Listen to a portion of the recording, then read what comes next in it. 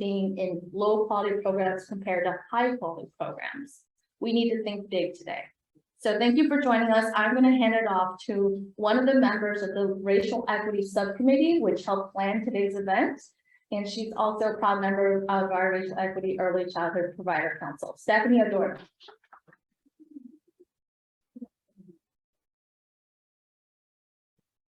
Welcome. On behalf of the Racial Equity Committee Council, we would like to welcome you to our Racial Equity Summit today. In igniting racial equity, the building blocks of quality ECE systems. So my name is Stephanie Adorno, as I mentioned. I'm the administrator at Grace Kids Academy, and I'm also part of the Racial Equity Committee for the Early Childhood Provider Council. So first thing, we're only 6 weeks away from our next election. We know that many decisions that affect childcare are placed upon these elected officials. I have no experience in childcare, none of them. And I want to invite you today to become a childcare voter. So if you could all take out your phones and open up your Facebook app. Okay, go into Facebook, find the group called Child Care Voters, okay? And you're gonna follow this group. In this group, you'll be empowered with information about the next election, where candidates stand on vital child care issues. Next, I want to empower you to invite other people to also join this group. We need as many people as we can, other childcare providers, parents, teachers, to join this group. We want to spread the word, and we want to encourage people to get out there and vote. We also wanted to share some really amazing things that the Provider Council has been working on over the past few months.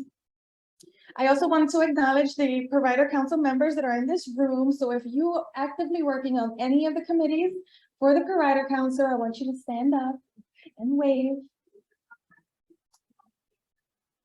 Thank you, guys. The Early Childhood Provider Council consists of 50 members representing 50 early childhood programs from a variety of backgrounds, including ethnic, linguistic, and immigration backgrounds in the Southeast region of Pennsylvania. So our role is important in shaping the early childhood landscape. Specifically in this region, our work comes from and is outlined in the BUILD Initiative report, which is called Philadelphia's Early Learning Community Speaks Out, an action plan for quality improvement, which was released in May of 2021. So here are some of the tests that we've been working on, okay? Number one, developing a shared equitable definition of quality, which is informed by all stakeholders involved in quality improvement. Two, creating a quality hub where providers, whether they receive city, state, or private funding, can learn about quality improvement service opportunities and be supported as they participate in the services most suited to their needs. Three, engaging diverse parents, grandparents, caregivers to participate in policy and advocacy work throughout the course of this project through our Parent and Family Council. And number four, outline important policy priorities, contribute to creation of Summit on Equity, and produce a report on the ECE equity gaps in Southeastern Pennsylvania. A quick note, if you are documenting, tweeting, Facebooking, anything that has to do with this summit today, we'd love for you to use the hashtag #RaiseRacialEquity. Okay, so throughout the day, you can tweet, you can share on Instagram, on Facebook, some of the amazing things that we're doing here today. So again, thank you for your time. Thank you for spending your one Saturday with us. And I'll now pass it over to Ms. Rashonda Perryman from Vanguard. Thank you.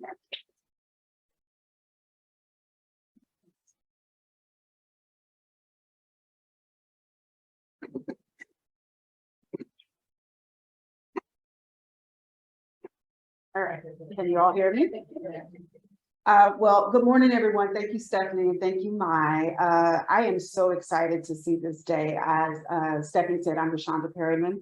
I am a senior manager of philanthropy at Vanguard, and we are just thrilled to be able to support all of the great work that Children's First is doing, including this day and the Racial Equity Provider Council. But my job at this moment is to introduce Dr. Ioma Iruka. A lot I can say. Dr. Iruka and I, before I even read, I have to tell you, Ioma, I hope you don't mind. I was trying to think about like when we first met. We met over a decade ago. And interestingly enough, it was in this exact same setting. We were on a panel together with the Children's Defense Fund talking about Black boys and expulsion and suspension. I hope you remember that, but that just, I mean, Ioma is not new to this. She is true to this. Everything, she is such a prolific expert in this work. And I am thrilled that she is here and excited for you all to hear her talk about the tremendous work that she has done. So let me just say just a little bit about who she is.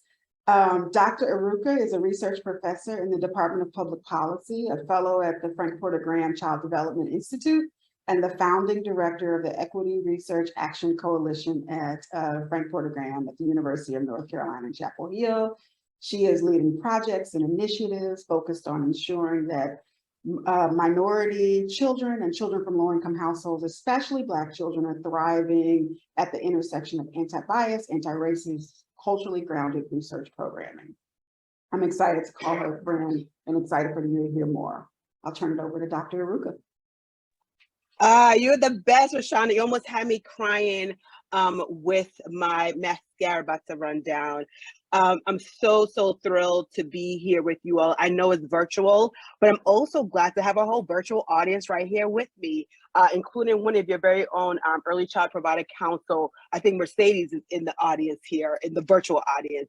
So just thank you for that warm welcome. Obviously, both to Stephanie Adorno, but obviously to President Maya for having me. And of course, Rashonda, I cannot forget the day that we met right there in Philly. And so very glad to be here.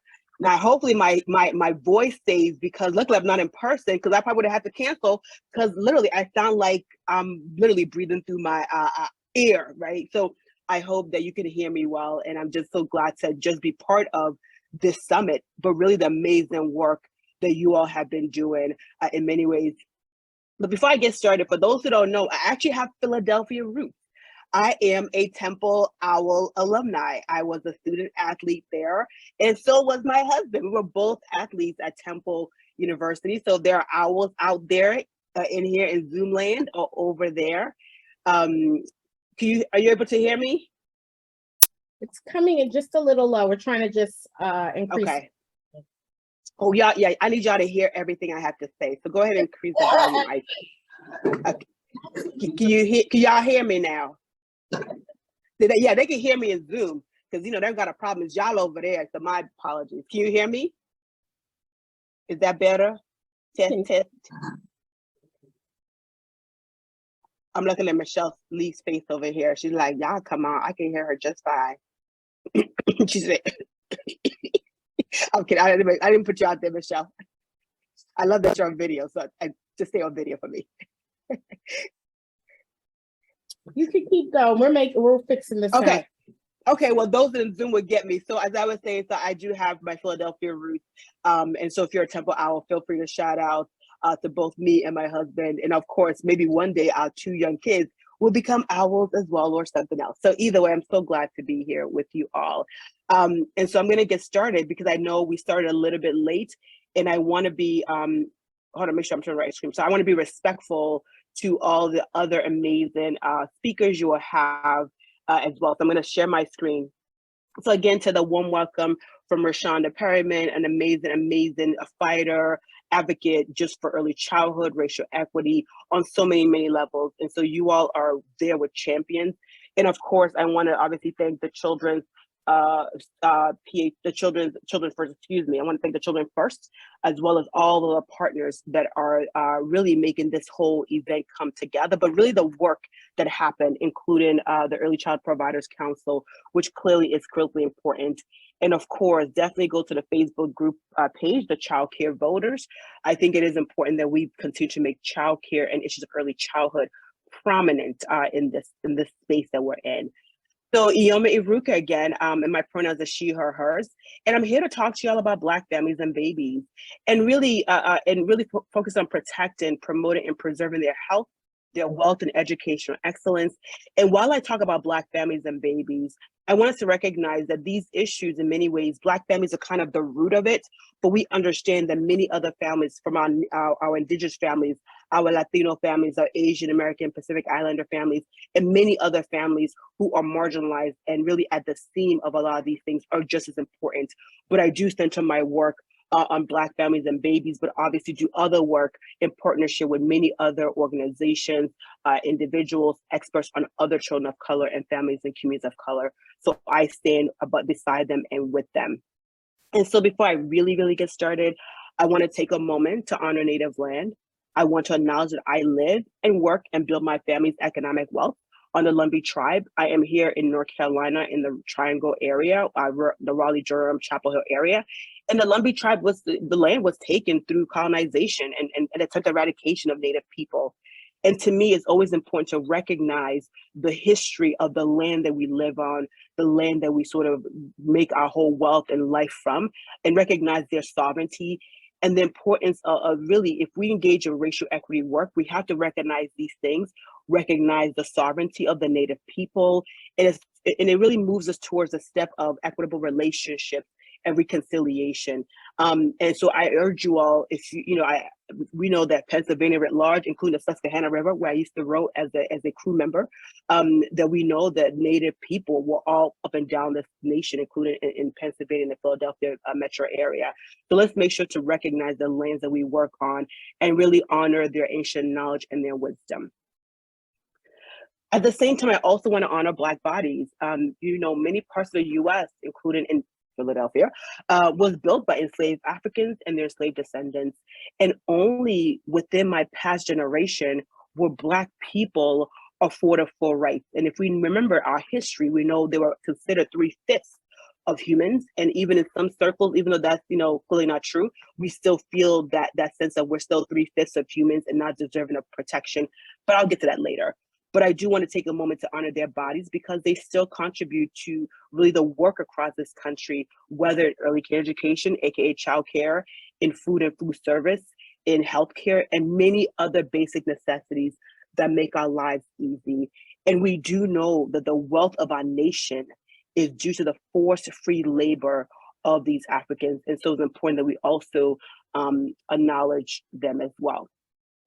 And then I just want to give you a quick flag about, I came back to the University of North Carolina, Chapel Hill to really launch the Equity Research Action Coalition. And it is a collaborative at the Frank Porter Graham, which is really known for early childhood work, for the past 50, 60 years. And really the coalition is really focused on co-constructing, really doing it together with researchers, policymakers, advocates such as yourself, practitioners, to really support the optimal development of Black children and other children of color really before they're born and during their life course. And we work at the intersection of research, program and practice, as well as policy. And for me, what we want to really make sure that we are underscoring is the attention to racism and cultural wealth, meaning that we want to make sure that we're engaging in anti-racist work, but also recognize the cultural wealth and assets that many families bring with them, whether it's their language, whether it's their aspiration, whether it's their spirituality, whether it's their perseverance or their resistance to oppression and dehumanization. And so we really bring that to our work. And I think that's a unique framework that's often not thought about. We just think about, poverty, racism, but we are often recognize the many things that many Black communities and people bring, as well as other communities as well, bring to fight oppression and other kinds of inequities that they and their communities are experiencing. So just in case I lose you all, and I'm hoping that those in the room can hear me much better now, if nothing else is being recorded so you can play it hopefully. So if nothing else, here's my take-home message. And so this is for those who may have to leave, something happens, whatever. I want you to leave with sort of my 3 Ps. And then I also encourage you to engage with me and others around the Black Child National Agenda. So the 3 Ps really about how do we protect families and babies from harm, trauma, material hardships? How do we promote their health and wealth and educational access? And then how do we preserve their family units, their cultural heritage, their language, and really positive racial, ethnic, and cultural identity, right? So to me, early childhood cannot just be early childhood, right? It's not just about access to childcare. It's about access to high quality affirming spaces that protects, promotes, and preserve the best of our children, of our families, of our workforce, and our communities. And so to me, the 3 Ps, I hope will undergird whatever the racial equity group around the Early Child Providers Council, that you think about how does the 3 Ps fit into your framework, into your approaches, because we want to make sure that we're not just sort of creating access, but then we're creating access to harmful places and services. And of course, I encourage you to engage with the Black Child National Agenda that was actually created in collaboration with the National Black Child Development Institute. I do recognize that BCDI Philadelphia Metro is actually one of the partners of this summit. So again, I also encourage all of you all to engage with the Black Child National Agenda. I think many of the policies that you all are focused on is actually also in that agenda, and potentially others that you may want to think about. And I'll talk briefly about it given time.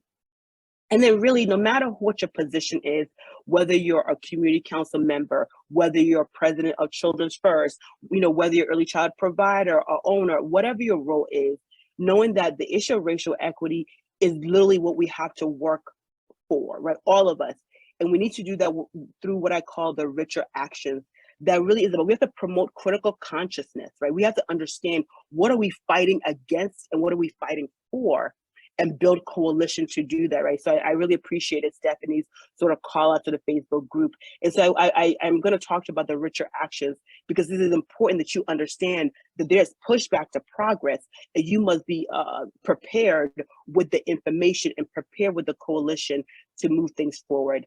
And again, continue on the journey, right? Because in the end of it, this is not a race. It is literally a marathon, right? We know that enslaved people have been in this country for 400 plus years, fighting for freedom, justice, and liberation.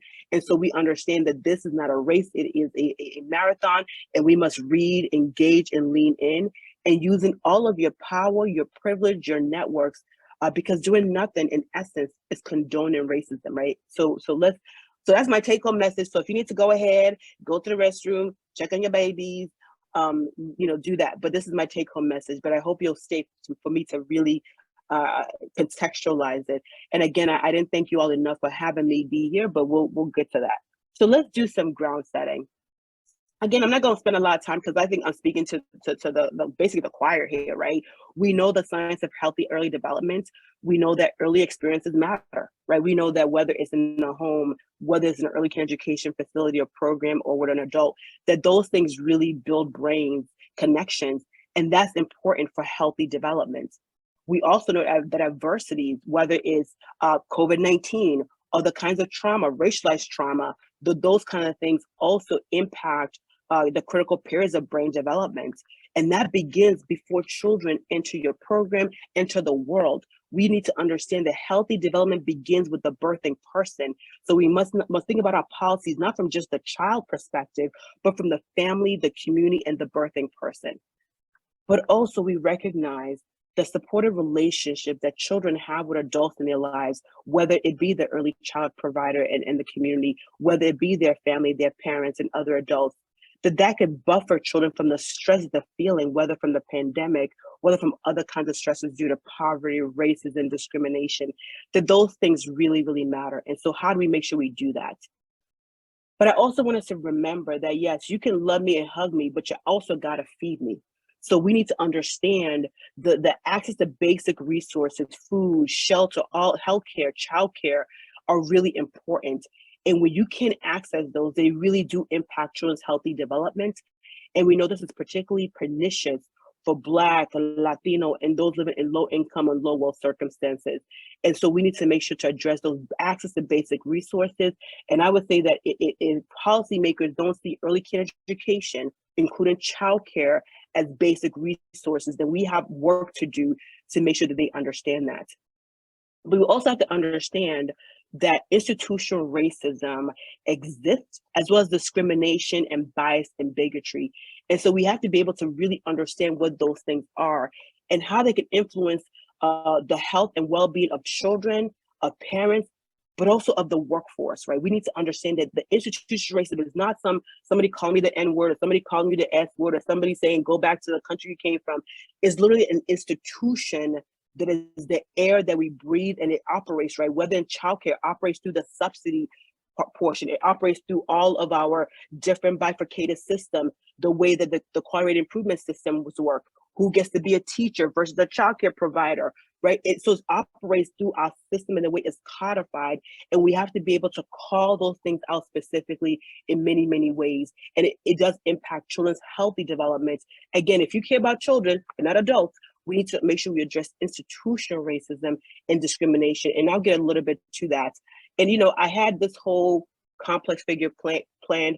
I won't talk about it per se, but what I will say is that, I don't want to get y'all bored early in the morning on Saturday, because I know y'all could be over at a Temples game, a Lincoln game, or even the Eagles tomorrow, whatever. But in essence, without getting too far into the jargon, I want to just call out that we need to understand what structural racism is. It is things like discrimination based on sort of schooling, on housing and employment, but also segregation based on where you live, your economics, the kind of money you can earn. But it's also things like mass incarceration, police violence, inequitable access to land and housing, and those kind of things, but also inequitable access to wealth generation. So even if you talk about poverty, I want you to talk about wealth, and I'll talk a little bit about that, but also even things like immigration policies, right? So we need to understand that structural racism is structured in our policies. It's not some random somebody calling you a bad word. It is structured. And then I want to make sure I also flag that there are assets that we have to call on. We have to call on people's aspirational capital, right? For those who still say, you know what, even if, my school system stinks, I still want to get an education. I still want to get an AA degree, a BA degree. We need to capitalize on those high level aspirations. What about our family capital? The fact that many of us got aunties and uncles, and they're not even biologically related to us, but that's a family capital that we have to lean into. And we see that often in our childcare community through our friend and family neighbor care, right? Because we call on those people, and we called on them at the height of the pandemic, when all the pre-K programs were closed, all the Head Start programs were closed, and we still had to go to work, right? So we called on those family capitals and those social capitals. And of course, think about resistant capital. What are you doing each and every day to make sure that if your neighbor, your friend, your family, your child, your parents, when they're really being pushed to the brim, what are we doing to resist all those kind of oppression?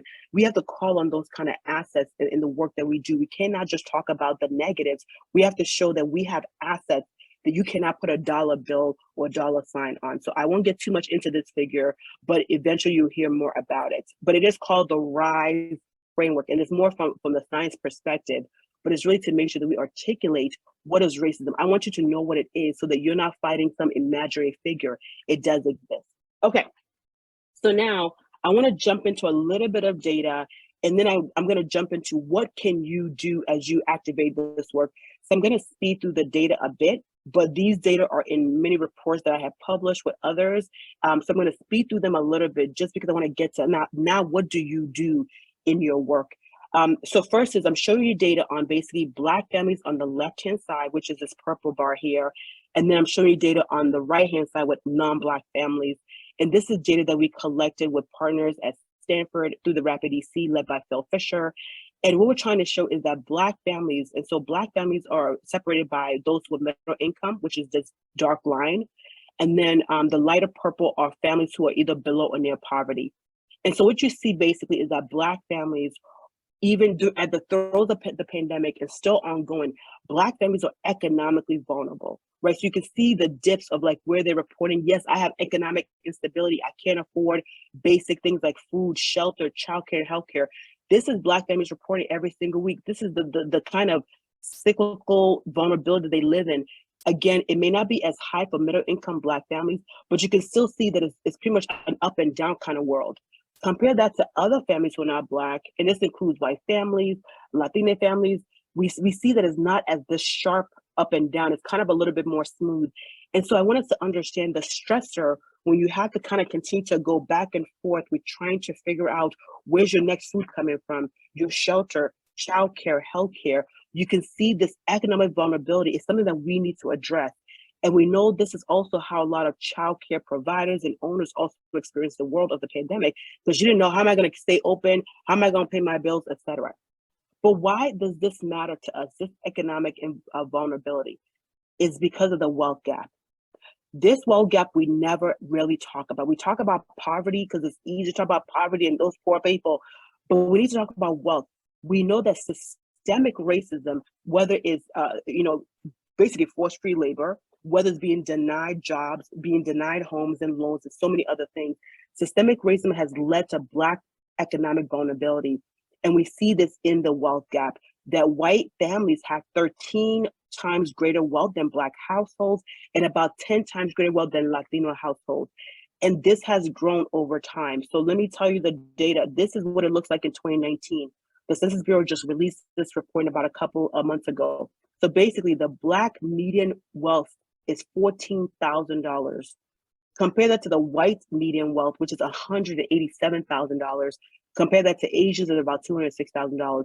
So basically, Black people have lost ground in 2019, and we know that it's actually going to get worse in 2022 and moving forward.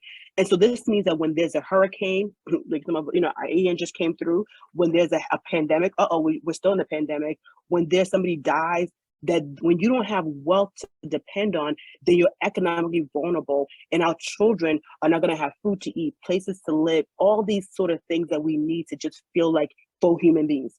And so we need to really attend to the wealth asset issues as well. And I was going to share data on sort of experience of discrimination. I won't do that, but it's in the report that I have, because I want to move us along. But I want to flag that Black people still report discrimination across the board. They also experiencing issues of birthing children who are low birth weight, who are preterm. And we know that Black birthing people likely to die during birth, right? So again, these are things that you all know. So as you fight for early care education, I want us to think about what about Black children who are born preterm or low birth weight? They're likely to sort of experience high levels of whether it is behavioral challenges or cognitive difficulties. Again, not because the mothers or the birthing people didn't go to prenatal care, not because they didn't eat and do all the things, is because we know that systemic racism and bias and bigotry actually begins to impact individuals when they're teenagers. And so when they, eventually have children, it really impacts their sort of their womb in many ways. And so for me, even when I was, when I was pregnant, I worried about either dying or my child dying, because I understand that the life I lead, even if I'm middle income and educated and all these things, I was still highly at risk because I've lived in a racialized society that treats me as less than, merely because of my race, mainly because of my gender. So we need to make sure that we are attending to racialized experiences and how it impacts Black birthing people, but also Black people, Black workforce, and other workforce of color. These things have lifelong consequences.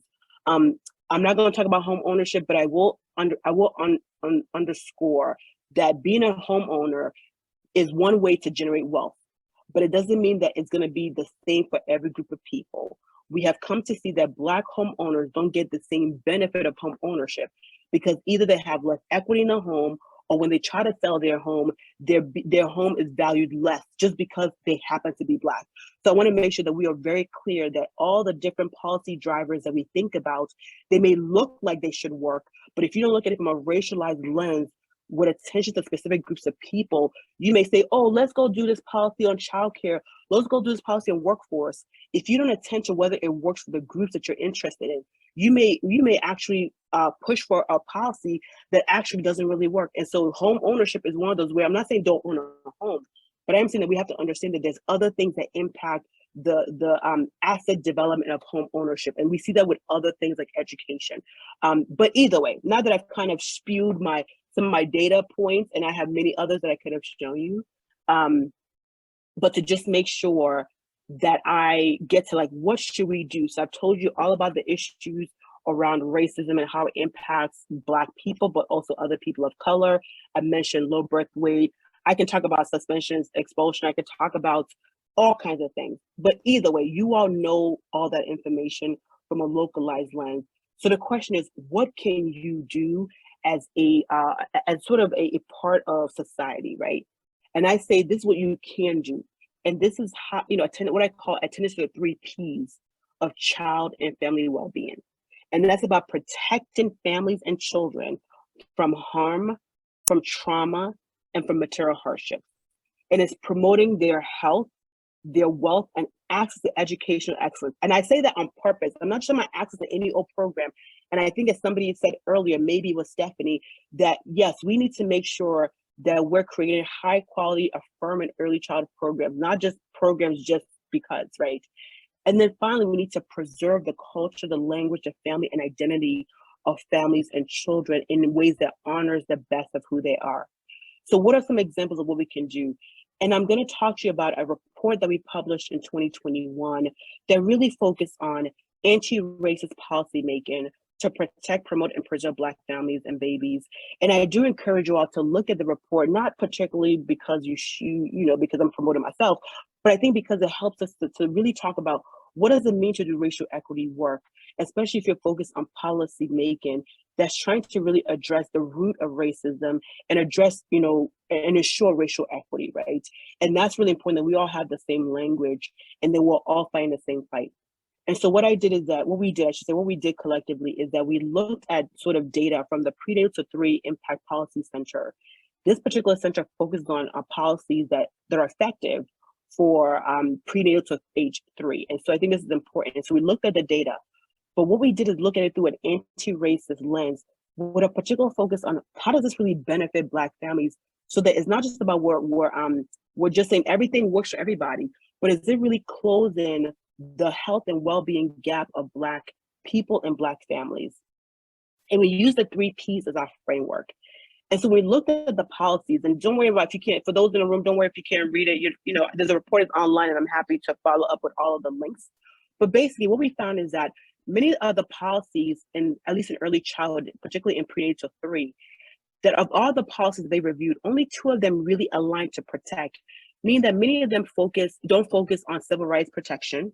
They don't focus on criminal justice, but they do focus a little bit on health insurance and nutrition that could help material hardships. And so what we did see is that we looked at all the policies that we thought fit into the protection framework, that really only one really mattered to really address the racial disparities with Black families.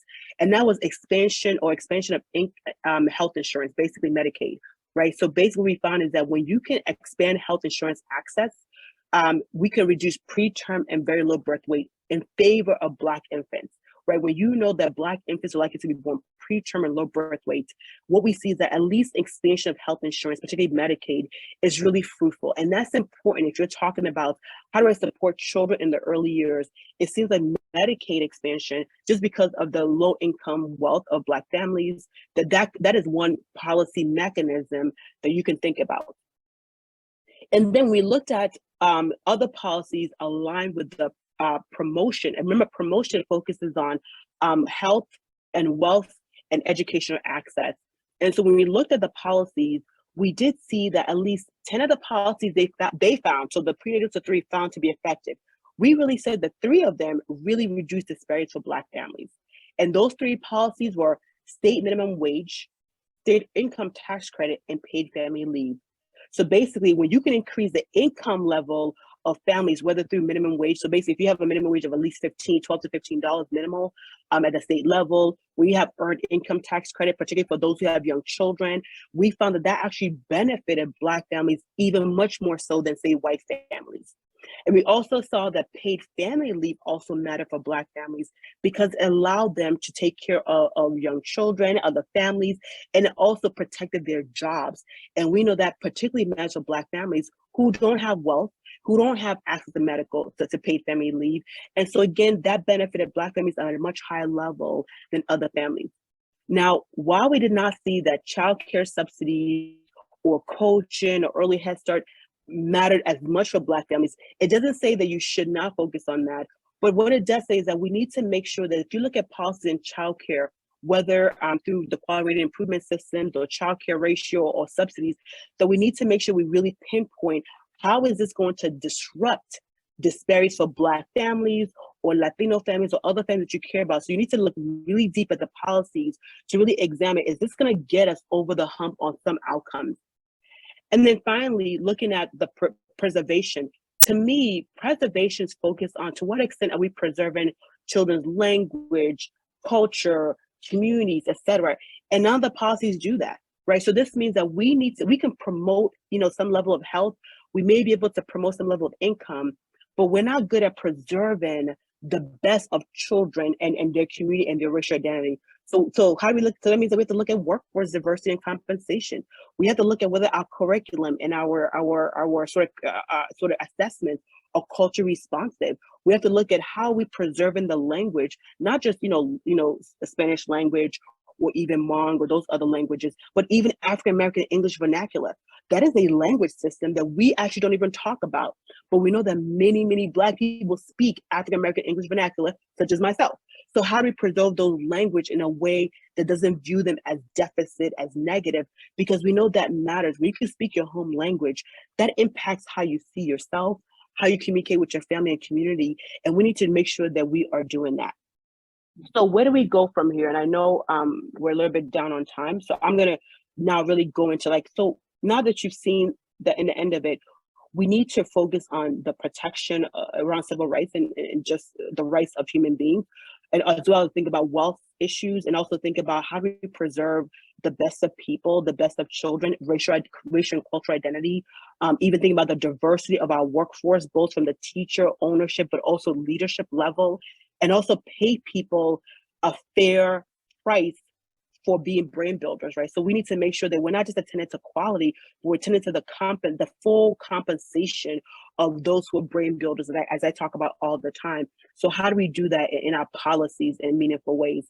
And then, of course, I think about reparations. In the end of it, reparations is not just about economic transfer, but it's about repairing damages, right? So I would urge you, if there are policies that you all are looking at that could think about how do we repair the damages in Black communities in the Philadelphia metro area, how do we make sure that we recognize the historical injustices? So remember, equity is not just about fair and just opportunity. It's about addressing historical and current injustices. So if you're not thinking about those historical injustices that has been shouldered by Black communities, by Native communities, by Latino communities, and other communities of color, then you're not doing equity work. So think about how do we repair the damage, whether through economics. Of course, economics is one huge way, but also through public acknowledgements and reports, but also policy making that centers the communities that you have harmed historically and presently. And so I won't get into the reparations work, but I will say that we see that there is attention to reparations that focus on protecting people, like through civil rights or through healthcare, as well as promoting health and well-being. But we need to do more around preservation of communities, of cultures, of institutions like the Black Child Development Institute, like the Urban League, right? We need to make sure we're preserving those institutions because they really are carrying the torch of the work that we're trying to do as well. So where do we go from here, right? Like, what does this mean for you all? So of course, I say lean into the Black Child National Agenda that we released in November of 2021. It's 2021. I'm trying to get my brain together here. And you can look at some of the policies, and we'll be doing more work really to connect with different local communities, including Pennsylvania writ large and Philadelphia specifically.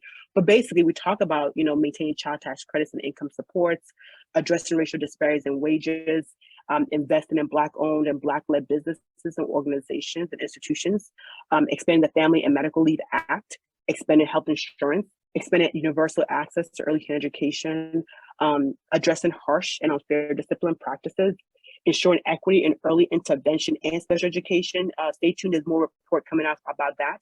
And ensure culturally responsive curricula and also workforce that are well trained in this area. And then, of course, for us, pass reparations. Again, reparations can take many different forms, but make sure we pass that. So as I leave you, this morning, I want you to feel activated and motivated by whatever your role is, whatever institutions you work on behalf of, and the end of it, for us to become a better country that really centers racial equity, that really dismantles racism, and to be a country that we want to be, not the ones that we profess to be but are not, but for us to be the country that we really want to be, we need to first of all engage in what I call the richer framework. That is one, is that we have to re-educate ourselves about our history, whether it's our history in the local space of Philadelphia or in the Pennsylvania, state, because Pennsylvania is rooted in a lot of our history. So read the books on sort of how, the role of Pennsylvania in a lot of our history and our policies, but also Philadelphia. What is the history of Philadelphia, the school districts, the different school districts you have in the metro area? Why do they exist? So we educate ourselves about the history and how you'll recognize how structural racism is actually steeped in that history. Think about how do you integrate your work, and not just about desegregation, right? We think about desegregation about moving Black bodies into white spaces, but think about how do you integrate your work. And it is beautiful to see the many people who are partnering with Children First Pennsylvania, right? So I think that's a beautiful way to kind of think about how do we bring in all of these organizations to work in a collective manner to address young children, early care education. And so I continue to push you to integrate your work, your coalitions, to really, meet the needs of children and families, especially with a lens of anti-racism. And of course, critique everything, right? So to me, you have to have a critical conscious lens to ask the question of, why do we do things this way? Why do we have subsidy only, why do we do subsidy based on attendance versus, capacity, right? Like, begin to ask questions that really get at trying to undo inequities in ways that really reaches people's real lives in many ways. And we can't do that if we don't ask, what is the problem and what is the solution? And asking and making sure that we do that in a collective manner that really centers the voice of those harmed, but also recognize that many of us don't know what the thing is. Racism does not have a flag, right? And so sometimes we don't know it's operating. So we all have to be in the space of being critical, conscious folks. Don't ask the people of color to do all the work, because we are already suffering. So we want to make sure it's a multiracial, multi-organizational coalition. So be critical, conscious agents of the work. And of course, have humility in your privilege and power, but even more so, have humanity as centering. Because at the end of it, when you see me, people who look like me, my children, etc., as humans, you recognize that we are in this together. And how do I use my power and privilege to provide opportunities and to ensure that we are centering human rights, right? So civil rights is one thing. Human rights means that every single person has the right to live the best life possible and not be impacted by racism and discrimination and bigotry in our world, right? So that's about humility. And then, of course, to me, erasing racism, right? We want to talk about everything like classism. And of course, I talk about that, classism, sexism, all those things are part of it. But make sure that you're rooted in racism, like erasing racism as an institution, as a tool of power that has been pretty much given white privilege sort of unearned benefits while marginalizing of everybody else who is not white, right? So we need to erase racism, but also erase sexism and classism, but make sure that we don't sort of get lost in the elephant in the room called racism, which is based on what you look like, right? Whether you look brown, whether your nose is shaped a particular way, whether your hair is a particular way, we need to focus on erasing racism and sort of that structure of inequity. And then finally, re-envision different ways. What would it look like if you had a Latino leaders, who are your sort of your senator, or who are your mayor, or who are your governor, right? Can we re-envision different ways where people of color and those from marginalized identities are the leaders leading the work, and also bringing their expertise and experiences? Again, being richer means you have to know about your history, you have to integrate your work, your expertise, be a critical, conscious individual, have humility and center humanity, and erase racism, and think about different ways to do things that's not doing the same thing over and over again, and then saying, oh my goodness, why is this not working? So that's called insanity, right? So finally, I leave y'all with, again, I encourage you to attend to Protecting Families and Babies from Harm and Trauma, to promote their health and their wealth, not just poverty, and educational access, and preserve their family units, their cultural identities, their traditions and language, and most importantly, the positive racial identity. And engage with the Black Child National Agenda and really activate the richer actions, because I can't teach you history, right? I could tell you about it, but you need to lean into the history. You need to be the critical conscious audience. You need to figure out how do you integrate and work with other people. you need to understand what is the new, what new world can I create to benefit our young babies, as the one pictured in this graphic here, and then just continue on the journey. Again, this is a marathon and not a race, but we do need to have urgency, right? Don't hurry up, right? That's, you know, you don't want to be all rushed and all that, but you want to have urgency, and we cannot have urgency if we don't know what racism is and its manifestations, because like an endemic, it changes and morphs, but it's very harmful and it's very dehumanizing. And so I know that was a speed track train that I went through there, but I do want to thank you all. And I do encourage you to follow me on Twitter at Ioma Iruka. And most importantly, I do want you to take care of yourselves, because this work around racial equity is not easy. We know that you can get attacked for it in many different media. So I want you to take care of yourself, but I also want you to take care of each other and really work to protect and humanize our babies and our children, because they deserve the best of who we are as adults. And so I thank you all for allowing me to be with you all. And if there are time for questions or comments, I'm happy to take them.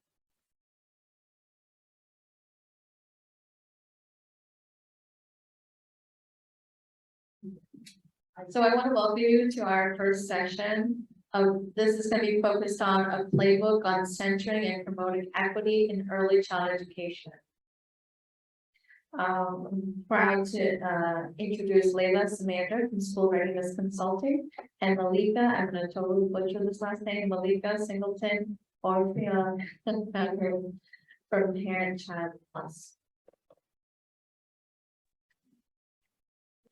Great. Can everyone hear me? Or Stephanie, can you hear me? Since I see your face. We can hear you. Well, okay, well, we're just gonna deal with the tech for a second.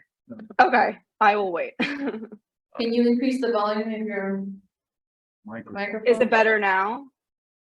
Is it better now? I think that's as good as it will get. Okay, all right. I will try to project, and hopefully that helps. I don't know. Well, good morning, everyone. I hope you're able to hear me, at least enough to understand what I'm saying. My name is Layla Samander. I'm from School Readiness Consulting, and I'm joined by my colleague Malkia. We're going to get to introductions in a second, but really excited that all of you are here today to join us on this exciting new resource. We have a presentation that's going to be a little bit interactive, so we're going to do our best. I know folks are in person, and then I know folks are virtual. But hoping we can just have some, collaborative discussion on this resource and a conversation around centering and promoting equity in early childhood. So I know I shared my screen. Let me put this in presentation mode.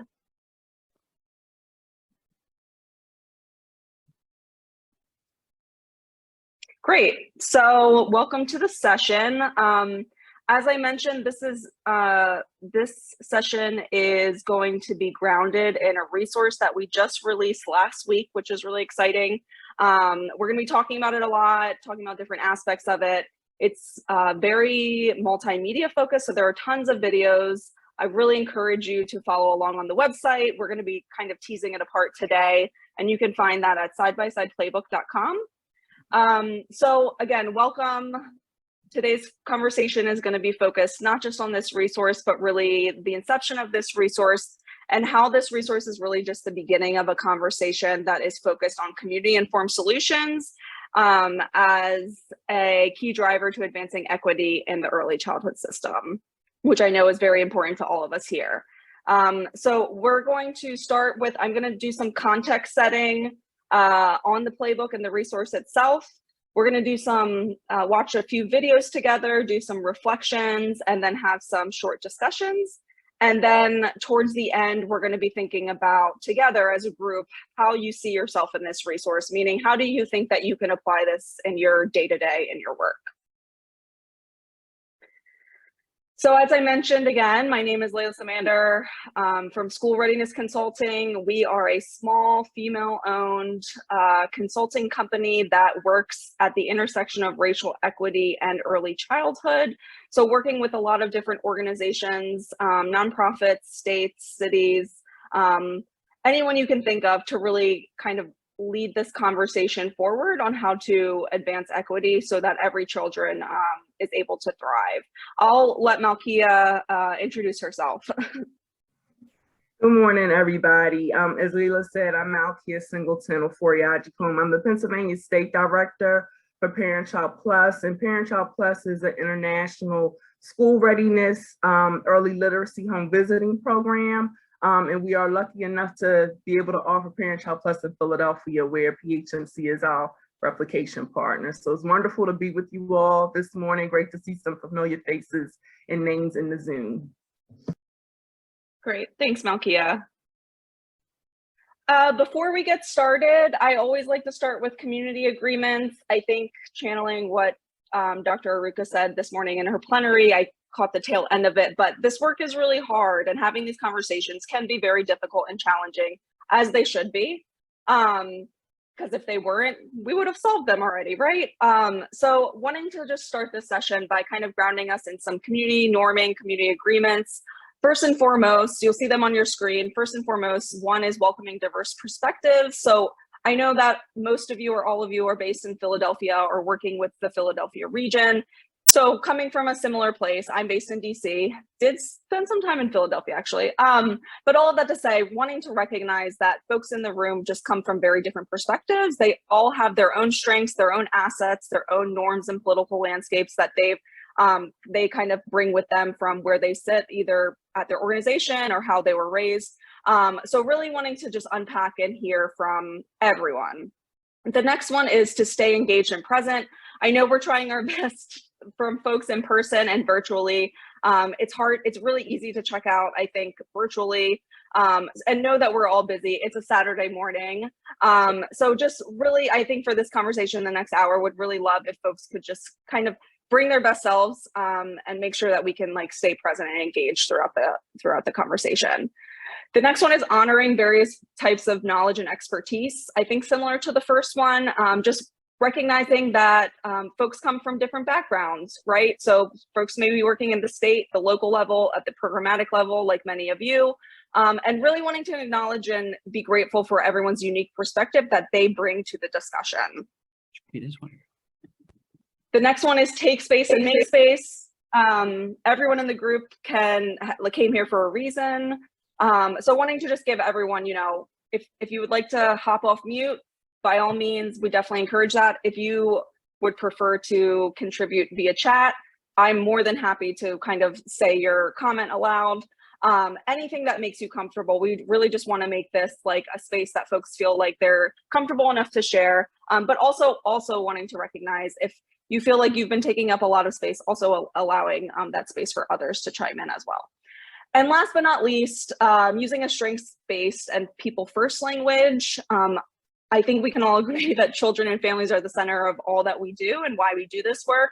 So wanting to really ensure that we respect children and families with the language that we use and how we talk about them, and presenting all families in affirming and truthful ways. So all of that to say, I'm going to do some grounding here on the resource, and then we'll hand it over to Malkia to walk us through some videos. Again, before I get started, just wanting to name, if folks like throughout the discussion, if you want to hop off mute, I really encourage you to do so. We'd love to hear some other voices. If you would rather kind of respond to some of the reflection questions in the chat, by all means, I have the chat open right in front of me, and I'm happy to say those aloud. If you want to just be in listening mode, that's also totally fine. Whatever works for you this morning. So why equity in the early childhood system? Wanting to kind of name what we know and why this matters, and kind of how we came about this resource, why we think this resource is important in this certain like urgent period of time. I think we can all agree, and we all know, that when it comes to early childhood programs and systems, oftentimes families, communities, and educators, those who care for our children every day, have largely been left out of the conversation, right? Oftentimes systems leaders are kind of making these decisions on behalf of children and families, and not always really consulting, does this work for your community? Does this make sense for your community?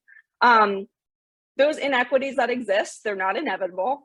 They're a result of choices that have really centered oftentimes a dominant white culture, English speaking culture, and those of economically privileged families. Again, not the system that we know does not serve all children and families in an equitable way. In order to transform the system, it will require listening to communities. And the only way we can do that is by first just acknowledging and holding folks accountable for their individual and collective contributions to the inequities that exist within the system. And then as a collective, committing to action towards a more hopeful and equitable future for the system. So School Readiness Consulting, as well as a few other partners, came together to create this framework that we thought could be held in this resource. So we came together with to create a framework that was really essentially driven by the community. So how this playbook came about was the vision was that we wanted this resource to be really driven by community-informed solutions that responded to system barriers that families shared with us. So you'll see throughout in this conversation, we really spoke with a lot of families, specifically in Philadelphia and North Carolina, but also heard from other voices kind of across other states to hear, you know, what are the experiences they're having? What are the barriers that they're having? We also wanted to make sure that this playbook provided opportunities for action, reflection, and continued learning. So as we're hearing from families and communities across the nation, how can the person reading this, the one reading this resource, really take opportunities to reflect on their own practices, have opportunities for continued learning through resources, through promising practices, and then leaving folks with a call to action at the end. And we're going to kind of start that conversation at the end of today's session. Oftentimes, I think we have a lot of these presentations and then you leave and you're like, that's a great presentation, but now what do I do, right? So really wanting to make sure that this resource was something that was actionable and folks felt like they could see themselves in the resource and be able to use this in their day-to-day. Because this was our goal, we pulled together a planning team of various partners, which consisted of an advisory table of early childhood leaders, systems leaders, community leaders. Malkia was one of them with Parent Child Plus, and really you'll see she'll be in one of the videos later, but really contributed in a large way, along with a lot of about a dozen of her other colleagues from across the nation to really help guide the framework of this to make sure that we are responding to, you know, creating a resource that is really advancing equity for children and families across the nation. Again, wanting to make sure this was community informed, right? So we visited and heard from 22 family and community members across 6 states, primarily two of them being heavily in Philadelphia and in Charlotte, North Carolina. So as a result of all of this, about a year and a half in the making, last week we just launched this playbook. So it's called Side by Side, a playbook on centering and promoting equity in early childhood education, which essentially side by side came from, you know, working side by side with families and communities. So this is the cover of the playbook, which if you visit the website, the URL at the bottom, you'll see and be able to kind of flip through. Just wanting to provide a snapshot for today's conversation, a kind of a sneak peek of what's in it. There are different components. I'm going to walk through them very quickly. So the first one is Meet the Storytellers. These are various experiences shared either written testimonials or video narratives across 5 chapters. Again, this is highly interactive. It is different than any other resource I personally have really seen. And because of that, I love this resource. It's so rich with, you know, different experiences and different stories from families. Again, across 5 chapters of content. So we hit upon access, family engagement, culturally responsive education, workforce, data, and research. I know that's not all encompassing of all of the facets of the system and of early childhood education, but these are the 5 kind of top things and barriers, issues that we heard from families and communities that were really important to them. Next there are a variety of community spotlights, which are really promising practices across the nation. So in visiting with families and communities and talking to advisory table and partner folks like Malkia, what are some of kind of the bright spots and programs that we have heard, again, not totally comprehensive of the whole nation, but what are some bright spots of programs that we can look back and say, oh, you know, Parent Child Plus is doing it really well in X, Y, and Z. Let's go and read on like how they're doing and maybe something we can learn one little nugget of information to really transform our program or system. Next is what can be done. Again, wanting to make sure this resource had a call to action. So really thinking about, there's a tool in there to kind of, that takes all of the community informed solutions with reflection questions to kind of serve as a provocation for you to reflect on your own practice on how you can enact change in your community. Part of that is the reflection corner. At the end of every chapter are self-reflection opportunities for you to kind of continue to use in your day-to-day, continue to reflect on your practice. And at the end of each chapter are a list of curated resources of the field that we thought would be super helpful for continued learning and reading. Again, not comprehensive of every single resource that you will ever find, but definitely resources that we found very helpful, I think, as we were talking to families and communities, as we were talking to advisory table members, that we thought would be really important to include.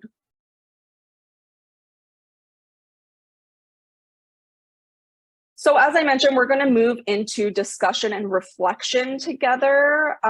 Again, I don't want to highlight this enough. Really would love to hear from all of you as we watch some of these videos, again, via chat, if you want to hop off audio, because we want this to be a discussion. So we're going to watch 2 or 3 videos together. They range anywhere from 2 to 4-ish minutes. I know that's a little long for a video, but I promise they're very engaging and very interesting. And then we're going to pause. Each of them have a reflection question. Malkia is going to kind of walk us through her kind of perspective in this work and where she sits, and then lead us all in kind of a discussion and reflection on how, you know, what reactions you had as you kind of watch these videos. Ooh, sorry. Ah.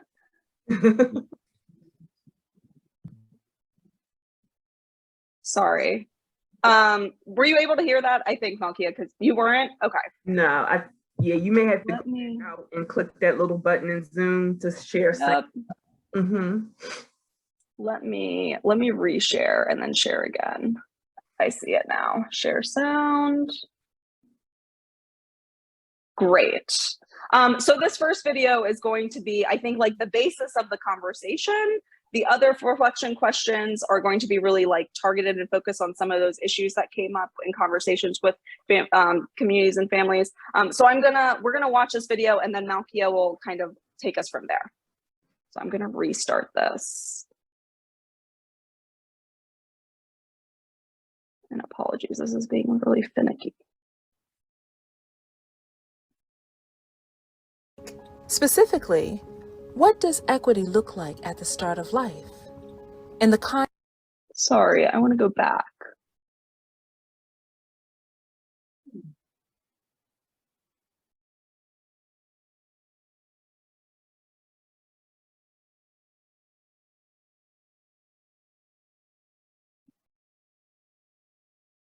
Let's try this again.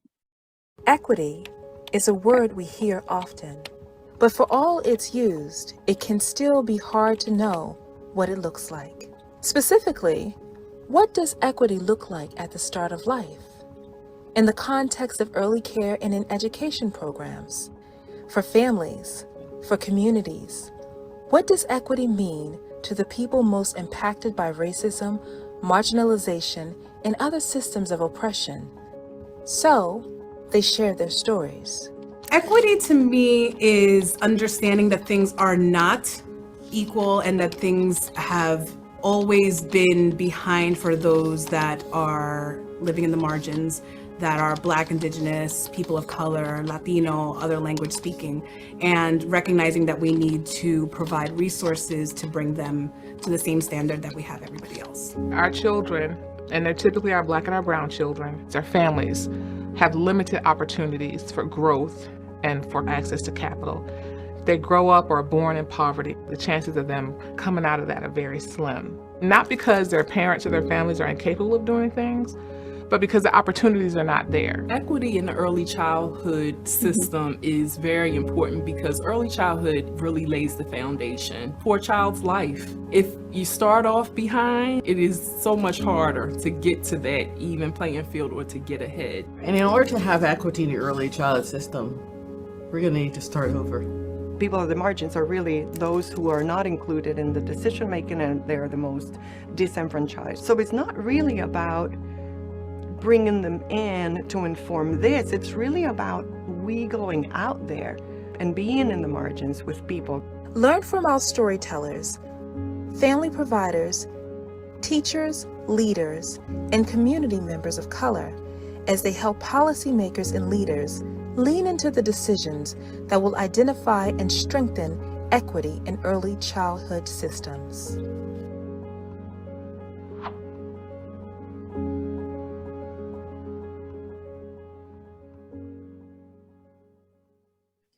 So as Layla said, I'm going to share just some of my perspective from the video, and then offer you all the opportunity to share some of your takeaways. I think one of the biggest nuggets I took from that is the importance of us talking to the folks that these issues most impact. I was in a conference this week and I loved how one of the speakers framed it, which was we need to talk to the people who are closest to the pain.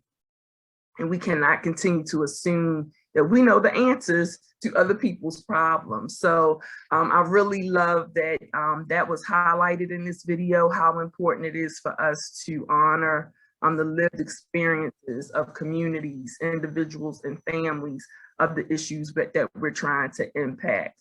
So we would love to hear from you all. What were some of your takeaways from that initial video?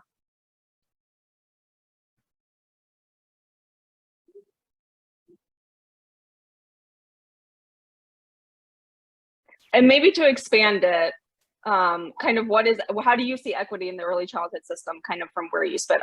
I know all of you are from maybe similar organizations or different organizations, but anything that really resonated. So Tyrone said we need to start over. Yes, exactly. I think Carol also was the one that said that.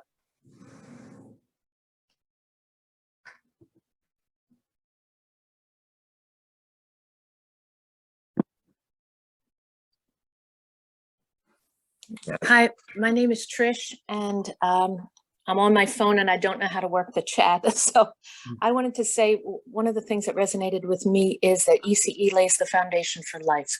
We know so much about early development and how important that time is. Mm-hmm. So that really resonated for me. Mm-hmm. Thank you.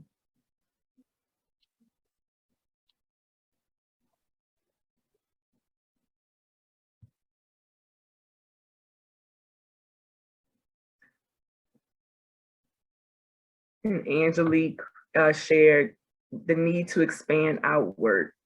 Yes, that really resonated with me also, that, you know, we can't tell people, oh, we're bringing you in to tell you what's important. We have to go out, and you're gonna hear more in the other videos about what that can look like.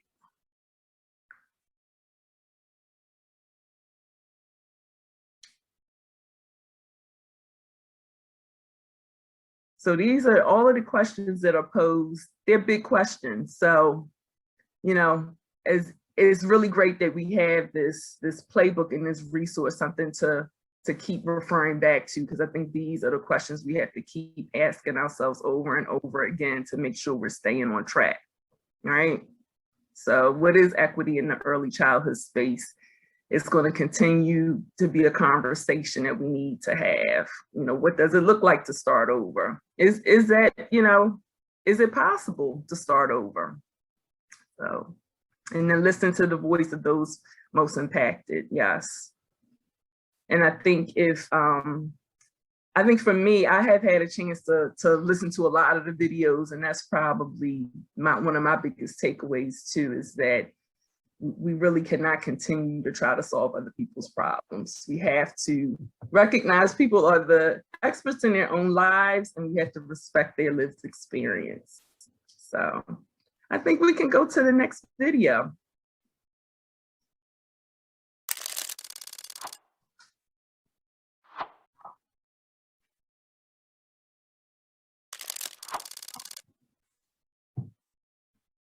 I've been doing this kind of work for a long time, right? Designing with community. When you do this kind of advocacy work, right? It's like, it's never going to work when you invite somebody that is uncomfortable into an area of discomfort. It's just bad.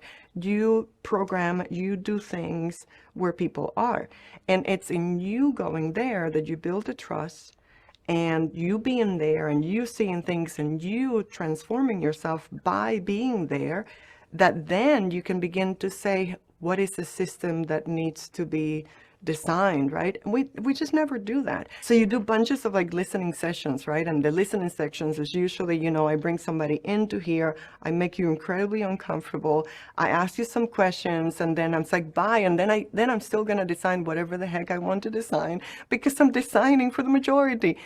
That's been my experience in general, right? As an other that gets invited to many, many, many tables. It's like, well, but your voice was this big and everybody else's voice was this big, and so we continue to design for this. It's wrong, right?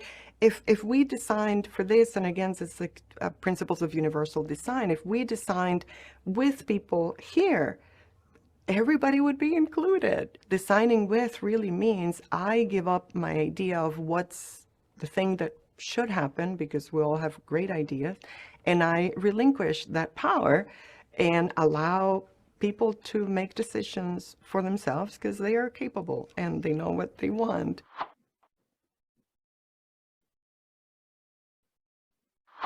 My other big thing around this is that our focus on the other people at the margins, it's typically on what's missing, right? What's wrong? What's the problem? And we really need to just completely stop that.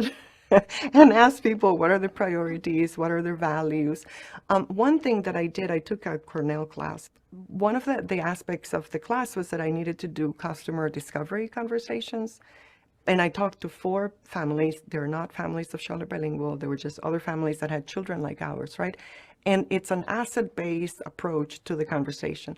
I approached them and I said to them, what are your dreams for yourself? And, you know, these are families that have children the age of our children, right? I've never asked anybody that question, right? No, never. And constantly, these women, because they were all women, were saying, I would like to have a career. I would love to be able to have a meaningful job that contributes to my family. I would love, you know, and their dreams also included dreams for the children. But up until that point, I had not thought about our families as our clients. I had thought of our children as our clients. It's completely wrong. It's like we are providing, you know, in order for us to be true to Jen, you have to be able to understand that families have dreams and wishes, and that care and education for the children is part of a solution for them. So it can't just be about the child, it also needs to be about the family. So this sense of understanding that people have dreams for themselves is what we miss in a system that marginalizes people. It puts them into a place where they are problems, and all that that the system wants to do is like serve the problem, but really in that service, it's reinforcing to that person that they have a problem. They don't have a problem, they just have challenges. So our job is to just sit with them and just say, hey, what are your dreams? How do we help you get there? Which is what our families programs do really well. So I think Banu, she had many jewels in which she just spoke about meeting communities where they are. Some of my favorites were the importance of listening and relinquishing power. And Parent Child Plus, we had an opportunity to participate in something called the Parent Innovation Institute about a year ago, where we learned about family-centered design. And one of the modules they took us through was around listening. And it was such an eye-opening experience, because I think all of us in this profession, we think we're good listeners, right? We were like, oh yeah, I did the active listening training. I've been doing this forever. But I realized as long as I've been in this field, I wasn't really listening, because as I'm listening to people, I'm really trying to solve a problem, right? But when we just listen and not try to solve anything, really listen to hear what people are saying is so important. So I think we all have to check in with ourselves. Are we really listening? You know, the other piece that she said that I really loved was about asking families, what are their dreams? And how often do any of us really do that? And when we don't even consider families have dreams of their own, that's when we're marginalizing them, you know? And again, I'll share another quote from the conference I went to earlier this week, is that equity is about restoring dignity. And I think one way to restore people's dignities are to ask them, what are your dreams? And to listen to that and to honor that and partner with them to help them make their dreams, you know, a reality. So now we'd like to hear from you, your takeaways from the video, but also what do you think it takes to center family and community experiences in this systems building? And please, again, you can contribute in the chat or just come right off of mute and share. And those in person as well, if anybody in person wants to contribute. So Dawn, design with, definitely. Have to definitely move from this. You'll have to come up here. To designing for, you know, from designing for to designing with, for sure. I think also the concept of like not feeling like I have to fix something, right? I'm not there to fix anything. But like everyone is saying, you know, we're going to work together to get something done, and you're going to be a key participant, you know, in this. So I think sometimes it's coming from those school roles, we feel like we're always fixing something. Right. And imagine as a practitioner or educator or provider, the weight that takes off of you, right? Then you have some space within yourself to focus on just listening, because we're not there to fix. I think we have somebody in person that wants to share. Hi, good morning. I was listening to the video and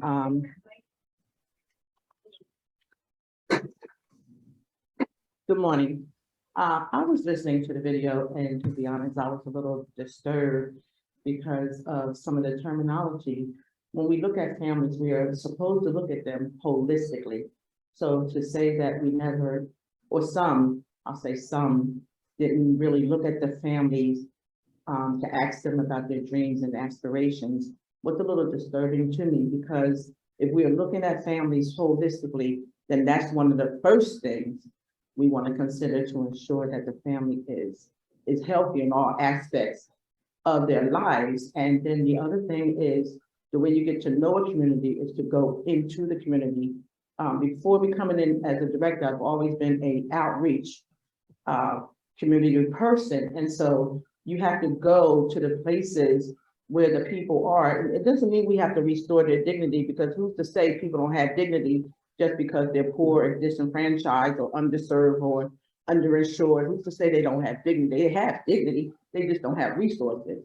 So we're not there to restore that. We're there to help them get whatever it is that they can get. And so I think we as providers need to come out of these four walls, and we need to go to like rescue missions. We need to go to shelters. We need to go to places where the children really are.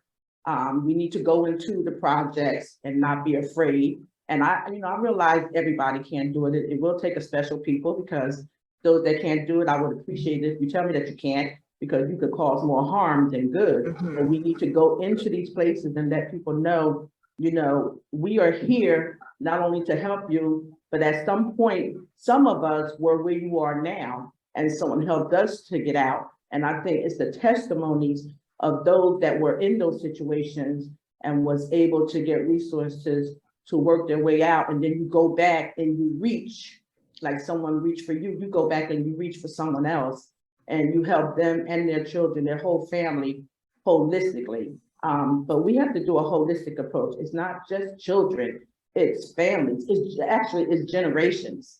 Let's go there, because if it wasn't for the grandmamas and the granddaddies and the great-great-grandmamas, some of these children would be lost. So we got to use more of a holistic approach. That's my only comment. Thank you. I really appreciate what you just shared because, and I think there's a distinction in providers who do that work. I'm sure there are many providers who are asking families what their dreams are, but how many systems are doing that? How many systems are actually looking at families from a holistic perspective? So I think that that's a really great distinction between the individual work that's done and systemic work that's done, right? And I know we had several comments in the chat.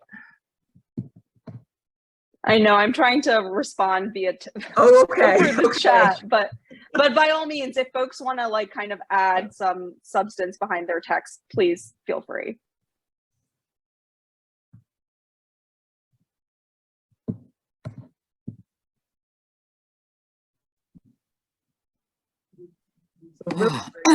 Malkia. Yes. Hi, how you doing? How are you, Angie? Good to see you. Good. Just a delight to be part of this opportunity to share. But one of the things I've experienced throughout the years is we have to be careful who we let into the intimate spaces of our programs. Because you know, I work in an environment where there's a lot of universities around us, and we appreciate, you know, the support that comes from some of the universities trying to reach out just like we should be reaching out. But they also, some of them come with a hidden agenda. And we've been in times and spaces where, you know, you have the college students who have to do an assessment of their community and think of a project or whatever to come up with to impact, you know, the community that, you know, they're doing the research on. And what tends to happen is sometimes I feel like we let people come into this space because of who they are or who they represent, thinking that exposure to us will, you know, impact us in a positive ways, and we'll see the benefits of this research and this data collection, and then you don't.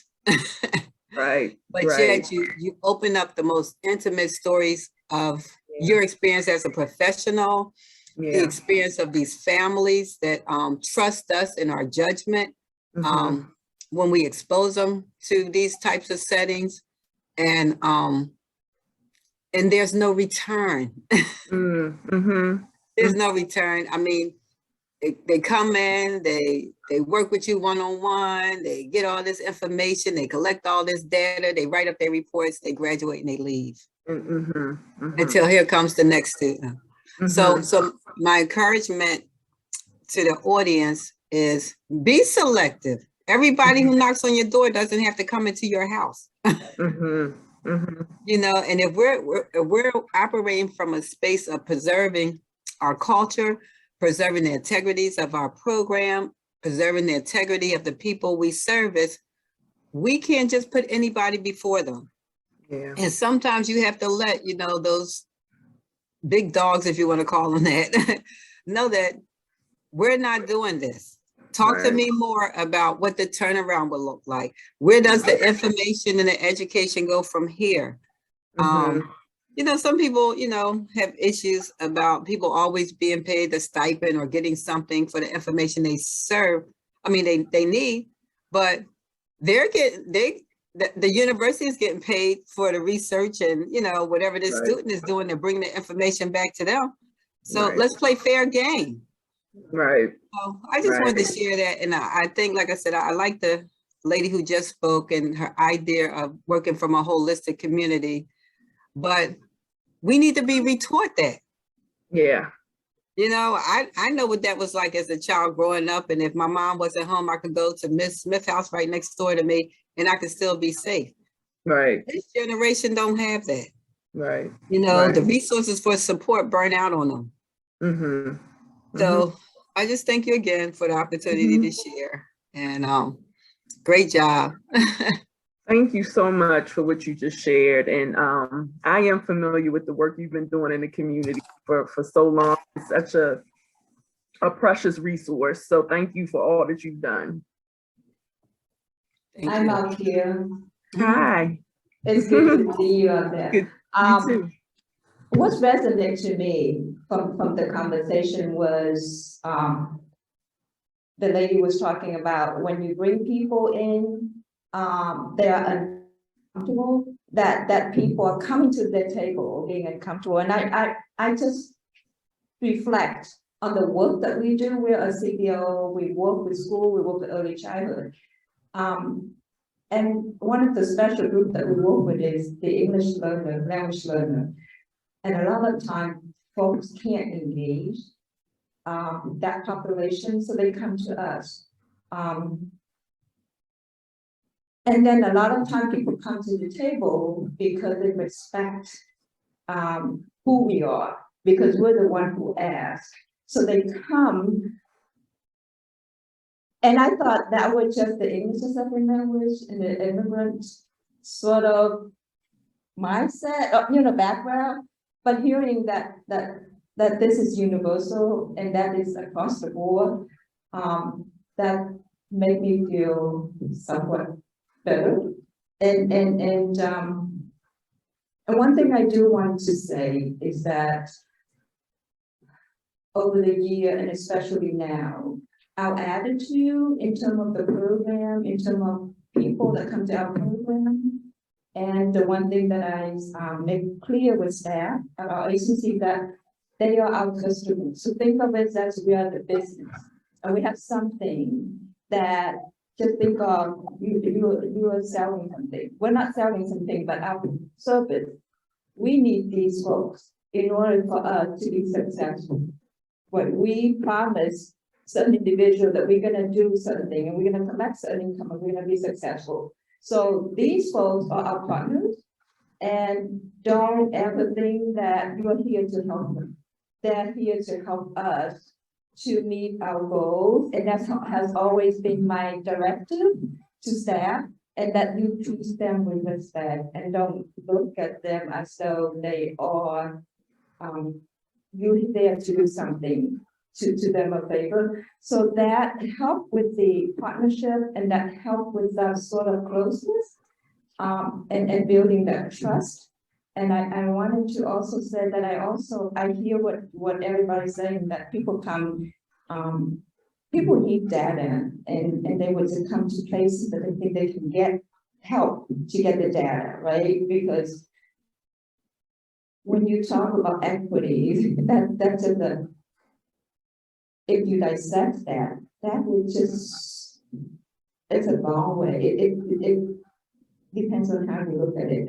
To me, we have a lot of work to do in terms of equity in terms of class, equity in terms of gender, equity in terms of, even if you're within our own group of let's just say Asian, like I'm Vietnamese, and within our own group of people, there's still equity within. So yeah. All of that, right? So it's a constant work, just like racism, just like classism. But I think we have, on one hand, which is frustrated and angry. On the other hand, I think we kind of have to also help folks who are doing the work, who are doing the research, so that at least they can get the correct data in order to present the story. So it's I hear what you're saying, it's complicated, and like if we're working with parents as partners, and help them understand the environment. To me, it makes the work easier. It's made me feel better because the partnership and in the video, in the clip, the lady was talking about equal partners, and that, recognize all that we are working together, and coming to people. I think that's what resonates to me more. Thanks so much, Lee Gwen. And you really have set us up for the last video that we're going to share, which is going to talk about You're right.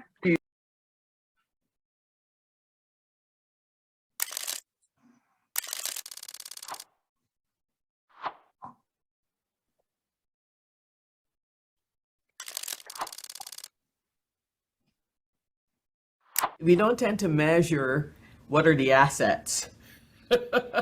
we tend to measure a lot, you know, what are the deficits? What do we, what's the crime rate? Not, what's the non-crime rate? What do we see in terms of positives that children are doing well developmentally? We tend to too often look at what they're not. Storytelling, you know, you can learn a lot. I heard a quote once, somebody said that it's kind of, once you know somebody's story,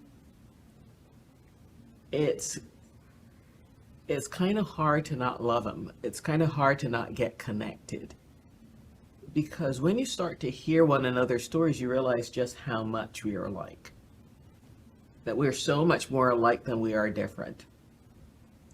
And I think that it doesn't fit nicely within a report, right? When you give your reports to funders and when you talk about success.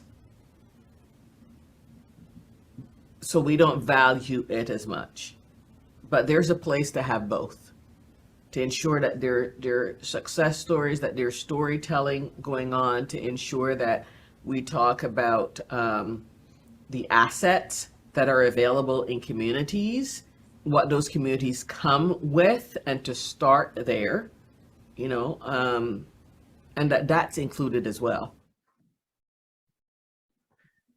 So Carol, you know, I think she summed it up really great. We don't always look for the data that's most asset-based for sure, but we also often are not being able to the story that's going to be most compelling because it doesn't fit into that, to the narrative and the framework. So we are close to our ending time, but are there any burning reflections anybody wanted to share from this last video?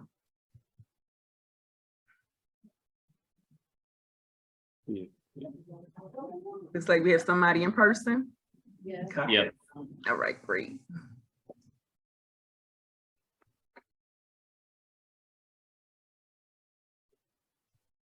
I just want to reflect on the whole PowerPoint that very important. You know, I'm just listening to everybody talk. It's very important to be at the table. I have learned that you have to be at the table, because if you're not at the table, a lot of times we don't know what's going on. And it always has to be somebody like me at the table to challenge them when the data is not right. I can been in so many committees and I was like, where's this data come from? This is not my community. I don't see myself on this data. And I'm the person that always be at the table on the challenge. Because if you're not at the table, I have learned we will not be accounted. We won't be counted and we will be left out. And we have to have somebody at the table to bring it back to our community and to the providers and to the families. And we cannot do nothing until we work with the whole family. And we have to be the voice at the table to address all these issues that's going on and make sure this data is represent everybody. That's all I have to say. Thank you so much. That's a perfect way to wrap up. So Leela, I'm going to pass it back to you to close us out. Yeah, thank you everyone. And I'm sorry, I feel like these conversations always end up, you plan for it and then they always end up being shorter than you wanted to. We had so many more videos to share. So I'm sorry we weren't able to do that together, but I hope you all at least took something away from today's conversation and at least enjoyed today's conversation. I really encourage you to check out the playbook if you haven't had a chance yet. And I will put my email in the chat if folks want to follow up with any kind of like thoughts or inquiries or anything about the playbook or anything else. By all means, but thank you again for allowing us, for Malky and I to present, and I hope you have a good rest of the sessions.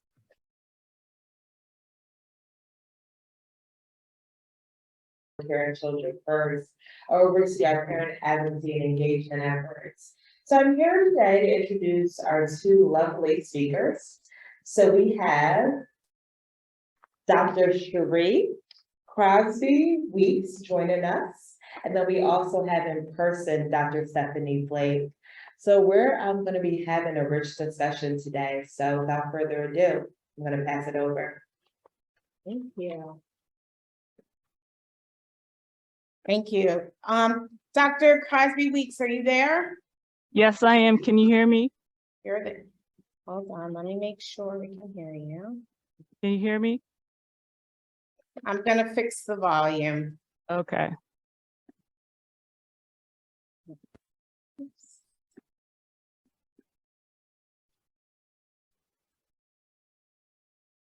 Testing. Can you say something real quick to make sure we can hear you?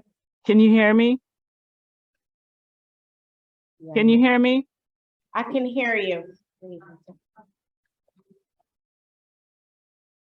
You're just coming in low. Can you hear me? Yeah, that's better. Perfect. All right. So hi, everyone. We want to share some research about leadership. So I think I have to, I like to walk. So today our session's on a pursuit for equity, utilizing diversity initiatives to enhance representation of African-American women, leaders in early childhood education. And this topic is near and dear because of my own personal experiences. The higher up I moved up into early childhood education field into leadership, the less of people that look like me I saw.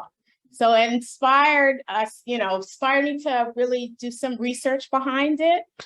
So that's what we're gonna do today. We're gonna share and this is super recent, last year, and me and Dr. Crosby are gonna talk about that today. All right, this is just our agenda, our purpose, how we collected the data, who we talked to, some of our results, and then some policy recommendations that we can do to really support. I know we say African-American women, but that's the study, but really people of color, how to move them up into leadership. So first we're going to, this is a little bit about my background.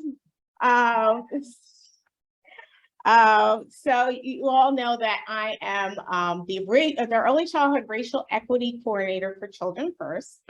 And then I tell everybody I wear multiple hats. We do in early childhood. And then I teach at a few different colleges in the area, worked in the Key, and then my education background. And then we're going to pass it to Dr. Crosby Weeks. Yeah, this photo is probably about, let's see, about 48 and a half years ago.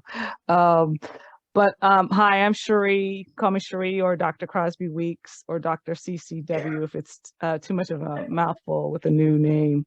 I have been in higher ed for just under 12 years, but prior to that, I spent most of my time in early childhood, working directly in the field as a program director, as well as I worked in early intervention. I was at one time, or early in my career, I was a preschool teacher. I, like Dr. Blake, do a lot of different hats at my current institution, which is Manor College, and had a lot of hats when I was in the field as well. So this topic is dear and near to my heart because, as Dr. Blake has told you before, there's not a lot of us, whether it's Black women or people of color, as you go up the ranks. And so hopefully my goal is to fix that before I die. So.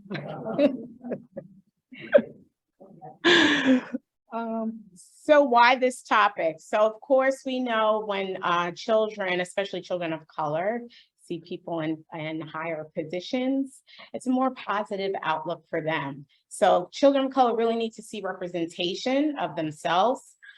There's also an unmet need for women of color to lead early childhood programs. So as you know, and you can see for yourself, the higher the ladder we're going, the less people of color that we're seeing. And there's a limited number of teacher programs that focus on leadership development. So we do a really good job of teaching people how to teach, but we don't do a good job for those that want to move up into a leadership role. And then also, what are some of those barriers that we're facing? What's really getting in the way of that? Mhm. And then our problem statement, because again, this is research. So underrepresentation of African-American women is a frequent occurrence in the early childhood leadership. And so as we discussed, as we can physically see, but now getting the data behind it, we need more representation. Representation matters between seeing who's out there, and also for those that for our littlest learners to really see folks that look like them they can aspire to be. And I think, Go ahead. sorry, Dr. Blake. No, go ahead.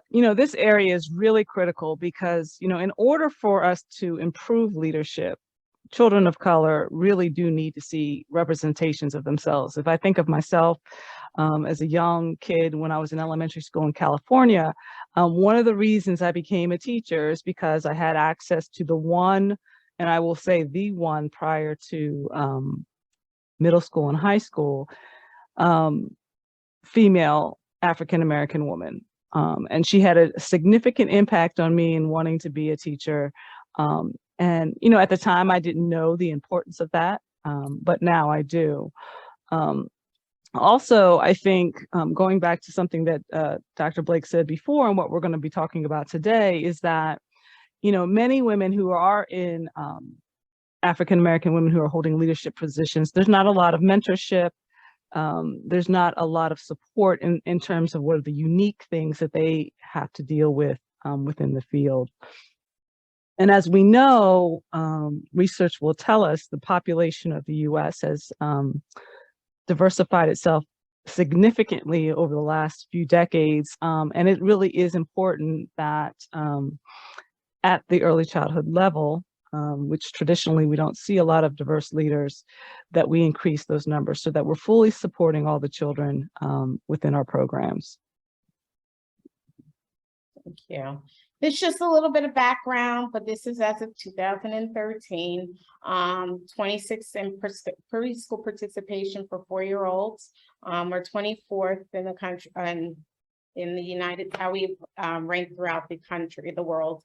24th in preschool participation for 3-year-olds, 22nd in typical age that children begin early childhood programs, 15th in the teacher to child ratio in early childhood education programs, and then 21 in total investments in early childhood education related to country wealth.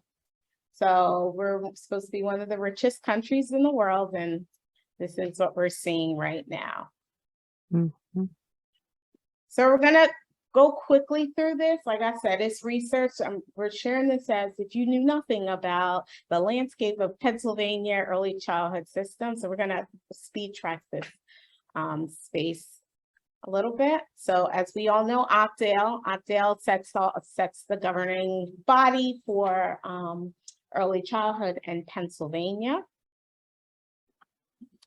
We're all familiar with the PA keys that helps us with supporting our quality system.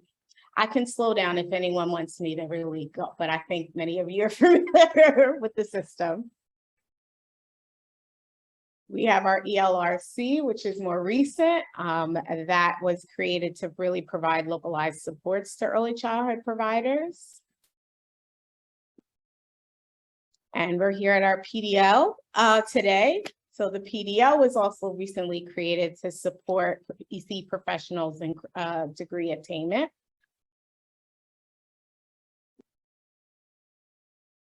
And then I know many of you are familiar. I don't think anybody in the room has not seen this, the career pathway. How do we start off in the profession and how do we move up? And what does that mean when we have stars? I'm a level what? What does that mean? So this is good for EC professionals to be familiar with.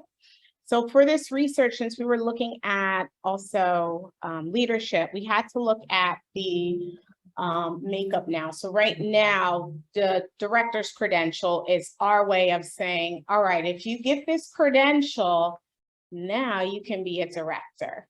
So, you know, looking at that, is it meeting all the qualities or qualifications for a teacher to do that transition? Think yes or no? I see a couple. Why do you? No. So for those of you that say no, why do you think, or if it's not meeting the needs, what do you think is missing? First of all, I'm gonna say no, because when you get the director certificate, first of all, half the directors are doing the work anyway. So when you get this, I don't understand, if you go to school, get your degree, everything, you already director. So I know my daughter and a lot of other directors, you have to keep renewing. Why do you have to, once you get it, you get your degree, you don't have to go and renew your degree every so many years. Then they charge you to renew a director certificate that don't make any sense because there's no value that goes with it. Because once people have their degree, they have got their masters and stuff, but then you to be a director of a program. Only for the keys, you have to have a director certificate. But directors is for the state, you couldn't have your master's degree director, and you're doing the work anyway, and there's no extra benefit. Yeah. Having that, it's a good status on your career ladder. But I think once you get it, I don't think you have to keep renewing and paying and renew it. I think that's where I don't think, because you don't go back to school every so many years and renew your bachelor's or master's. Yeah. Because it's the biggest challenge, and not only do you have to renew it, you have to take they expect course for. I mean, you're already taking all the professional development training, and when we're talking about leadership, I mean, there's nothing really in the system yet that allows the directors to take leadership courses. So it's almost like a catch-22. You know, you have to have these credentials to get there, and then when you get there for a certificate. Yeah, so I think whoever else, can you come a little closer? I don't think our participants, look here. Dr. Blake. Yeah. I was going to say something about the credential. I think, you know, long time ago when it first came out, which was almost 20 years ago, it had good intentions, but I don't think it truly supported directors for a couple of reasons. One, you know, directors come in at different levels and have different experiences. And so, you know, it's geared towards, when I took it, which was 20 something years ago, very, very rudimentary at the basic level, right? It does not give enough in terms of leadership practices, in terms of like continuing your education. So for example, I always tell my students, even though you're getting an associate's or a bachelor's degree, or even myself, I have a PhD, we're constantly learning, but our learning needs to be individualized. And I think that's where the director credential kind of fails, in the sense it's not meeting the individual needs of the various directors who have to take it. And then the other piece is the cost seems a little bit, you know, if you have to renew, for some directors, you can't afford that, right? And then if you're paying, someone said earlier, you're paying for something that is not of value, right? So, you know, people will pay for things that are of value, but if it's just like telling you something that you already know, that is very problematic. So I think, me personally, I think the director's credential needs a rehaul. You know, the model has been around for a while. I think they really need to listen to the directors who are on the ground and what are their needs. Also, you know, if a director is, you know, let's say a director has a bachelor's degree, that credit should count towards, you know, a master's degree. Or if you already have a master's degree, it should count to, you know, a certificate, or if you so desire to go get a PhD. I think we're not scaffolding people into leadership, nor giving them the supports to get there. Lola had a comment. I will say my issue with that credential has always been, it's only good in Pennsylvania. But I can take my bachelor's degree or master's degree and go to any other state of the country and be recognized. Yep. But to take the director's credential, what does that mean? Right. Nowhere. Right, right. So those are things to think about. And as we're looking at leadership and how are we preparing folks to really take the responsibility of a whole building and a lot of little people and, you know, the things that are happening in the early childhood space. We will move forward. So we also had to examine what does leadership look like. So you can look at it in a multitude of ways: a trait, an ability, a skill, a behavior, and relationship. And especially in early childhood, it is very relationship based, you know, so we think about that. So I might have the skills to do the paperwork, but that's half the battle. If I don't have the relationships, I'm having a challenge at my job. Yeah.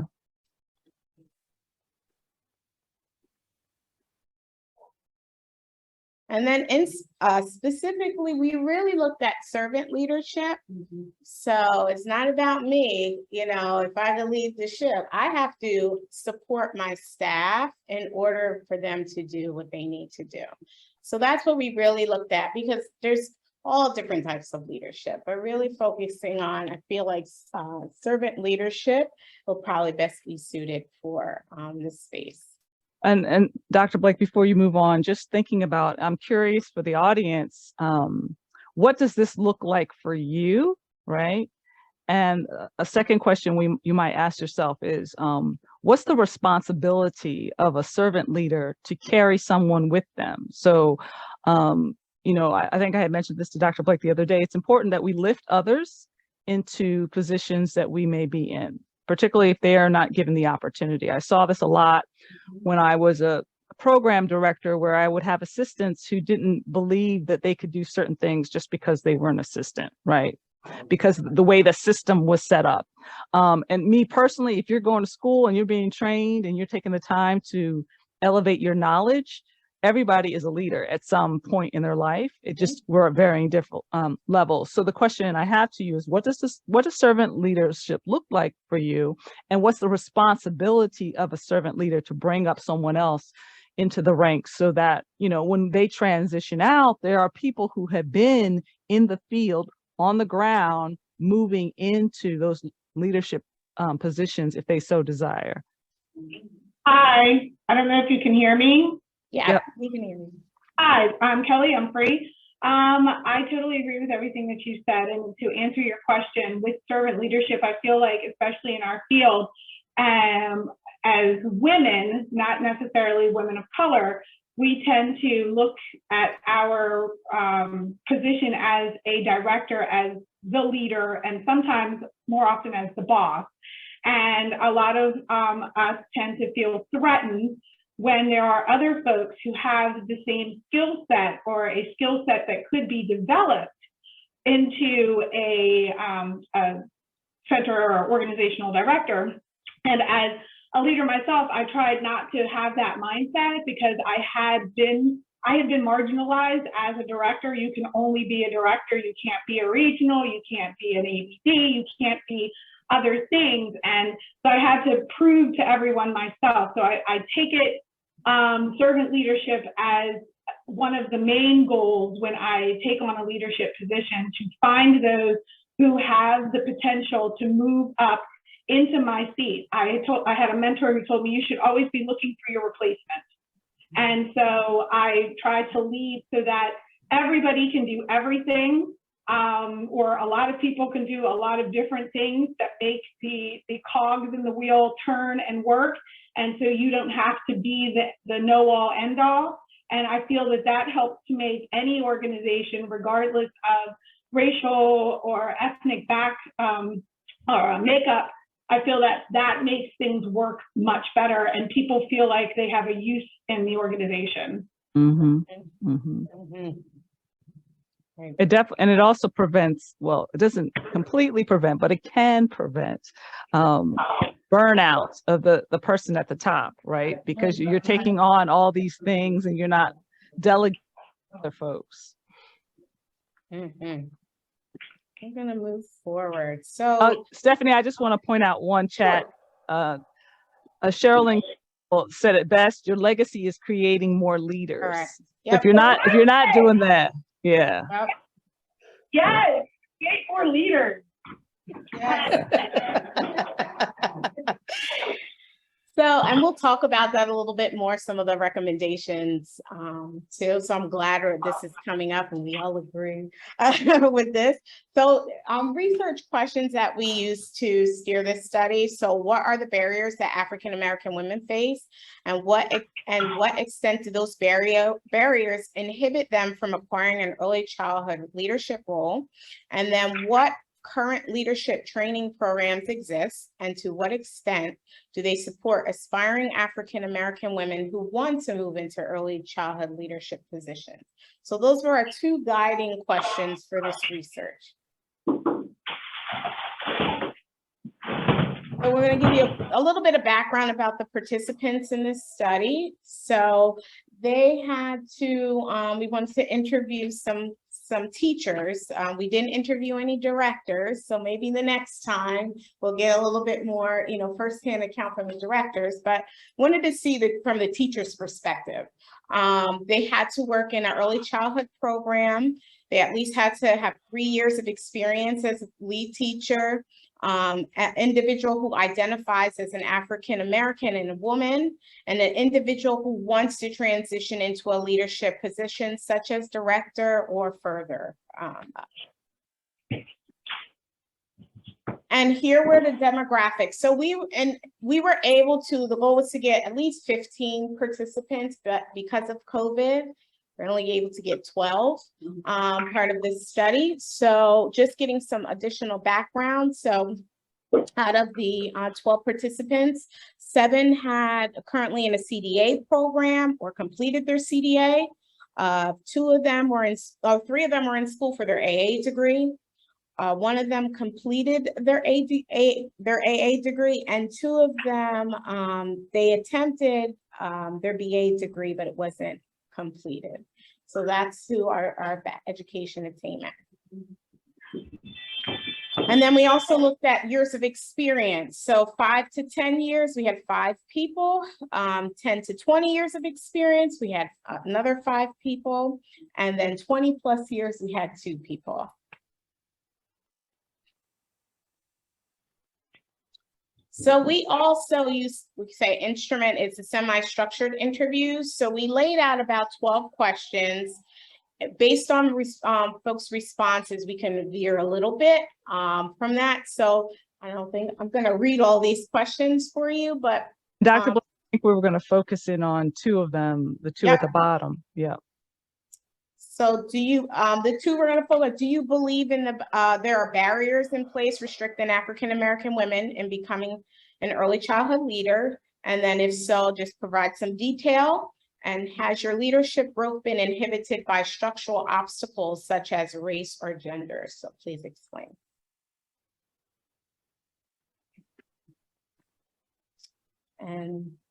And then we'll focus on this one question. So if you were designing a leadership training to help African-American women who are early childhood teachers transitioning into leadership role in the ECE field, what would you identify as a central item for leadership training to include?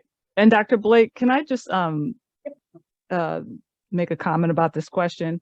One of the things that I think for any leader is and I don't think this does not occur. I mean, I have not seen it occur in my lifetime as a leader, where people are really, if you're coming from a teacher role and you're going into a leadership, there is a switch of mindset that has to happen, because, although your fellow teachers are still your peers, that changes, right? And there's a lot of friction, depending on the setting or the school or childcare program, when you make that transition.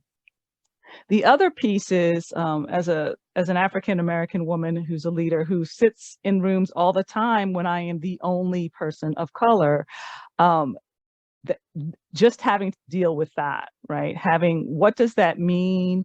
How does a person feel? How do you combat the microaggressions that seem like they're all the time?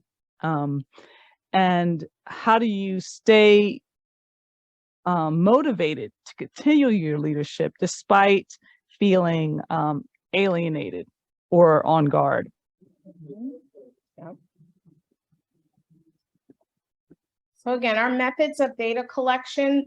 So we did interviews via Zoom, had to record it just in case we lost, and take notes in order to gather the data that we needed. And everything's confidential. So you don't know who the participants are, but we know what they're, generally what the responses are. So as a result from this study, there were 4 themes that came up, and we'll dig into it a little bit deeper. So the 4 themes, we looked at barriers faced by African-American women, needed skills for success, leadership development, and then leadership training for African-American women.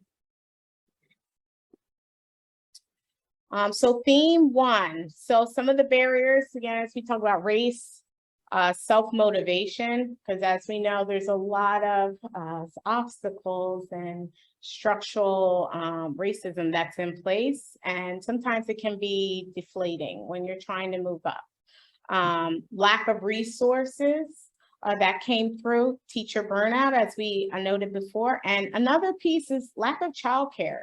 So from the results of these teachers, they wanted to move up, but they didn't have childcare to even maybe take the class they needed to take in order to continue their education. Yeah, and I just before you move on from this slide, in terms of self-motivation, one of the things that I know I have felt is important, regardless of what you're getting from others, it's really important to develop those skills of what is your sense of why, despite the barriers. Because the barriers, I can tell you, every day I've been a leader in higher ed, I've wanted to quit every single day. Okay, I kid you not. But my why is what has kept me motivated. My why is what makes me want to do professional development. My why is why I do write chapters and so forth. If I didn't have that why, I probably would have gave up, in 2013, and I don't know what I would have been doing. The other piece is with burnout, it's really important to have, although we know we're supposed to eat well and sleep well and all that good stuff, but it's also to have those safe people that you can kind of get those troubling emotions out so that they're not stuck inside of you, because those are the things that are going to kill your spirit, kill your drive, and definitely kill your motivation to press forward. And Dr., I'm going to say CCW, as stated, I have to absolutely agree. Your why. So even with myself and some of the, I say challenges in me moving up into or attempting to move into leadership, it is remembering your why. And I said, well, there was no one that looked like me, but I want to be the person that can reach back so I can support others that look like me. So if I got to be the first in the space, that's fine. And I know it can be tiring, but I want to be the support for the next, say, generation to move up. The other item that came out was needed skills for success. So this came about from the teachers, some type of specialized knowledge. So child development or, just learning management of a child care program. So really just going somewhere to get that specialized knowledge, those hard skills and soft skills. Again, building relationships as well as how do the computer systems work, so learning that. And everyone doesn't have, it really takes a lot to build those relationships and people have to be patient with that. And then basic education. I kept hearing over again, at least AA degree and AA degree. So that kept going, around and coming back, circling back around. But as you can see from the participants, the education attainment. So a lot almost didn't have their CDA, they're working on their CDA, or some attempted or working on their AA degree. And then the other component was leadership development. So as we talked about, from either on Zoom or in person, have you or seen or had any hand in any leadership development that was out there? In ECE, besides the director's credential. So that's what I got from my teachers. Yeah. You know, a lot of them didn't know what was out there. A lot of them didn't even know there was a director's credential. So if I don't even know what's out there to prepare me, how am I going to know what to take to move to the next level? They knew there should be something, but they couldn't really identify that something. So like I said before, we really get in the teacher's perspective, but how are we really preparing our teachers? You know, it'd be great next time we do this study to get the director's perspective, because you've been through the process, but what do we need to really support our teachers? Dr. Blake, before you go on, I want to make a comment, and then we have somebody in the Zoom session also who wants to make a comment. You know, I would say to anybody at any level, if you don't see it, make it. For real. I mean, we have Facebook, Twitter, Zoom, Google Meet. There are many ways you can create your own professional development, and you actually will be pleasantly surprised how many other people want to join you. The other piece is the more you can diversify in terms of location. So having people outside of our area participate in whatever you develop is even better, because you get a different, more, you're not trapped in that group think, which can often happen when we only live in our own box or circle. And Kelly, I think you had a comment. She's on Zoom. So for those in person, she stated she actually provides these types of trainings for new directors as well, but it's not as widely known, unfortunately. And how do we get that to the masses? And I know 2 people here raised their hands. Hold on a minute, I'll go back to you. And in fairness to the system, I do believe there's some leadership training. Okay. But a lot of the leadership training is not geared to a teacher. Mhm. So we're constantly talking to the top. Right. We need to start going to the bottom. Right. Somebody has to start from the bottom, Mhm. then we move them to the middle, and then they go to the top. That's all I can say. Perfect. There was another hand raised back here. Oh, thank you, Teresa. She's coming.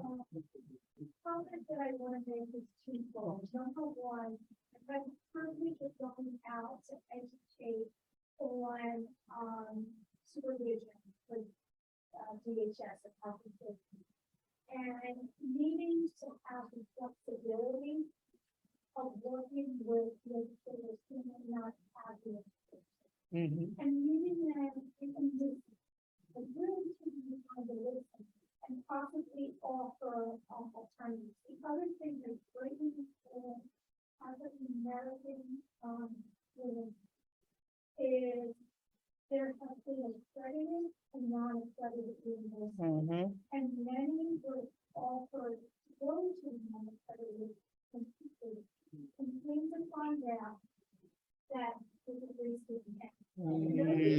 Yeah. You can advocate and make change. There's fortunate enough working with the professional development organization, they found universities that are going to Yeah. but we need to only get up because so many have gotten affected. And this is bigger advice to go take those classes. So how can we just sit there and not take that opportunity? Yeah. Just to take them to that. So those of you, I'm not sure if you all heard on virtual, talking about classes being offered that, you know, the colleges are not accredited.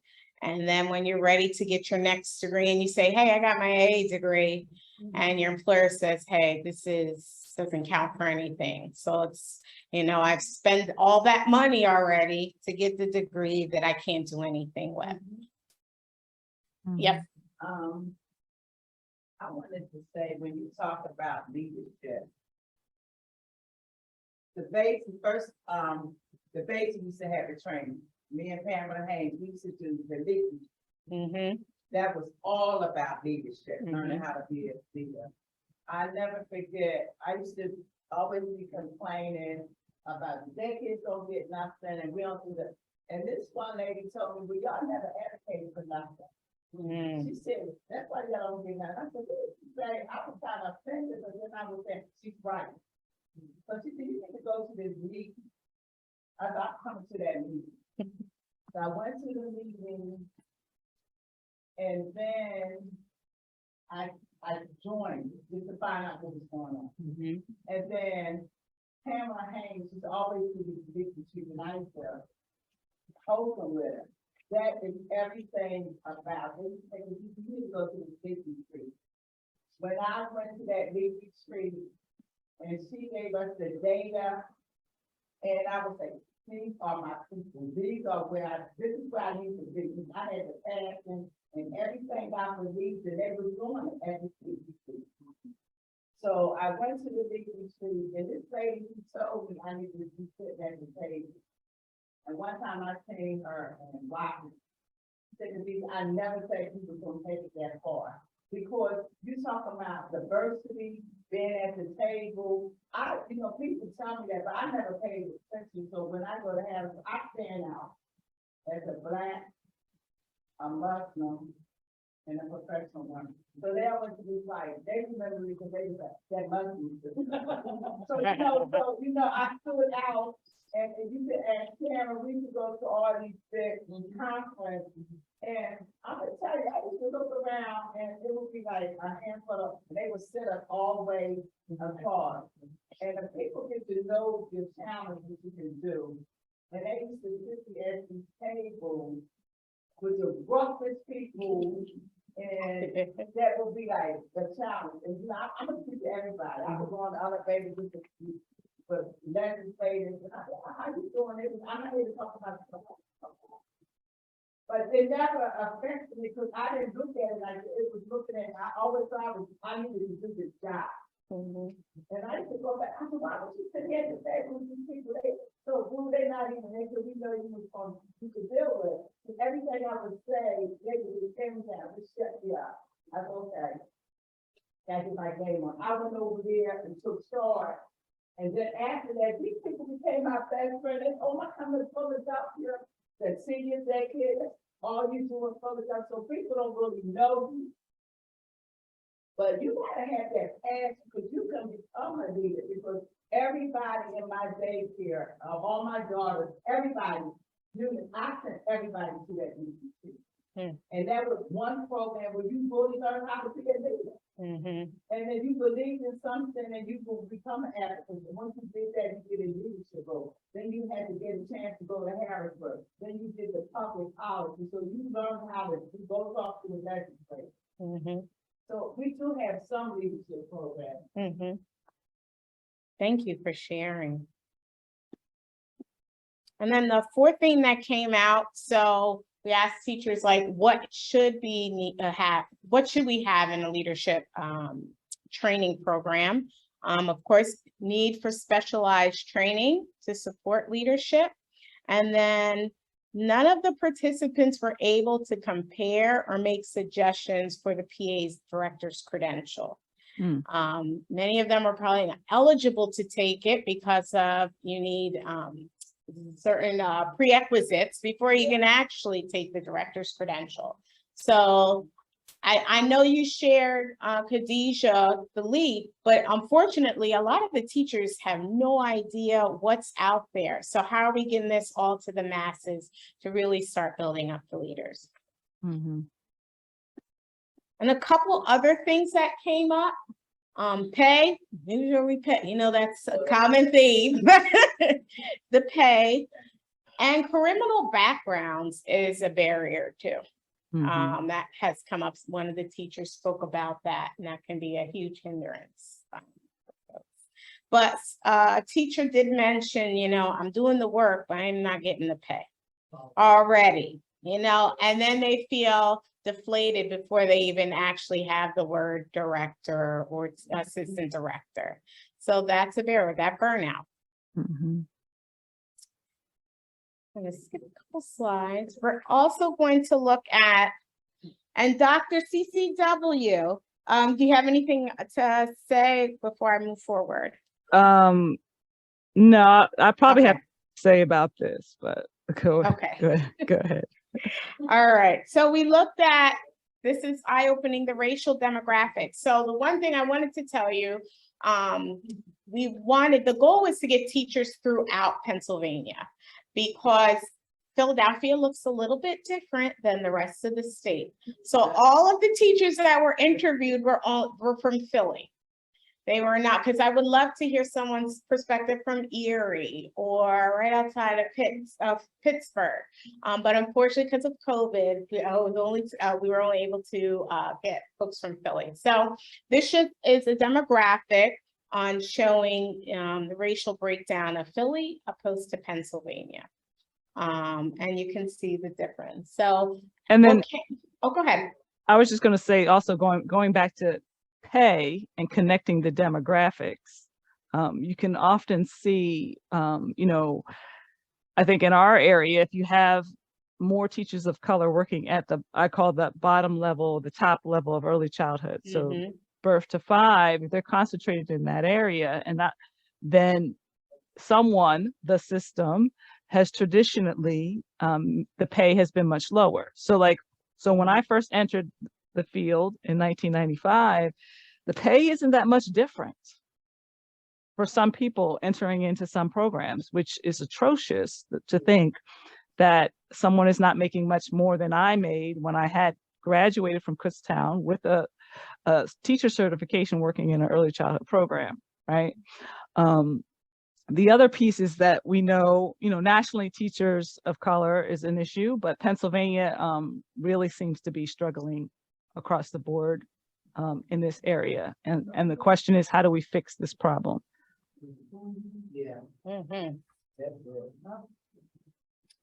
Kelly has had her hand up. Yeah. Go ahead, Kelly. I just wanted to say, especially as someone of color, I learned very early after getting or achieving the director credential, honing my skills and having measurable results, that I was able to advocate better pay for myself, because I totally agree. A lot of what they offer is abysmal, and you cannot it's not a livable wage, especially for everything that you're asked to do and expected to do as a child care director. So I encourage folks to, negotiate their salaries, because a lot of times I was able to get $5,000 to $10,000 more dollars based on, my advocating for myself. Folks are always going to lowball, especially when you are a woman of color. Yes. Thank you for saying that, because that is very true. Yeah, I have to agree, but we also, and we'll talk at the end, mentorship, because how do we do that? I don't know I can do that. So these, after, doing our research, these are some of the recommendations for policy. So we'll break it down. We have investments, access, training, and mentorship. So of course, we know investments. Teach is huge. So you'll be surprised how many teachers have no idea about teach. You'll be surprised how many directors don't know about teach. So why aren't we promoting that more for our staff so they can get a degree paid for? Stephanie, I just want to make a point about teach. Also, it's important that those that are using teach, particularly directors and programs, that that it's being implemented the way it's supposed to be implemented. As a higher ed person, I have come across several students who aren't getting their release time. And then I understand that, we are in a situation where you have no staff, but that also prevents people from, doing well in school if they don't have the release time, even if it's just, during the middle of the day or whatever. Keeping in mind that we have to keep the integrity of teach in place. The other thing just to mention is that the more people that we can get into teach, the more elevation we have for Teach as a program, and maybe possibly get more funding to support Teach. I remember about 10 years ago, Teach was like begging people to go into Teach, and they you know, like millions of dollars were not spent because people didn't know about Teach, or programs were not utilizing Teach. So that's important to know as well. So there was the question in the room, what is Teach? And that's a good, good question. So Teach allows teachers to get their AA or bachelor's degree if they're going for early childhood degree. But they also have to be working at a childcare program. It's free as long as they're working at a childcare program. Free degree. Yeah. So it also, with the agreement with the director, so as Dr. Cherie Weeks was saying, the director has to agree that you're going back to school, you're signing an agreement with Teach, which is through PACA, through the state, and you're going to take classes, but the director also agrees that they're going to give you release time because they know you're back in school. The director also gets some funds back for your release time. But again, it's an agreement with the director and the teacher and PACA, the teacher. And the Senate has to pay a portion, 5%.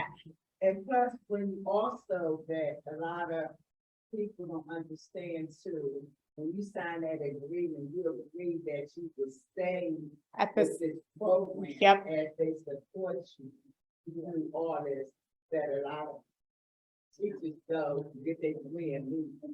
So it helps a little with retention as well. Yes. Yeah. Oh, your associate's degree or bachelor's degree. That's like. Yeah, it covers the cost of the AA and bachelor's degree and your books. That's right. Keep in mind, that's a lot of money. Yes. So it saves a person a tremendous amount of money. Now for programs that have PK House, there are also IHEs that help students achieve pre-K or help pay for. Yeah, so that's super important because that's a barrier too. Yeah, Teach will pay for that as well. Yep, to get your certification.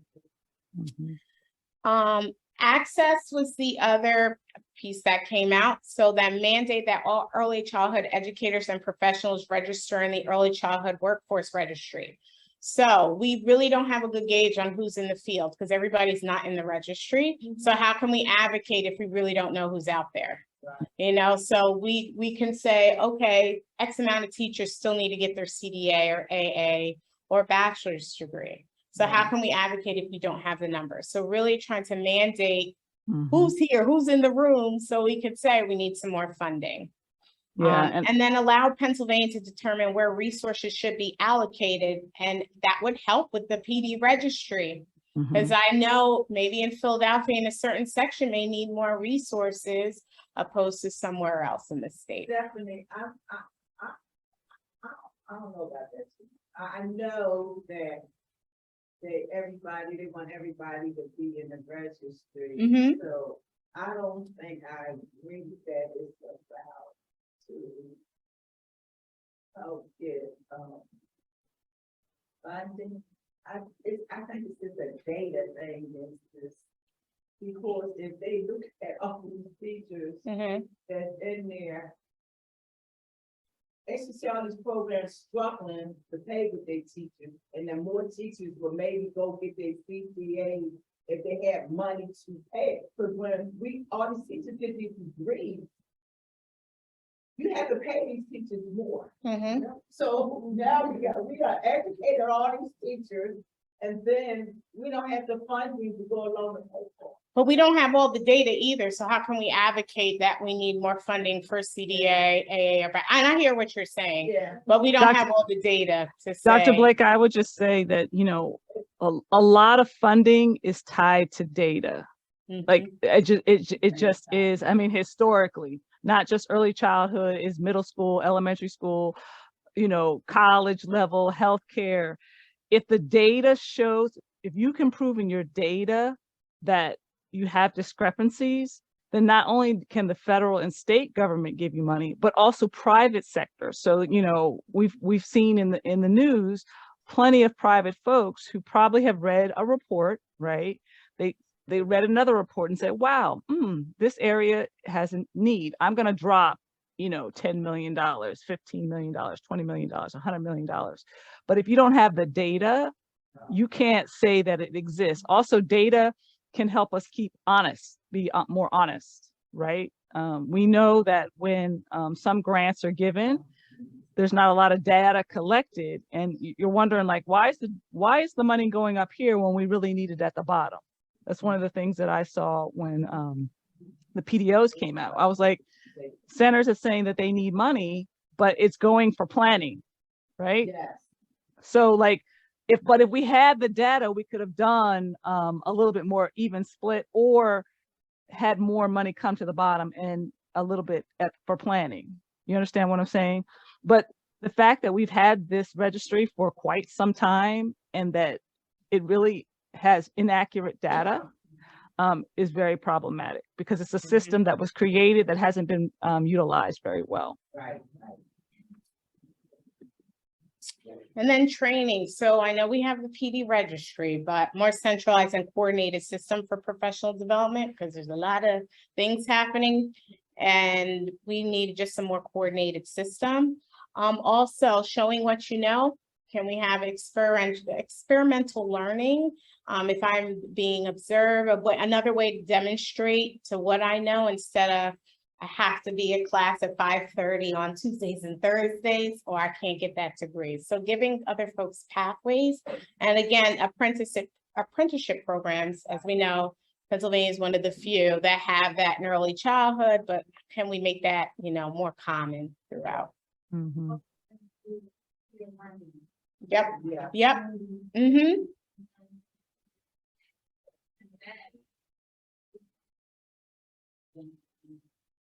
Like that outside of business. Yep. And the last but not least, and mentorship is super important. So Kelly said, how do we negotiate?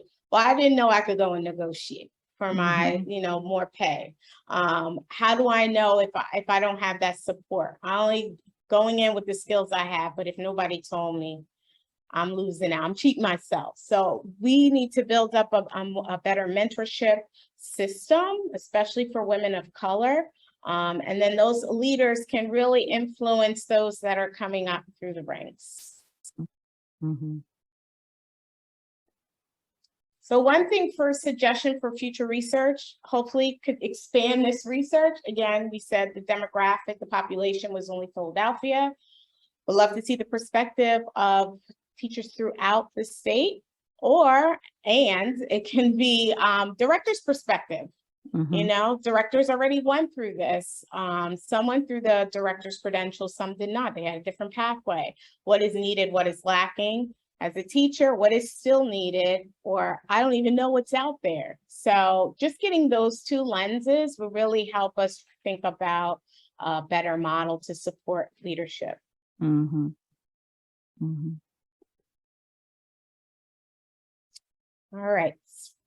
For our conclusion, so thinking about how we're creating a pipeline of well-qualified early childhood professionals, so we reaching back, promoting equitable practices, and coordinated system that needs to be inclusive and offer clear career pathways. So it's just not one size fits all.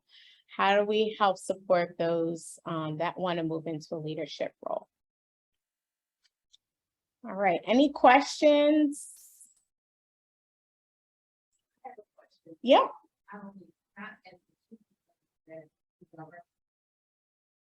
If we were to ask everyone in this room, and even on Zoom, how many African American women are in leadership positions now? And what are your barriers? Are they the same or different as teachers? Yep. Mhm, Yeah, to get rid, mhm. yeah. The other question is, when we talk about barriers, and there is a list of barriers. One that is important to talk about is being at the table. Yes. And as a leader who is African American woman, obviously a Muslim woman who covers her face, a lot of times I'm not invited to the table, Mm-hmm. Mm-hmm. right? But I have to remember my why.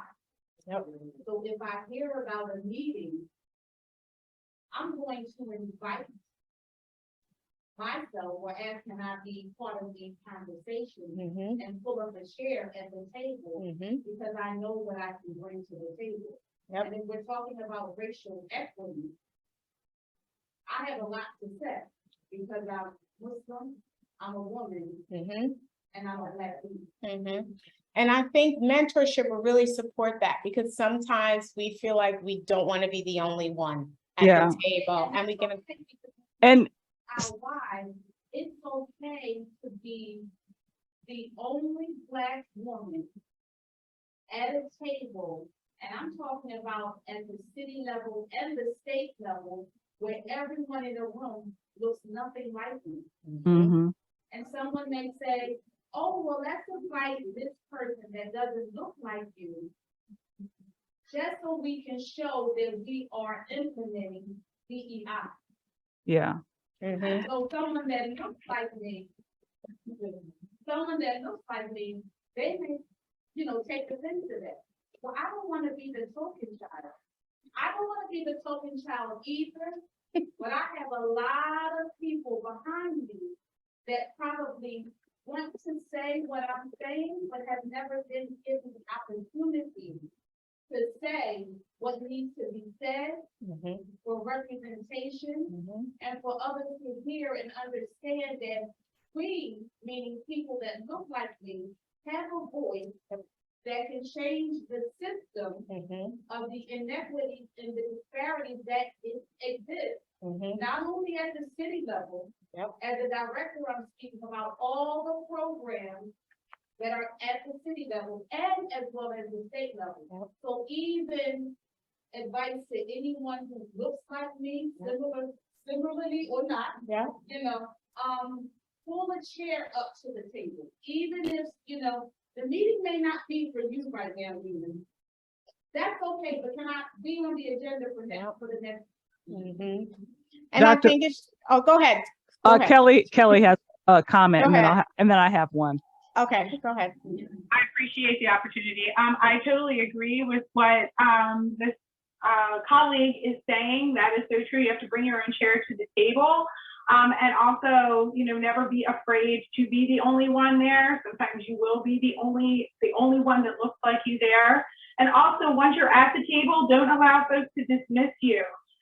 We have a lot to say about what is going on in our communities, our marginalized demographics. And these folks that are at the table generally don't even drive through our marginalized demographics. They haven't a clue. They live in their own bubble. So don't allow yourself to be dismissed. Be assertive. There is nothing wrong with being assertive. There's nothing wrong with respectfully letting folks know what your position is. Yeah. And thank you for saying that, Kelly, because I think that's really important. I always say keep them honest and bring the data, because they can try to play stupid if they'd like, but if you keep pressing forward, you definitely can make change. The other thing I was thinking was it's really important that our accomplices and versus ally, right? Ally kind of sits on the fence, and I'm for DEI, but I got my toe in the pool, but I'm not willing to fully sacrifice to bring somebody else to the table.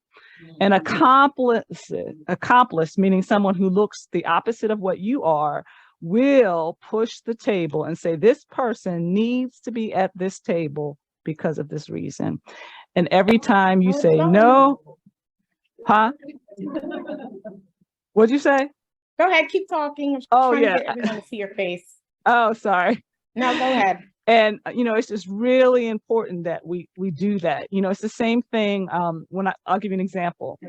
I'm always advocating for increased racial diversity at my college, right? Because obviously I'm the only full-time faculty member of color at the college. But we also don't have a lot of male full-time faculty. So although I'm taking care of my needs and uplifting people of color, I also need to think about the fact that for our male student population, there's very few mentors for them, right?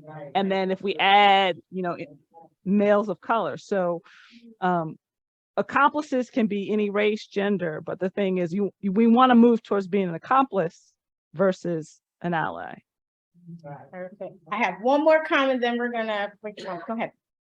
Dr. Cherie, it's funny, because I raised my hand, I was thinking along the same wavelength as you about what is the role of, we saw the data about different folks in the ECE space. And I see 40% of white women teaching in Philadelphia, for example. What is their role?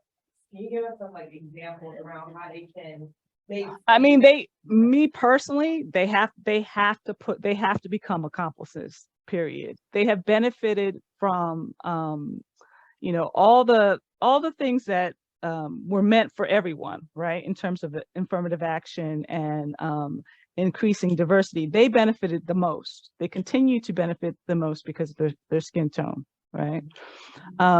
Because of the large numbers of them, they have a larger voice than they believe they have, right? So if you take gender out of it, gender is their barrier, but if you take that out, they have more numbers. So they really have to push the envelope and say, you know what, if I'm sitting in a meeting and it's only white women or only white and male, white and males and white females, why is this? Why is it happening? Because particularly in our area, in the southeastern part of the state, we're very diverse. There's no excuse. If we were in Kansas, yeah, I could see that, but, we're not in Kansas, you know what I mean? Or we're on the other side of the state where there's less people of color. You have demographically, you have less to pull from, but our area is very diverse. We have neighborhoods that are, I live in Norristown. It is literally like 25, 25, 25, 25 or whatever, right?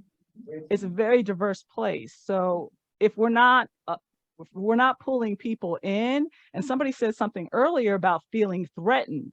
And I think that's the issue between women of color and white women, or African-American women and white women, is that we're threatened by each other because the way our gender has been treated, right? So we're like, there's only so much at the table, so I need mine. I'm sorry, you'll get yours when the table gets a little longer, kind of thing. And it's not, I don't think it's necessarily intentional. I think it's we've just been conditioned, and now we have these biases that are blocking us from saying, hey, this ain't right. We got to fix this, right? This ain't right. So. Well, thank you so much. We want to thank you, myself and Dr. Cherie, for listening to our presentation today.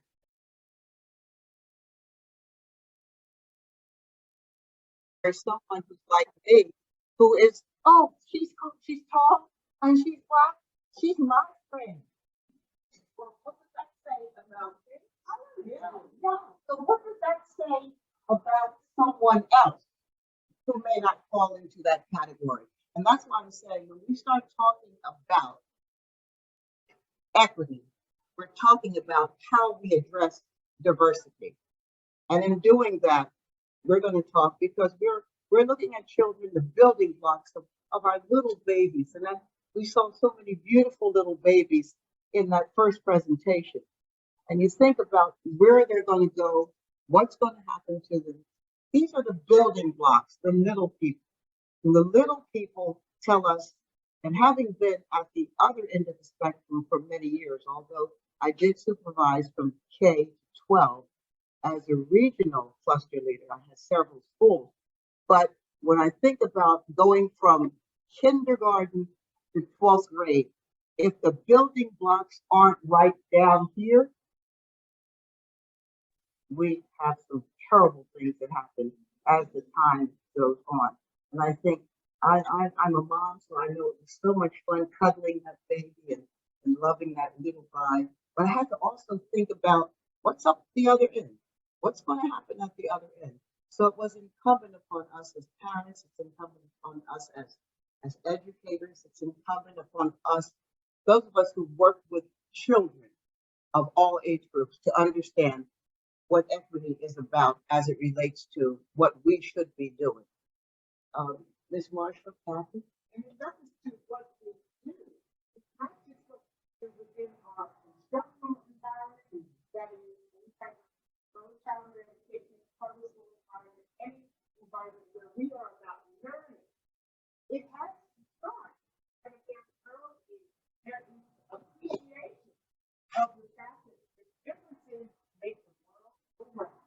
The differences are enriching all of us in whether it's food, which we all love, music, which we all sing to constantly, whether it's the visual, if it's like the color of the flower, or maybe the experience of those things, you know, different. So we have to encompass all of it, because each one of those aspects of opportunities for an experiential event is going to enrich ourselves how we present and to the next. And it starts with the little baby. Starts with the little baby and so today we are going to be talking about global equity, or basically equity. We're talking about equity and how it encompasses or should encompass what every child gets. If we're looking at the children there, and we had a wonderful artist, we put together about a year ago, a guide book for schools to understand, you know, takeaways. You have to have some serious takeaways as to what it is that I might do to make equity more real and more substantial. Look at that table.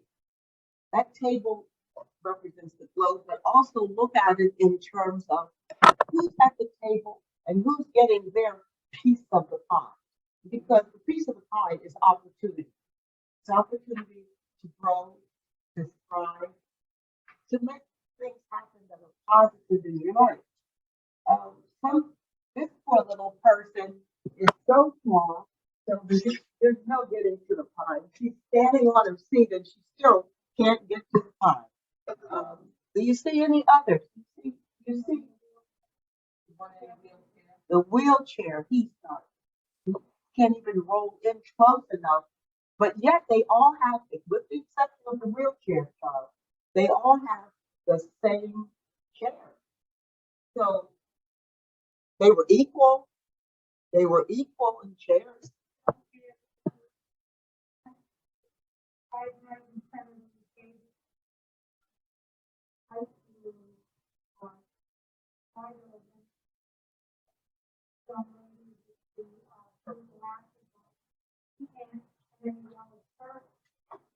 That's right. That's right. So it's pretty rough, isn't it? It's pretty rough. But that pie is the pie of opportunity, pie of possibility. How do we change that? Let's look at the next slide. Let's just look. Look at that. Again, equal. Everybody's got a box. They all want to see that soccer game. They all want to see the game. Everybody's got a box. But as a former special ed director, what would you tell us about that? So yes, we have everybody that is able to be at the game in some proximity to the game.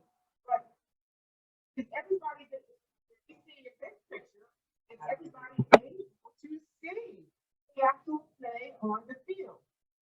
And look, so what do we see with our young man with the orange shirt?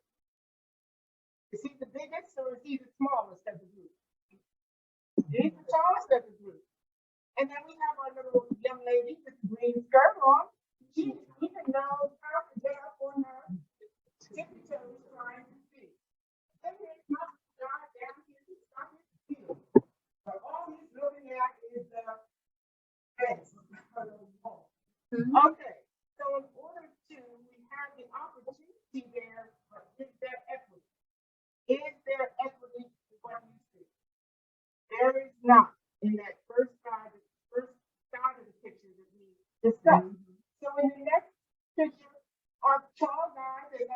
on steroids doesn't even need any kind of accommodation.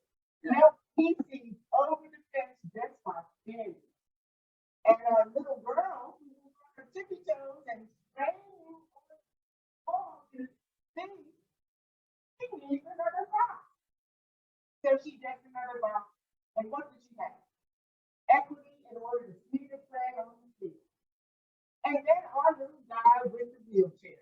It was not for you and any good to get a box. You cannot get out of the chair to step up onto the box. But somewhere along the line, somebody says, I will get you to the box so that you can see because we have a ramp. And lo and behold, all three of these young people are able to do the game and see. Equity was provided in this situation by making a few adjustments along the way.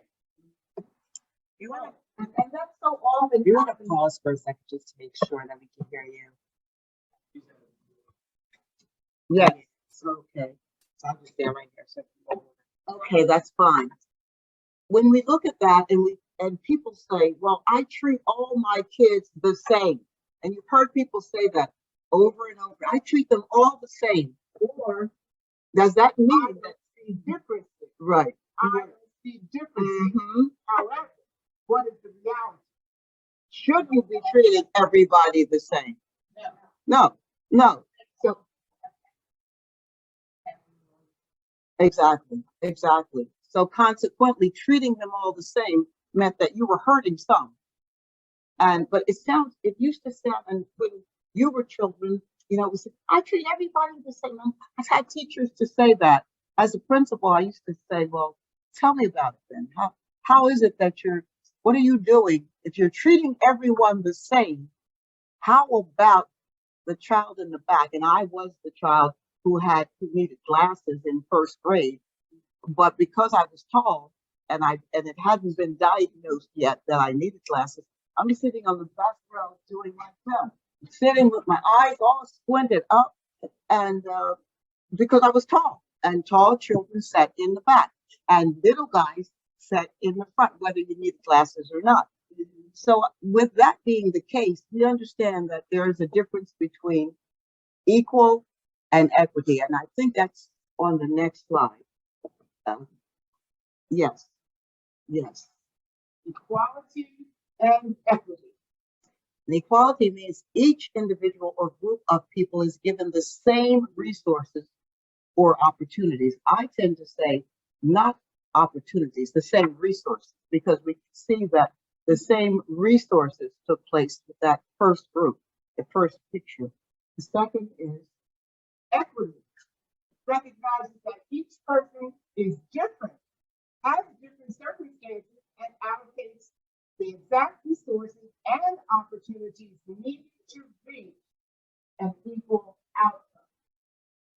So there are differences between each of those words, equality and equity. So we need to be mindful in our practice, from the babies all the way up to us as adults. Are we practicing in an equitable manner to make sure that in every situation, equality is the goal. Equality is the goal. I mean, even in our homes, I think we've learned that. I had a brother, I had a sibling. So my brother loved chocolate cake, and my mother would make chocolate for him. But chocolate would break me out. I would just start itching. So she said, well, I want you to be as happy as he is. So she gave me lemon. I love lemon cake. But now that I've outgrown the rashes thing, I now am able to have chocolate and lemon. But I think that it's important for us to even think about how it goes on in our homes. And while we can do it with our children in our homes or relatives that we know, unfortunately, it doesn't translate into schools. It doesn't translate into daycare. It doesn't translate as we look at children, our children from K to 12. It doesn't translate when someone knows that there's something better that I could be doing for that child. And even a child who It might be an English language learner, a child who's never even been here. I think about one of the schools that I visited, and I would make the rounds. I had a number of schools, but I would make sure that I got to each one. And one day in going to an elementary school, I heard a scream. It was such a scream that I thought somebody had been hurt badly. And I walked down the hallway and I see this little guy, very little guy, with a crew cut, which was sort of out of date, you know, but it was a crew cut and he had on a suit that could have fit this man, this gentleman. And it was rolled up. It was a first grade class. And I went over to the teacher, knocked on the door because he was out in the hall. She put him out. And I said, what's the problem? She said, he's Russian. She said, he is Russian. And the person who should be helping him is not here today. And so it's his second day in his new school, in his new country, and he's Russian. So, you know, I got a lesson to teach. I'm teaching them all the same. And so you have to get out. So he was just, I mean, just imagine the frustration. But just imagine that some things prepare us for things that we don't even know we're being prepared for. I had a ballet teacher when I was a little girl who spoke to us only in Russian, who said to us, "Idi sюда." As soon as we got to the door, come in. She would say, come here, come here. So I'm like, I don't know what, I mean, who knows what and when, but something deep in me pulled up Idi sюда. And he ran over and kissed the black man. He kissed, it was like somebody stepped into my world and said, I do exist. I'm okay. Somebody, a big lady, big black lady came in and made me feel good today. That said a lot about what he saw, what he felt, who reached out to him. There were so many implications. And then I'm saying, what's another phrase? And then there was another phrase, and I had him to come in and to seduce. There were a number of phrases that I kept pulling up. I mean, but the fact that he was not being treated. Now, the day before, when his teacher knew she had a Russian person, she could have gone to someone or gone online or done anything to find out phonetically what to say to make him feel welcome. That would have been equity, but she treated everyone. She said, I treat them all the same. She did. But once I talked to the principal, interestingly enough, she doesn't treat them. Yeah. She became a Russian speaker, you know. And in that same manner, it runs the whole spectrum. Recently, I was traveling as a tour guide that was originally from Portugal, and we were going from one spot to the next. Just a rolling. When I got off of the bus, I said, "Obrigado." He said, "Oh, you know Portuguese?" I said, "I know how to." But it made him touch him. And for the rest of the trip, you know, we had this kind of connection because I took the time to share the fact that I knew people knew where I am. And listen, I had to learn something. So experiences do make a difference.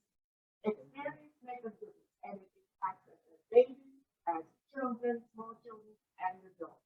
So we always need to exercise those opportunities where we can share those experiences with others. Okay. Now, we just want you to just look. And I think does everyone have a 3x5 card? Okay. Come in. Oh, it's don't have it. Just look at those little people. Some of them were people that were sitting at the table of inequity. Focus on one. Don't focus on all of them. Focus on either the yellow shirt or the red shirt. There's a red shirt. She is. Or the purple suit or the turquoise sweater. Focus on one. Just choose one. Doesn't matter which one. Don't put your name on the card. But if this child came to your room or was in your care, what would be a few things based on how you view what society has taught you, how you have formulated your ideas? what you believe, what your beliefs are. Just focus on one and write a sentence or two. That's all. Just a sentence or two about whichever one you're focusing on. We would appreciate that. Is that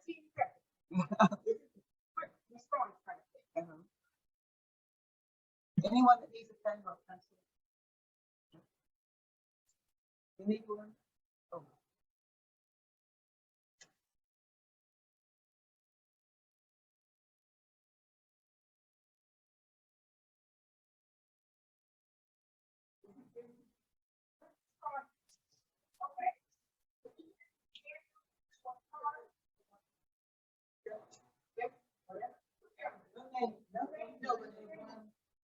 Yeah. You might say, an example, you might focus on the wheelchair side.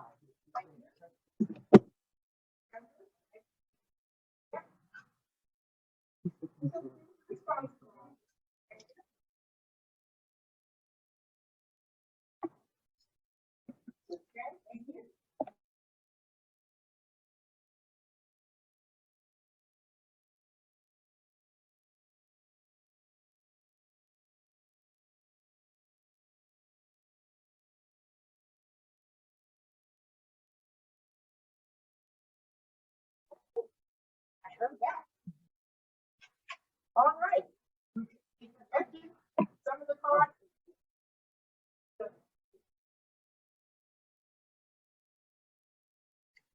I just think you want to be pretty close to it. So most of the children that I can see are first. Tuesday, October 11th on HGTV.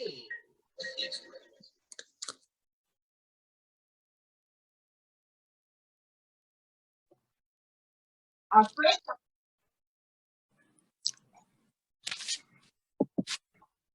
Folks at home, can you please mute yourselves? So one person has said the girl in the yellow shirt seems shy or reserved. She needs to be welcomed in an individualized fashion. The purple suit comes from a business household. Her mouth is twisted as though uncertain. So that's good. You're seeing them for who they are, and that's important. Because most of us in here, red shirt said, someone said for red shirt, I love her hair.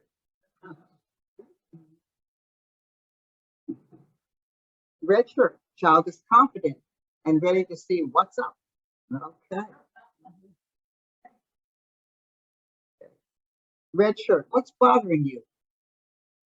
Why are your hands on your hips? Okay. And I have one that says, confident, self-aware, real person. So, okay. So when we see them and we look at them as individuals, and we're going to flip to the next one, we need to realize that our job is not to fix their culture, because we're talking about constructivism too, how we construct on what they bring, but it's to learn from it. And we're told that by Dr. Laxton Billings. And we find over and over again that we ignore culture as those who have some people, either in your class, in your care, a part of who you are as you care for them. Let's go to the next one. We're going to have to do this. Okay, so as we look at them, and we've gone through them because we're looking at the time now, so you can go down even further. Okay, here we are. And most teachers do have the skill. We have the skill, just like the skill was there. The skill was there for the very first ones that we saw as they stood and tried to see the soccer game. Skill was there. We knew that the young man in the wheelchair could not see. So, I mean, it's the skill of knowing he needs to be able to see. However, many don't have the will. Why do you think many don't have the will to teach our children? Why do we not have the will? Why is it not there? You have any idea? Yes. Yes. I don't believe I'm gonna repeat what she's saying. I do not believe that we do not. Collectively. I think what we do not have is being mindful of person in front of us. That's what I. And that is that what you're saying is that we have the will, but we don't know how to utilize it because we're not sure of who's sitting in front of us or who is in our charge. Is that what we're saying? I'm not, I don't think we're not sure. I think because, I guess the approach I want to do with that person that is in front of us. I think if we recognize that every single person in front of us actually is, right? You will be able to have conversations with them to be able to know what they're about. Okay. I hear you. I say that because I'm culturally competent. My parents are Nigerians. I was born in Eastern. When I came to the United States, you know, I had a very heavy English accent. Sure. When I approach people and I tell them my name is Tola Ayusi, and I tell them I'm English, Americans look at me like, how are you English? Exactly. But everything about me is English. You know what I mean? Because I am who I am. And I think it's the fact that it's just been mindful. So as owner operator of childcare, I tell my teachers what I need you to focus on is that child and how you will work with that child. It's not a one size fits all. You know what I mean? And that's what I'm saying. Okay, and I think that I know that the British piece came through since you lived there for a year or two, but I think that what also happens is that we've been taught certain things by society, by who is valued and who is not valued. And I guess I am blessed in that I had the opportunity to work in Abington when it was the second rated highest school district in the country. And I've worked in Camden when it was who could live here. There was an article in Time magazine, who could live here. So I looked at how teachers and caregivers and supporters embraced the child who sits before them. And when I got there as a very young person to Abington, and I was told I was the first African-American to work in the building where I worked, the middle school where I worked.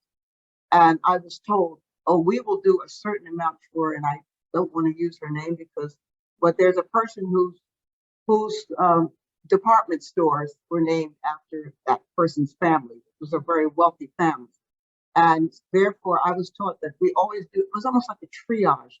She was a child who was struggling, but because people gave up their lunch periods, people gave up everything to support, her first name was Kathy, but won't say the last name, but people gave up almost everything to help her grow, to help her stand tall, because she came to school in a limousine and she came from wealth and she was valued. Some of the same problems that she had existed with some of the students that I had in Camden. And when I raised the issue, well, why don't we just form a group? And well, like, what, for Jamal? Why? For Shanika? Why? So while I tend to agree, I think that we are in many ways pushed by what society says is worth something. And that's sort of a carryover from what we saw this morning. Who is worthy? Who is worthy of my output for equity? Who is worthy?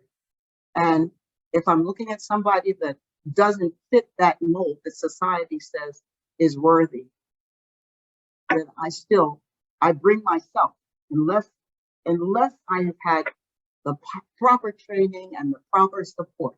And in this case, as we're talking, I'm thinking about, I don't know how many of you work with or through faculties and how many of you have equity councils. How many of you have equity councils at wherever it is that you're working? You have an equity council. Well, no, not a leadership team. No, an equity council.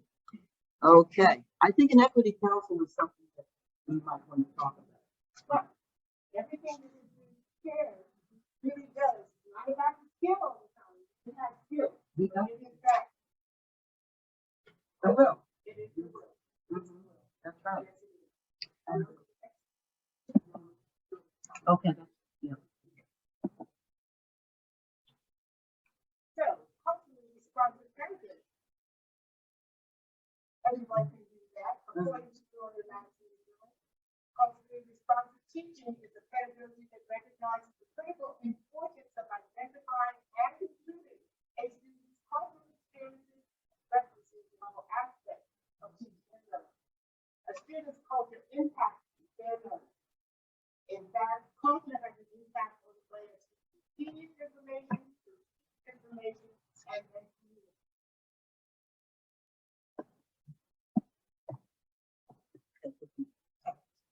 And there are the 8 competencies for responsive teaching. I'm not going to read each one of those. But established that everybody is there. Any comments?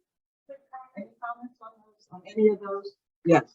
I wanted to I'm seeing number 4 where it says model high expectations for all students, and I'm thinking about how that ties to Will too, about like the culture of low expectations. Far too often when I've worked at schools, particularly I worked in Camden too, so I absolutely feel you. Principal in Hatch. Gotcha. We gotta talk. Yes. But in so many ways, I've seen the ways when folks will come into a classroom, they kind of like compartmentalize kids, right? These are the kids who are like the finest stars. These are the ones in between, and these are the ones we just want to push them along. So I'm just wondering about how you all think just expectations plays into all of this too. Absolutely, absolutely. It's there. It's there. Expectations. I mean, there's no way that someone in our heads, from television, from any level of the media, anybody who was as wealthy as the young lady whose first name I mentioned, she's supposed to have a grand job, and she's supposed to be a grand lady. So no matter what, even if she's coming in like, I don't know anything, you're gonna prop her up. That's just not you. You bring more to the table. And then there's the child who is struggling with the language, who is from a one-parent family, who may not always dress the way you think he or she should dress, may not always smell the way he or she should smell. But we've been taught by society, well, it's a throwaway kid. That's a throwaway kid. And that's what happens. He gets a throwaway curriculum. He gets a throwaway amount of work to do. He gets a throwaway 10-year-old, 15-year-old textbook. Because that's what happens. And we know what happens. And eventually, some other things that are not really good. And tied into that number 4 is all of the rest of it. That's right. And observation of classrooms at times, I would sit in classroom full of children, and there would be the Tanisha's and the Jamal waiting in the background wanting to answer questions. And teachers was always answering the questions from the first grade. But we had conversation about that, was totally unaware of it. That comes back to your mindfulness. The teacher was unaware of it. She was not, probably had not been brought to her attention that teachers look at the whole book. Now, mind you, the classroom was set up very traditionally, the rows of all the desks. So that might have been something. And we talked about the different ways she could adjust. And because we had conversations about it, her mindfulness was heightened. And the next time I was in there, just say, hi, how's everybody doing? There was a different kind of thing going on. There was activity, conversation over here, the other side of the classroom, and then it was this one, all because of the conversation I had brought up. Okay? So it was modern. That was excellent bringing up number 4, because that is it. That's it. That's it.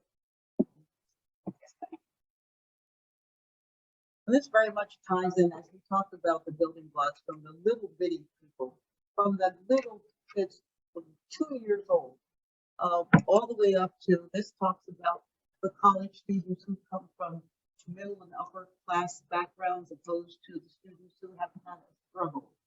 And since far from being neutral or colorblind, this can reinforce structural inequities when you start talking about poverty affected college students. And we have to just not situate ourselves and say, oh, well, K-2, that's it, K-2. Please look down the line and up the scale and realize that if we don't attempt to make a difference with equity at this age, the little people, then what happens as they continue and continue moving on? Yes. I mean, you have the ability to know some of the for children and you know that it's just been copied from other it has its courage to come back to pay that. Right. I want to know how the child is, and then you're going to meet that need. I'm saying that, you know, especially speech, you know, how are the services getting right with so much speech now? You see structural work. So I know it's getting complicated and easier. And that's where it's like, no. And you just have to have that level of the integrity. Going back to your life. But slowing down at that moment that it's a time to read. Like, are you really reading what's coming across that page? Because that particular child or family has got so affected. And, you know, I go back to like 2 frames ago. Well, like so much is having the ability to get the knowledge to understand chemically what is happening and something Excellent. I think that so much needs to be said about how we reach out even to parents, how we reach out even to students, how we interview every student, even just a little person. What do you want to do this year? Get to know that person. Get to know what the parents' expectations are. Tell me a little bit about your child. And so often that doesn't happen. They just become numbers or names and numbers, but I don't know about the person. And if I don't know about the person, then I can't feel the needs of the person. If I can't feel the needs, then I can't prescribe what's best for the person. So I think the only other point that I want to make is doesn't have if that child is so quiet in the room, you know, often I'm easy to get ready.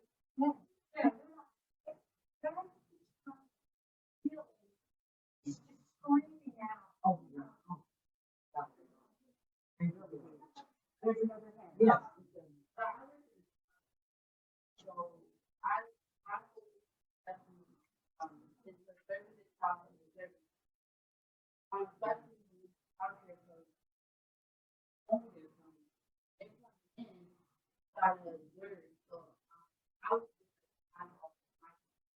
observe the ability with this child. Even if this child has a disability, don't turn that child back. So when I was first walking in, I had a parent that hear that. You know, she told me my child that, my child this. So I'm like, if you tell your child that, that's how the child is. But us in this house, that we teach them what to tell the students is that help them. So that was important for high school to try to stay focused in the So this annual report goes to the parent. That's good. And then you get feedback from the parents that says, so you're doing this at school, right? Because you're doing it at home. Okay, that's fine. Either way.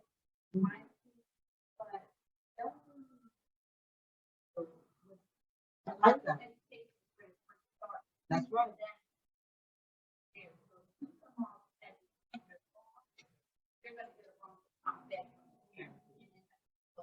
No. It's all about, the whole piece is when the child succeeds, we all succeed. And we have to, sometimes we forget that, because we're seeing things right now in this city, where somebody failed a lot of children. And your life is at risk when you walk your car right now, because somebody failed a lot of children. Yeah, I like that.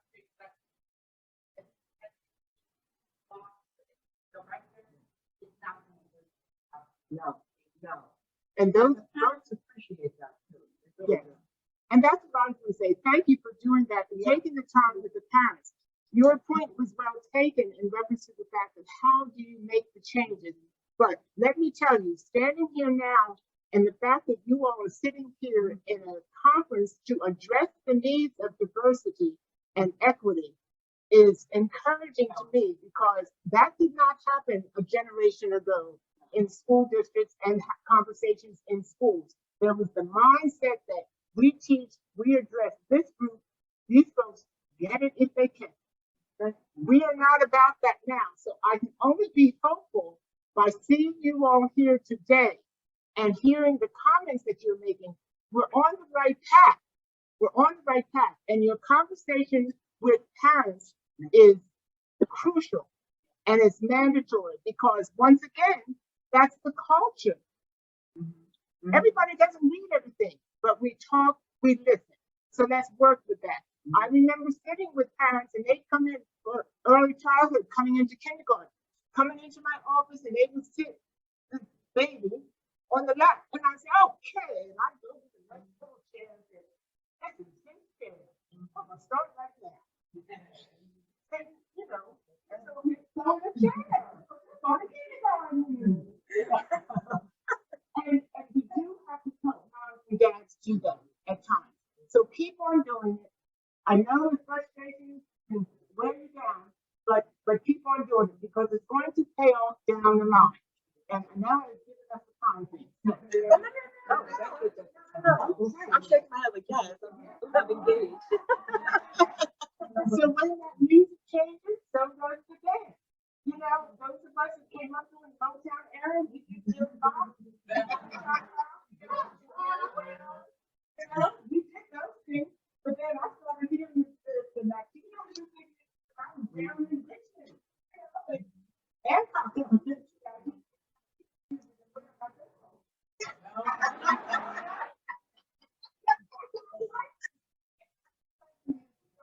we were changing our culturally diverse attitude. So our previously embedded attitude to a more culturally diverse. So it's very, very important for us to look also. And that's we share.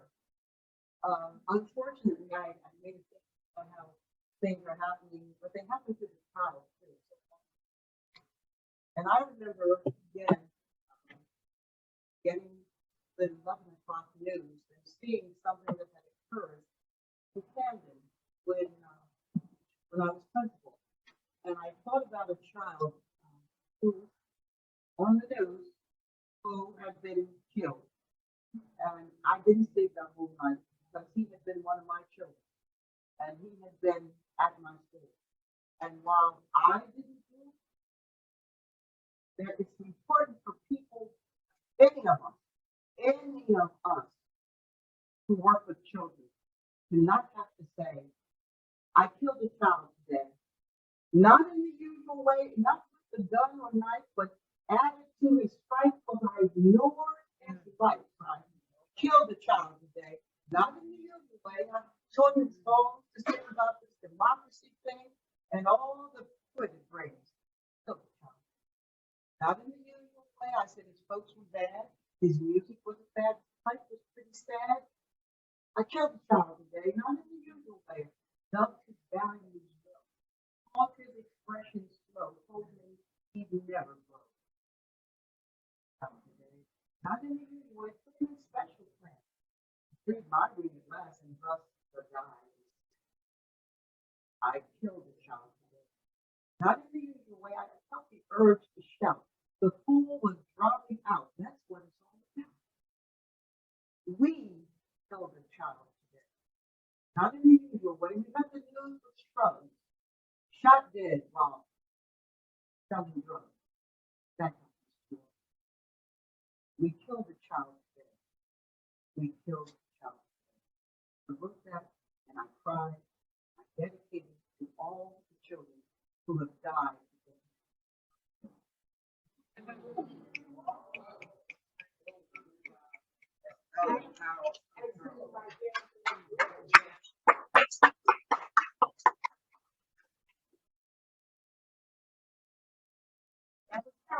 Yes.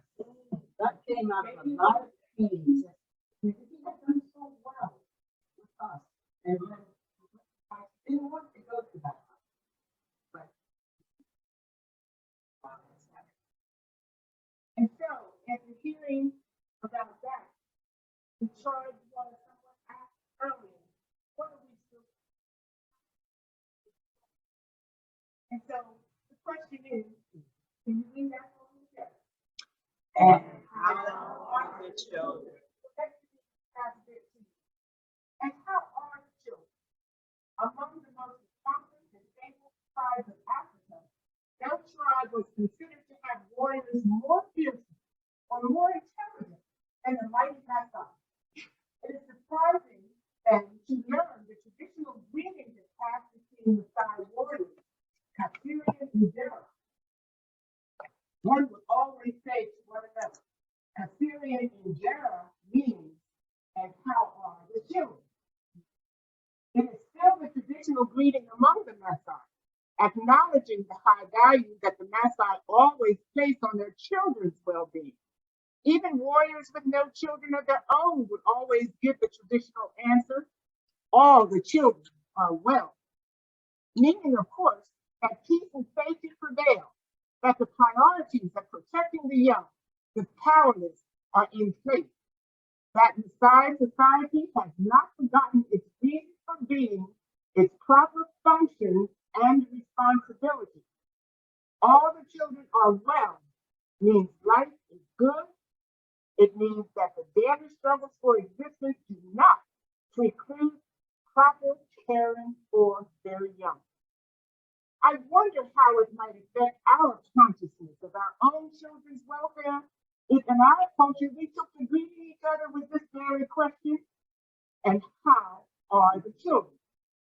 I wonder if we heard that question and passed it along to each other a dozen times a day, if it would make a difference in the reality of how children are thought of or cared about in our own country. I wonder if every adult among us, parents and non-parents alike, felt an equal weight for the daily care and protection of all the children in our community, in our town, in our state, in our country. I wonder if we could truly say without any hesitation, the children are well. Yes, all the children are well. I wonder.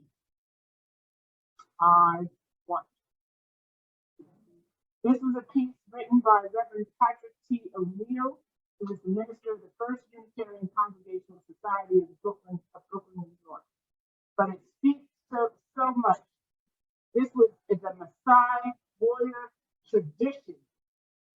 You know how many decades ago there was no influence whatsoever to the continent of Africa, and the values and the treasures that have come out of Africa. It's now brought to light. This one speaks to what we as educators do. Our concern has to be, how are the children? So thank you for your work.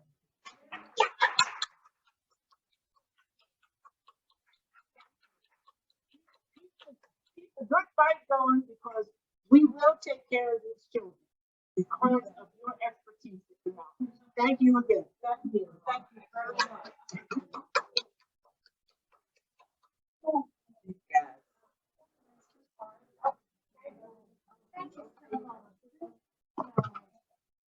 Thank you. Thank you, Zoom participants.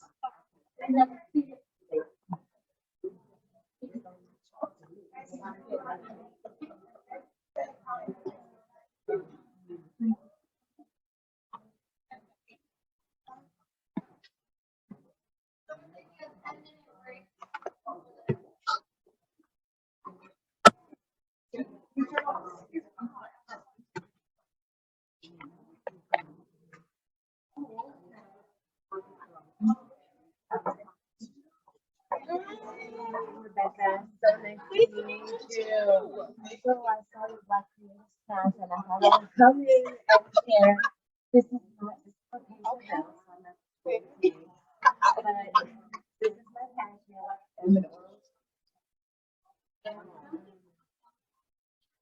You to check out our Freedom Blogger Collective. It's a quarterly newsletter with the voices of creatives. Absolutely. Something that maybe you want to write? Yeah. So check me out because, yeah. Well, you know, we know each other. Yeah, absolutely. So check it out because I'm absolutely looking for writers who feel like they want to. And you know what's funny?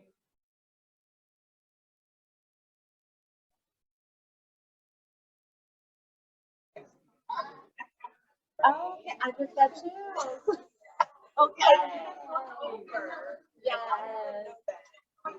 Yes. Yes. This was supposed to happen. Yes. So please reach out. Absolutely. And I wish I had my card. Yeah. Are you local to Philly? Yes. Okay, awesome. Like maybe probably stuff like that. That would be great. Thank you so much. I'm gonna take your. I'm gonna make sure. Oh, sure. And if you put this over the you gotta, it's not me. You gotta oh.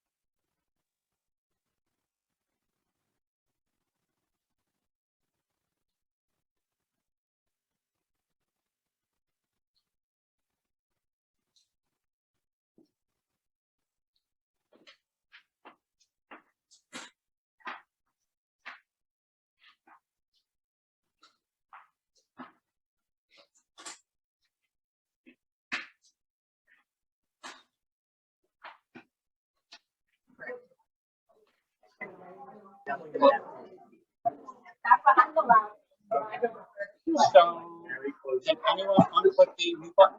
Because the mute button was on. Just did it now. Because they were all talking. No, the internal mute button. The computer mute button was on. Oh, wow. So that's why no one would be able to hear anybody in the room. We can do that online. I just turned it on. Oh, you can turn it on. Okay.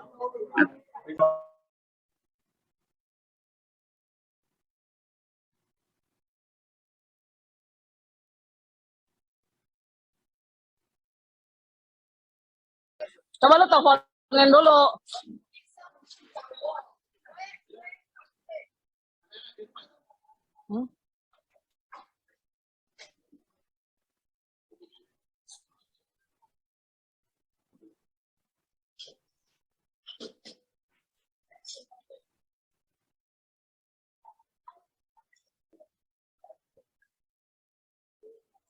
Di rumah gua ada. Di rumah gua ada.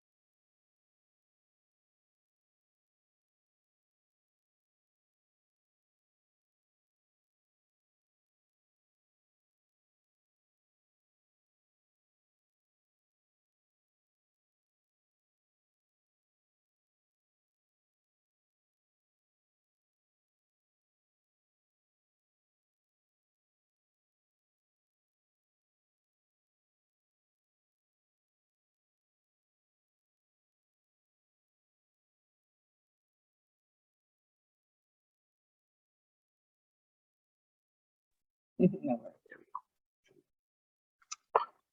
morning, family. How's everybody? My name is Mary Ann Frey, and Stephanie, thank you so much for that warm introduction. And I want to thank you for those who are troopers, and this is probably day 3 if you've been part of the other summit. Yeah. Thank you for being here. So nice to see you again. So we're going to be here today to talk about a really important topic because all of us were born. Okay, I mean, I know that's kind of obvious.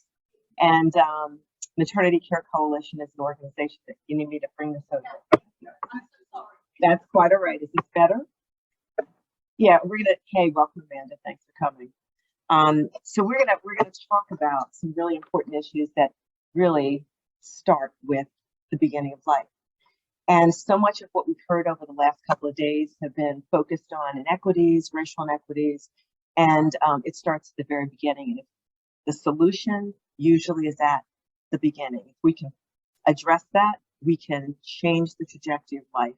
And if there's one word that I'm going to leave you with, it's going to be hope. So, any good presentation? Why isn't it advancing? Sorry. Can they say it? Yeah. Okay, so that's not working. Apologies. And if not, we'll just talk about the slides. Okay. Oh. That's what we did down there. Yeah. Okay.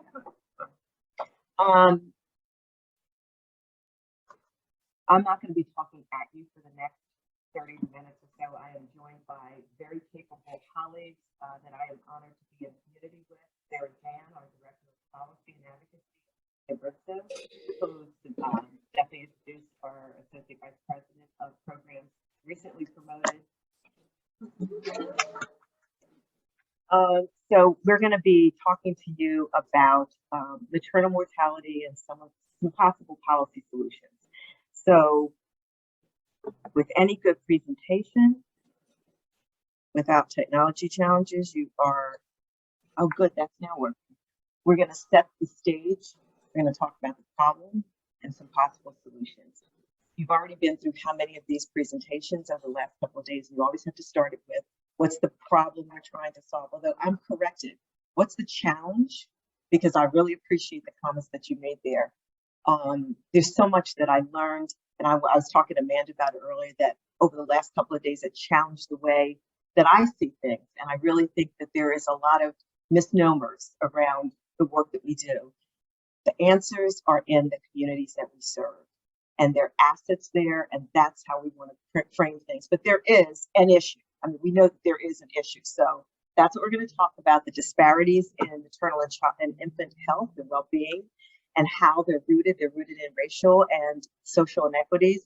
And that in turn impacts how moms, birthing people, and parents arrive at ECE, which is early childhood education. Folks don't know what that means.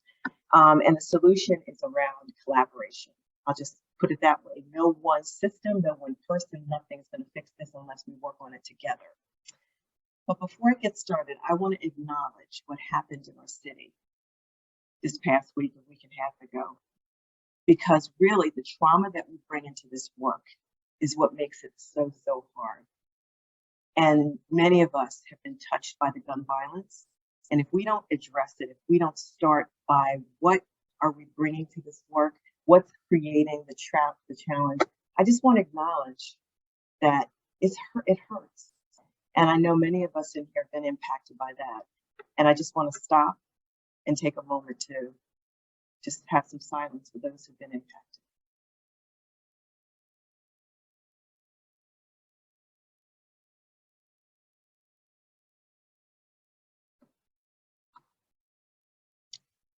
Okay. Thanks for this invitation. I'm really excited to be here, and I hope that we have a conversation and that I don't talk at you and that we talk together. And I want to start by what brought me to this work. I serve as the CEO for Maternity Care Coalition, but I didn't start there. Many people say, wow, you're a CEO. I'm like, yeah, really? I don't really know how that happened. It wasn't like I woke up one day and said I wanted to be a CEO. I grew up in North Philadelphia. My parents were missionaries to this country from Jamaica. And Jamaica was colonized. Let's just say what it is. So some people say I'm on the phone, they're like, oh, you sound so white. And I'm like, oh, what does that mean? However, right? But I say that because I want you to understand the context in which I bring myself to you and the context in which I come to this work. They really trained us to be conformed to this country. We worked out a rescue mission that's not that far from here. And I think you talked about a mission that's where I was from age 6 to 18. I lived in a mission. And that informed a lot of what I bring to this work. And, you know, I was to be a young person and to see the homeless in Philadelphia and to wonder why, you know, it was good work, but I mean, why? Because I would talk to mostly men at that time, so that tells you about my age. This was in the 60s. Mostly men, I'm like, I would talk to them. Like, what are you doing here? And it wasn't as though they were there because they did, I mean, there was a lot of mental health issues, but that's not what it was called back then. But there was a lot, these men, these folks they had families, they had lives. I'm like, what happened? That wasn't the right question though. That wasn't, but I didn't know that back then as a kid. And I say all this to say, this is what I brought to this work. I made some bad choices. I had a teenage pregnancy. It resulted in a stillbirth. I didn't know. My parents sent me to a private school because they were like, that's the answer.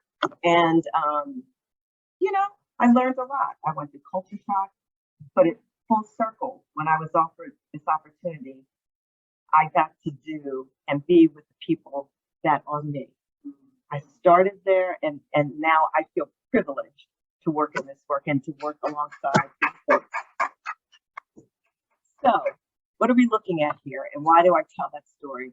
Because when I had that child, that was that unwed mom, teenage mom, and I went to a hospital that I will not name that's in West Philadelphia that's associated with a big university. And I was like, I was at a private school. I was, you know, yeah, I made a mistake, but I was not a person. That experience, it marked me for life. And what we see on this chart here is why, okay? I wanted to give you my personal story, but I wanted to relate it to these statistics.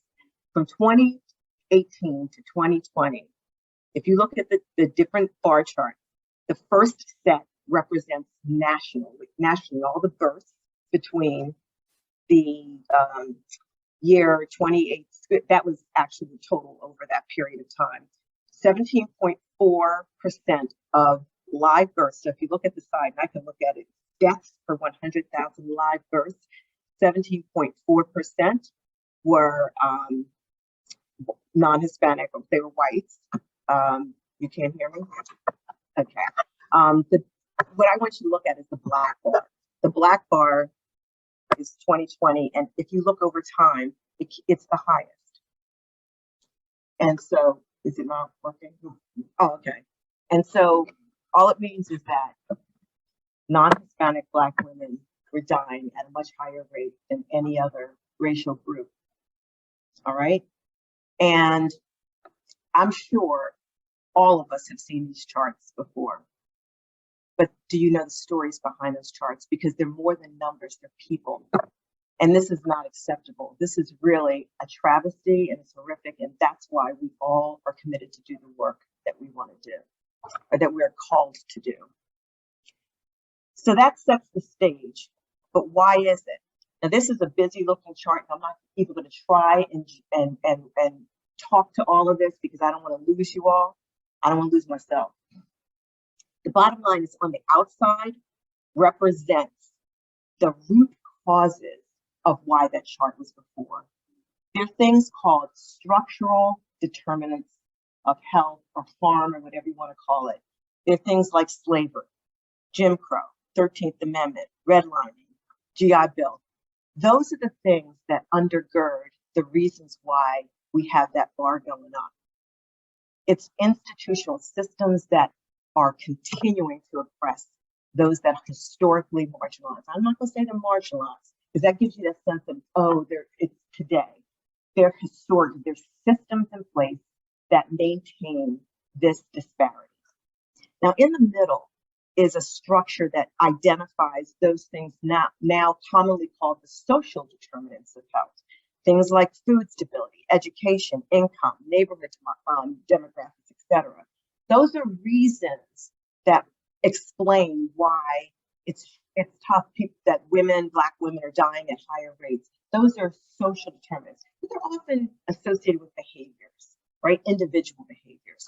So, mom didn't get enough, she was doing drugs. Mom didn't have the ability to get to a prenatal appointment because, she had some kind of episode with intimate domestic violence. These are things that relate to behaviors, situations, but why? And that's where we go to the outs. There's systems in place that are by design, okay, that have created this situation. So we need to understand this. When I say we need, I don't like to say that because when somebody says that to me, I'm like, I don't need to know nothing. But I encourage us to consider, this is my parents' comment, I can encourage you to think about those factors that lead to these situations that are really not associated with someone's behavioral choices. And in the center, of course, is the fact that there's increased maternal and infant mortality rates. So that's the situation, right? That's the context in which we're going to have this conversation. So we've heard some of the bad news, the truth, the whatever that is the context setting for what we're going to talk about. And we are going to get to talking, and I'm going to stop talking. But I want to, again, go back to, I told my story very briefly because I really am impressed by the comment that was made by Carol Austin in that situation, the movie over there. We look at numbers. We are, those of us that are fundraisers, we're giving data to funders, we're doing reports, but we miss the story. And that's what Maternity Care Coalition is really focused on. We want you to know the people that we serve, the why behind what we do. And so I'm going to show us I'm hoping that this will work because this is an actual, oh, yay! So this is a project that we did in collaboration with an organization. It was called Designing Motherhood. And we actually kind of chronicled the lives of some of the families that we serve, the reasons behind our historical work. And I'm hoping that it will touch your heart the way it touched mine. And I feel like, wow, I'm so fortunate and lucky to be part of this organization. Let's hear this story, and then we'll talk about it.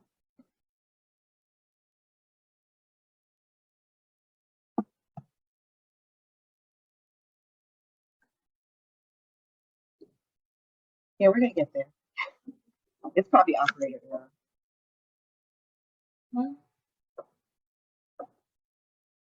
This is a play button. Yeah, it's right there, right? So I thought I did. Thank you.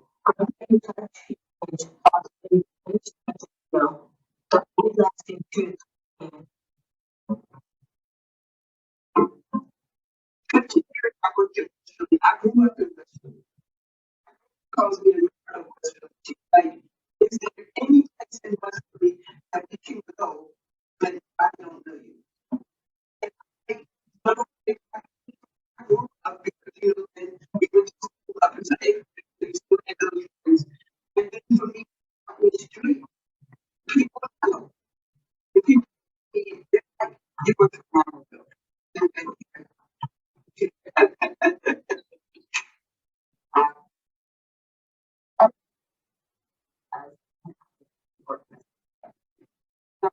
There was a group of individuals in the Philadelphia area who were concerned about, in particular, export housing in some of the neighborhoods of Philadelphia that were comparable to the mortality rates in developing countries.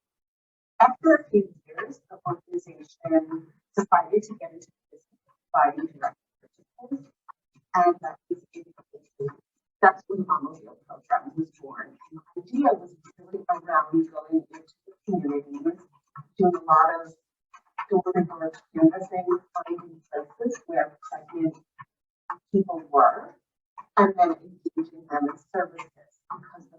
happened was that some of the infant mortality data was the result of lack of access to care. I had no intention on working in maternal child health. At the time, I was in grad school, and a lot of my studies was focused on how cities are built, how to fund cities, a lot of looking at the numbers, not necessarily looking at people. So my city planning background allows me to look at systems within some.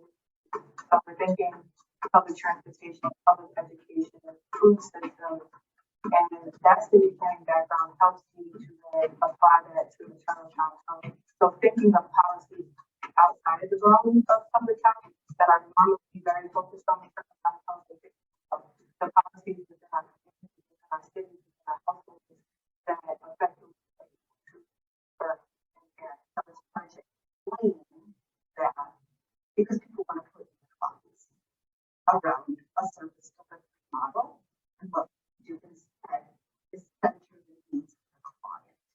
So it's not about us as the provider and what we do, it's about centering the family and thinking about what we do. I think the reality with people, I want to count people as numbers. They are people, they are human beings, they need things. I just literally broke down and cried because I didn't realize how much impact I had with the baby. So I think that's what keeps me going with this job. And everybody says, "Oh, you do 26 years." It's because of things like that. Because I understood the things how we numbers that still on the back talk to you. Understanding that things are treated by design. There's not a coincidence that certain people are dying through the time of mortality. That certain people are filling up with people access to public education. These things were things that we have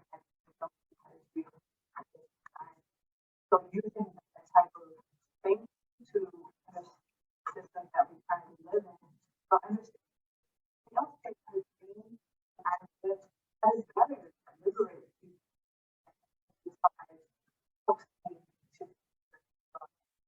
So like community as born is an opportunity. And an opportunity to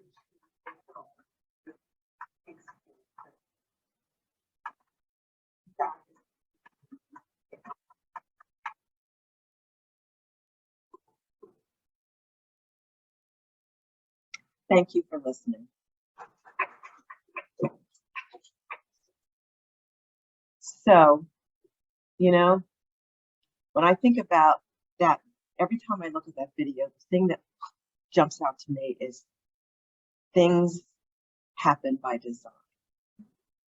And so my hope, as I said earlier, is that together we can design a better future. So,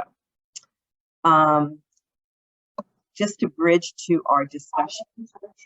Oh no, is here. So 2 years ago, when I've been with MCC for 5 years, and I just celebrated my 5th year anniversary in 4 years as the CEO. One of the first things that I wanted to do was to be clear about what impact we were having. And there's a lot of impact that was shown in that historical piece, but I wanted to be able to say, hey, listen, what are we doing this for? How are we going to articulate that? And so we embarked upon a 2-year process. I'm going to really acknowledge the work of the team, especially Sarah, who you're going to hear from, who really helped us craft what we call our intended impact. And I want to quote it for you here because I think it really bridges nicely to the discussion that we're going to have, which is that Maternity Care Coalition, our purpose, our intended impact is that parents in Southeast Pennsylvania who have been impacted by racial and social inequities can birth with dignity, parent with autonomy, and raise babies that are healthy, growing, and thriving. And we do that And we've graphically illustrated that. You'll see that the mom and baby, so there's two generations. We heard about that earlier. You can't achieve any kind of impact if you're only going to deal with one of the parts of the equation. You have to deal with mom and baby, and of course, community, which is reflected in these circles around here. So how we do it is through thought leadership, promoting self-determination, advocacy, relationship building, and we do it in a number of programs. And we have our advocacy person and we have our programs person here, and they're going to be able to talk about how together we can reimagine and make sure that we are helping, we're doing our part to partner with families to imagine a new future. So I'd like to actually invite Samia and Sarah up so that we can have a discussion. And I deliberately didn't ask you to ask questions because I'm hoping that once you have this discussion, you'll be able to have questions throughout afterwards. So I'm going to ask actually Sarah to introduce herself and then Samia, and then we'll get started. So I'm Sarah. I'm Director of Policy and Advocacy at the Trinity Care Coalition. I think I'm going on 7 years now. All right. Held a lot of different jobs, but this one's the fun. Thank you so much. Because I get to work with you too. Hello, everyone. My name is Samia Bristow, and I've been at MCC for 11 years. And I've always been connected to community work, family work, and working with mamas. So I'm honored to be here with you all today. Thank you, ladies. And, I'd be remiss. Can I get a show of hands for, I'm going to use one of the tactics that was used earlier. How many of you are providers in the room? Okay. Nice. Okay. How many are parents? Okay. Advocates? Researchers? Lovely. Yeah, really, which category did I leave out? Community organizers. Wow, you hit them all. The reason because I think it's important, you all will bring a perspective to the conversation that we invite you to do so. We're just one lens, but we really want to hear from you as well. So I'd like to start by asking Samia, how does health impact early learning? I've spent a lot of time really trying to conceptualize it. Like, what would be my straightforward answer and response today? And even hearing the lectures earlier today, I really want to focus on a 2 and 3 gen approach, right?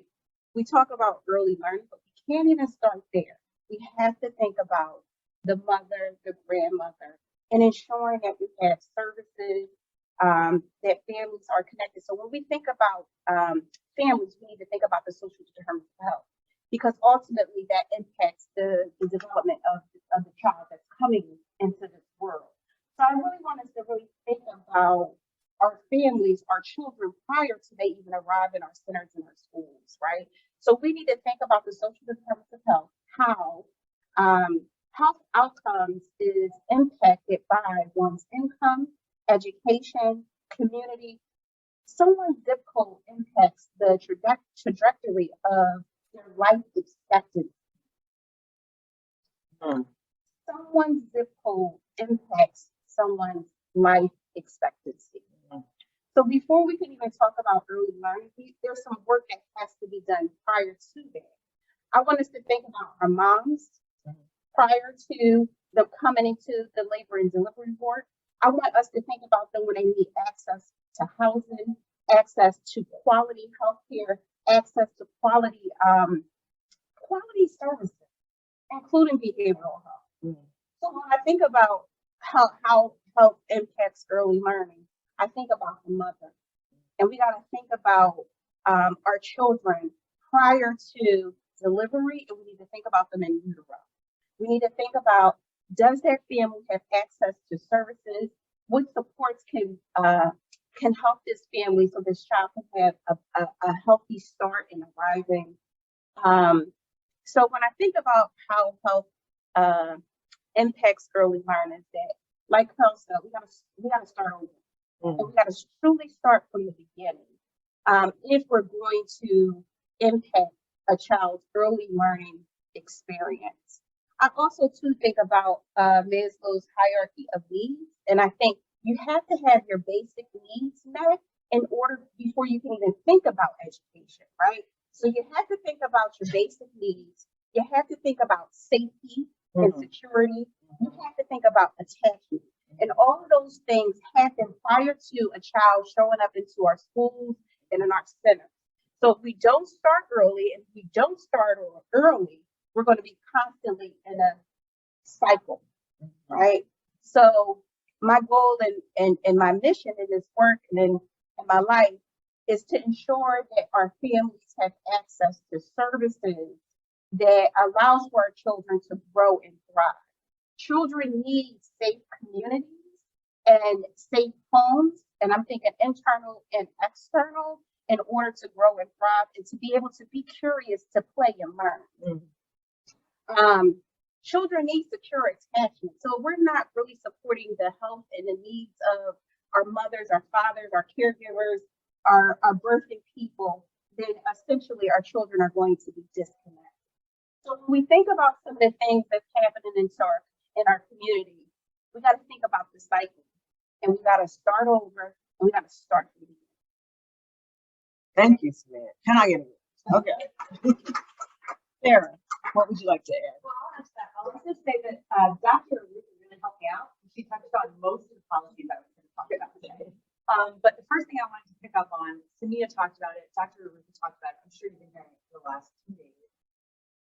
We can't separate baby from birthing person from mom. They are not two separate things, right? And so when we think about getting baby ready to enter the early care system, we have to think about mom.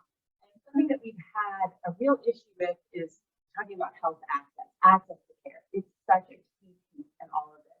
It's key for babies, but it's also key for moms. And I'll say we have had a recent success here in Pennsylvania. We were able to help advocate to get postpartum Medicaid coverage extended. So for folks giving birth in Pennsylvania, you are now covered until 12 months after your baby is born, which is great. That's really huge. But we're missing a population.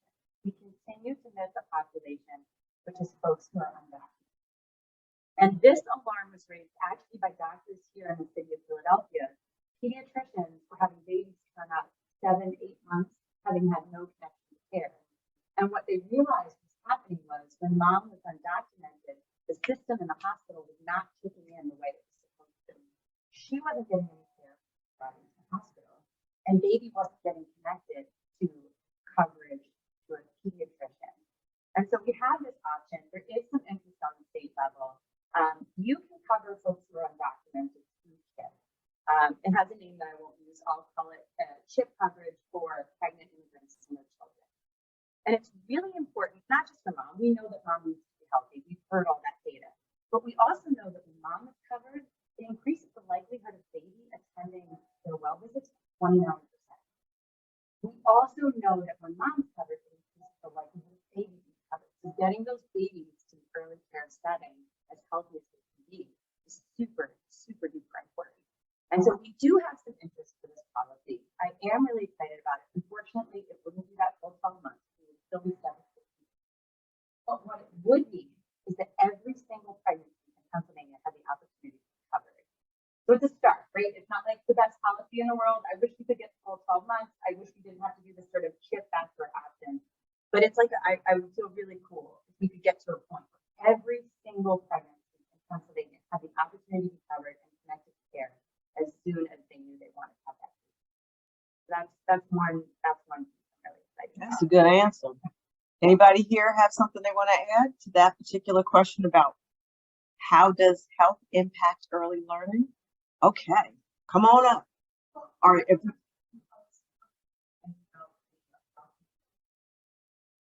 One thing I thought of, this is to me an issue for people who are considered pro-life.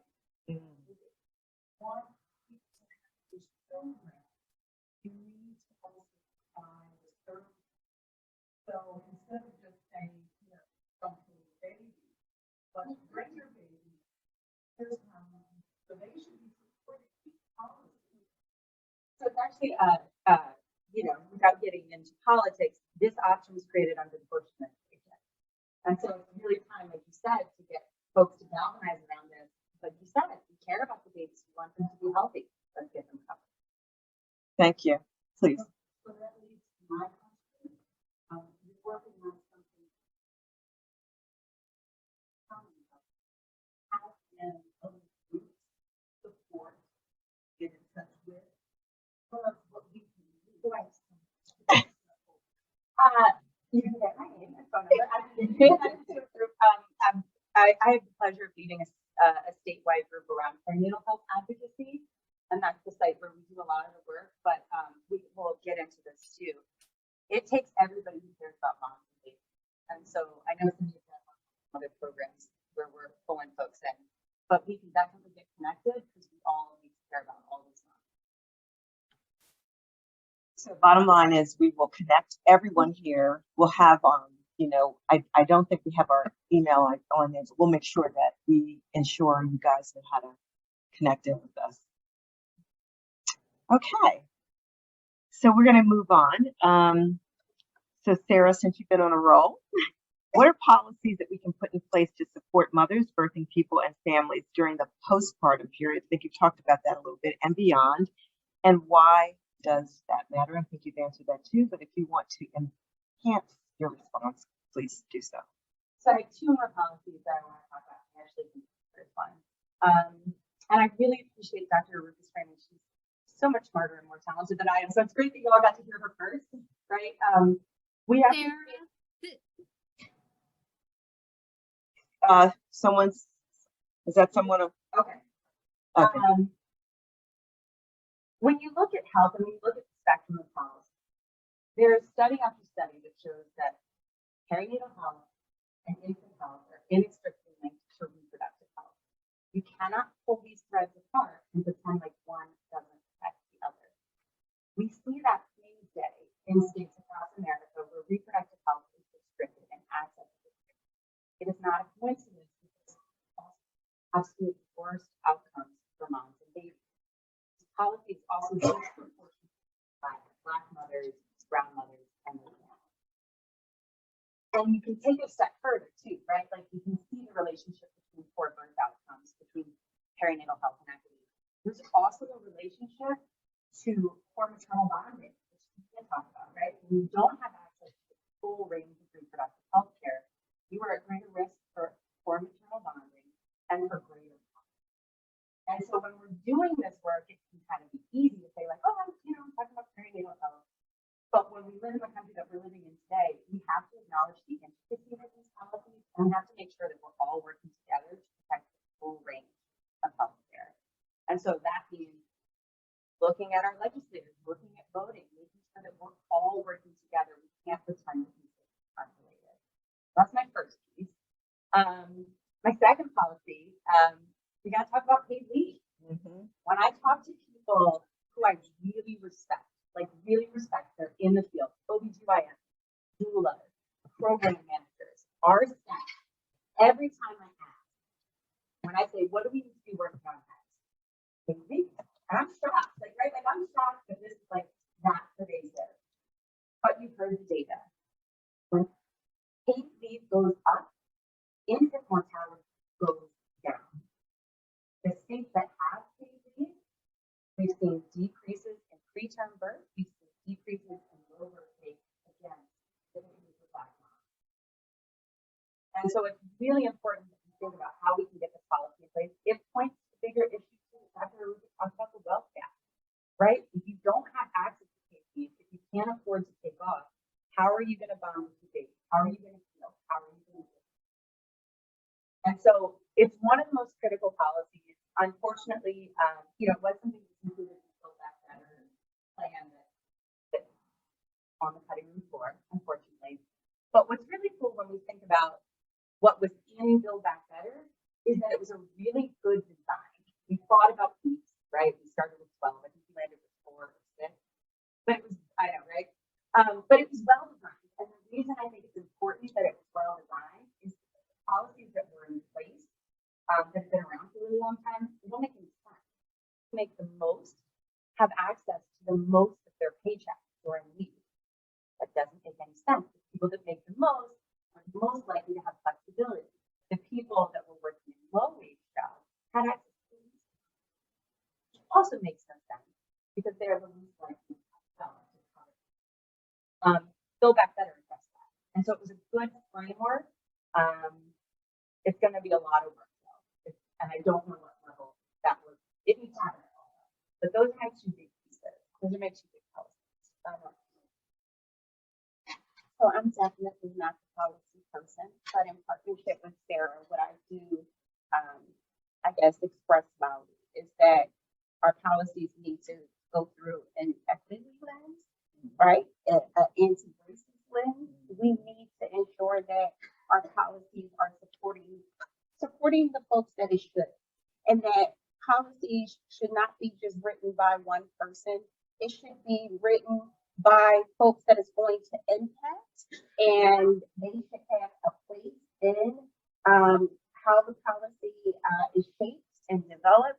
So that is my meaning in terms of in partnership with Sarah of the things that we support is ensuring that we're at the table, right? We heard that we need to be at the table, we need to bring folks to the table, but also too that we're going to places where we can get that information and hear from the people and center things around folks that are being impacted by the policies or certain agendas, so that we are promoting and uplifting their voices in policies and in research.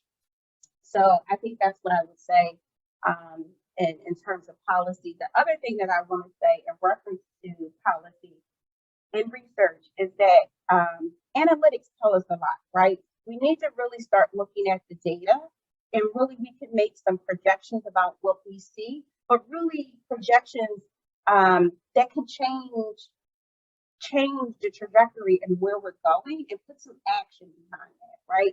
And I say this because we do a lot of like tours, and we heard this today, we do a lot of tours and we come in typically with agendas that we already know. But when we can see it, we need to address it and really do things to support it and helping us move forward. So that's what I would say in terms of policy and research is that we really need to look at analytic tools and looking at the data and thinking about predictive analytics and really executing on those things. Thanks. I do have a question from the chat from Kimberly. Thank you for sending in your question. I'm going to read it, and one of the two of you both can maybe answer it. Thank you for commending MCC for the great work we're doing. So Kimberly says, I do think young mothers are in desperate need of what is and is not acceptable care during pregnancy. I noticed the average mother is satisfied with care provided by community health centers where there exists no continuity of continuous care with a permanent family physician. Most are temporary interns. Kimberly, I want to thank you for that question, and I'm going to invite both of you, but before I'm going to say I no longer have, I'm ashamed to say, but a primary doc, because the one that I had during my kid's pregnancy left, and I never found one that really replaced her and treated me with any kind of respect. So I'm in maternal and child health, and I still don't have there. And it's just a real thing. So any comments? I mean, I agree. You know, one of the things, and when I first talked about early learning is quality, right? Quality services. And I think we need to ensure, and this is to policies and even holding folks accountable, right? Our elected officials, when things are not conducive to us as a people, it should not be tolerated, right? And quality services should be given to any and everyone, right? It's the human right. So in terms of responding, I totally agree, right? Our families need quality services, and if something isn't of quality, we need to support them and be advocates for themselves, and that's why I so believe in doulas and home visitors and advocates. Really support them and helping them find their voice and choice and option around quality healthcare and services. So I support it, I promote it, and anything that we can do to move things forward, but around choice. I know we can do. I wasn't going to talk about this, but Medicaid pays for 30% of births, about 40% nationwide. You have to be close in Mexico, up to about 82% of births are covered by Medicaid. So not everybody gives birth using Medicaid as their health insurance, but a lot of people do. And folks who do use Medicaid are more likely to use platforms. So if we want to start somewhere, it's not the solution. If we want to start somewhere, we want to improve that system. And unfortunately, we have a say in it, right? It's public health insurance. We can do a lot, but until we think about reforming Medicaid payments, right? Doctors are not going to take that insurance if it's not worth it to them. Doctors are not going to be spending the same time with those clients if it's not worth it to them. It's a business, and that's really ugly, but it is a business. And I will say there's some cool things happening in Pennsylvania right now that I'm proud of. There's an initiative. It's a quality incentive to improve outcomes for Black moms and their babies. So providers and Medicaid insurers are getting paid more if they can improve outcomes for Black moms and their babies over the national average. So it's the literal definition of putting your money where your mouth is, right? And so it stinks that we have to incentivize with money, frankly. But if it's a lever that we have, I'm going to keep pulling on it, because if that's one way to incentivize better care, more comprehensive care, we should be working on that. Yeah, and I really, what's your name? Brenda, yes, please.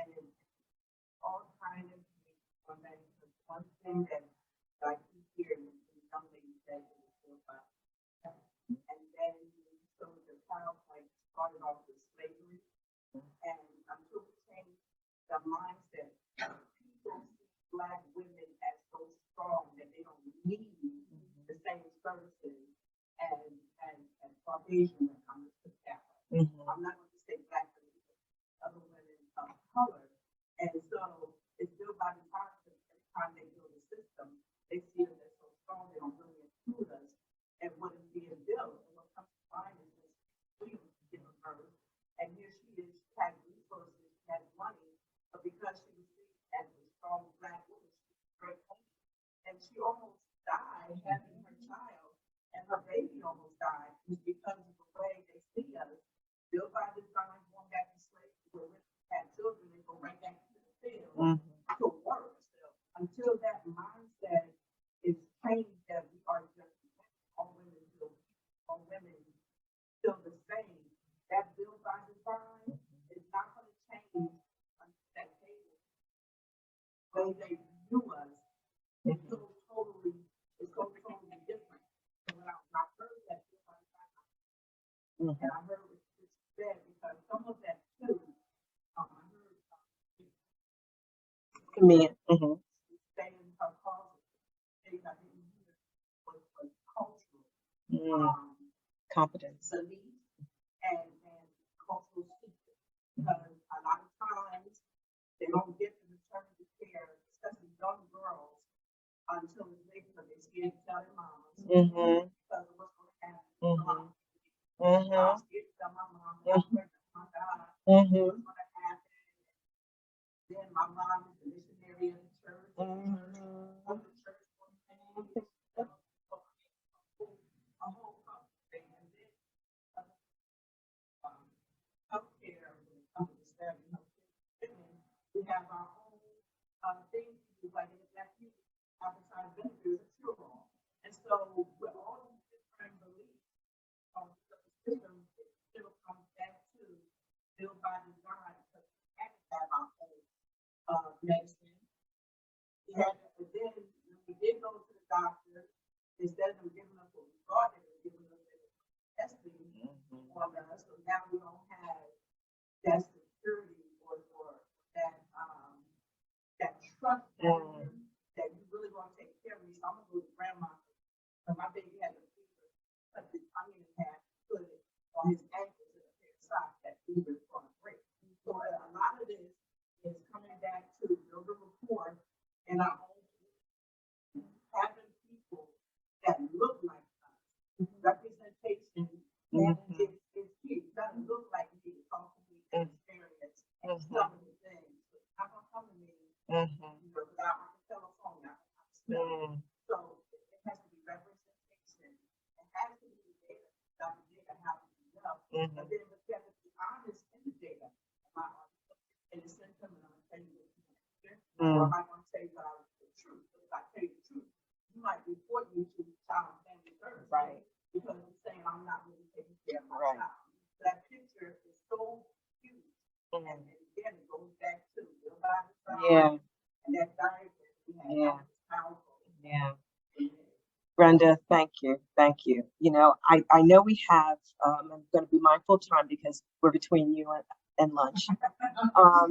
I made a note and I'm going to share something that I borrowed from Dr. Ginwright. If anybody was here for that session, he was basically saying that we cannot get to learning without healing, right?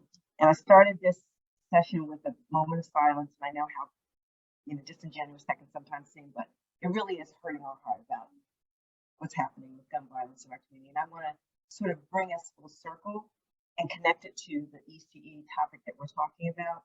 And he said the pathway to healing requires 4 steps. And Brenda, you motivated me to share this. I want to thank you. We've got to address the harm. We've got to address the social and structural determinants of, and he didn't say health, he said harm.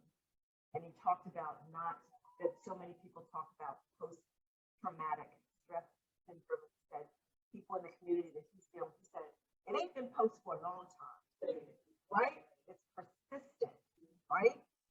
So we're not going to get to learning until we deal with it. Then he said we have to shift the conversation from harm after it's been addressed to uplift dreams, asset-based. That delivers hope. So he was using H's. And then once you've done that, then you can show your love in words and deeds, and that's heart. And then from there, we can truly begin to get to healing because we've dealt with the root causes, we've detoxified the environment, and we focus on both children and adults in the family. Deal with the harm, shift to hope, then you can really love, and then you can get to healing. I leave that for anybody to comment on, and I take no credit for it. That was Dr. Sean Ginwright. I'm just properly attributing it. I don't want to be, but it impacted me. So I just wanted to share that. If there's anything you guys want to comment on that, or we could just leave it. It's up to you. You're in control. So I think we started off with the question of how does health impact early learning? And what you just read is it. If we don't do that, we're going to be forever trying to impact early learning. If we do that, then there we go, and we're impacting early learning. And our children will grow and thrive. And I think that was well said. Thank you, Dr. Ginwright. I think I'll just go back to the earlier question, which was talking about how to get involved, right? Policy work is really about, I think of it as like translation. It's understanding what the problem is and what people need, and then I'm not the expert of the problem. I'm not. I couldn't possibly be the expert of every problem that I work on.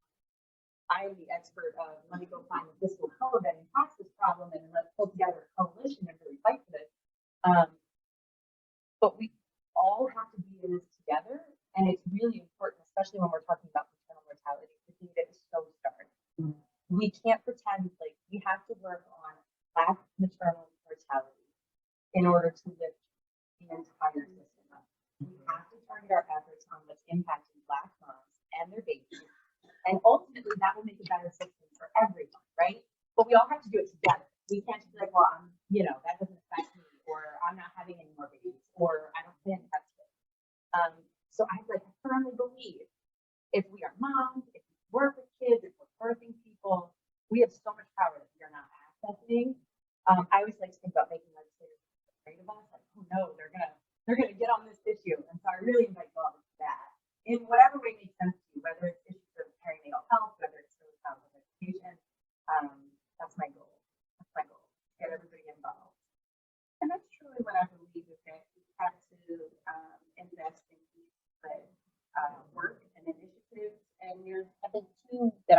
to highlight. One is the Babies First Project in Delaware County. And the second is one that's being led by MCC, and it's called Mindful Mamas in Montgomery County. And I encourage everyone in this room to either be involved in that work or even join MCC community advisory board that's going to be coming. But that work is community led. It's really, and it is community led, and it comes out of research that was done around how to address the racial inequities for maternal and infant mortality in both Delaware County and Montgomery County. But those are initiatives that are growing from the community, lifting the community voice and designing programs and solutions to address high infant mortality and maternal mortality rates in the community. So I encourage you guys to Google and search Mindful Mamas and also Maternity Care Coalition to get involved in that work. But I truly believe that if we're going to do systems change work and have collective impact, we have to do it together, and it has to be centered by the voices in the community. Well, any? Yes, and I didn't get your name. I'm so sorry, Regina. I know Brenda, but you.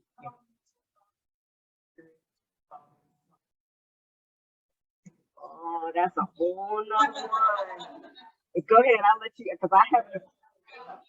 The pandemic, we've learned a lot about technology, right?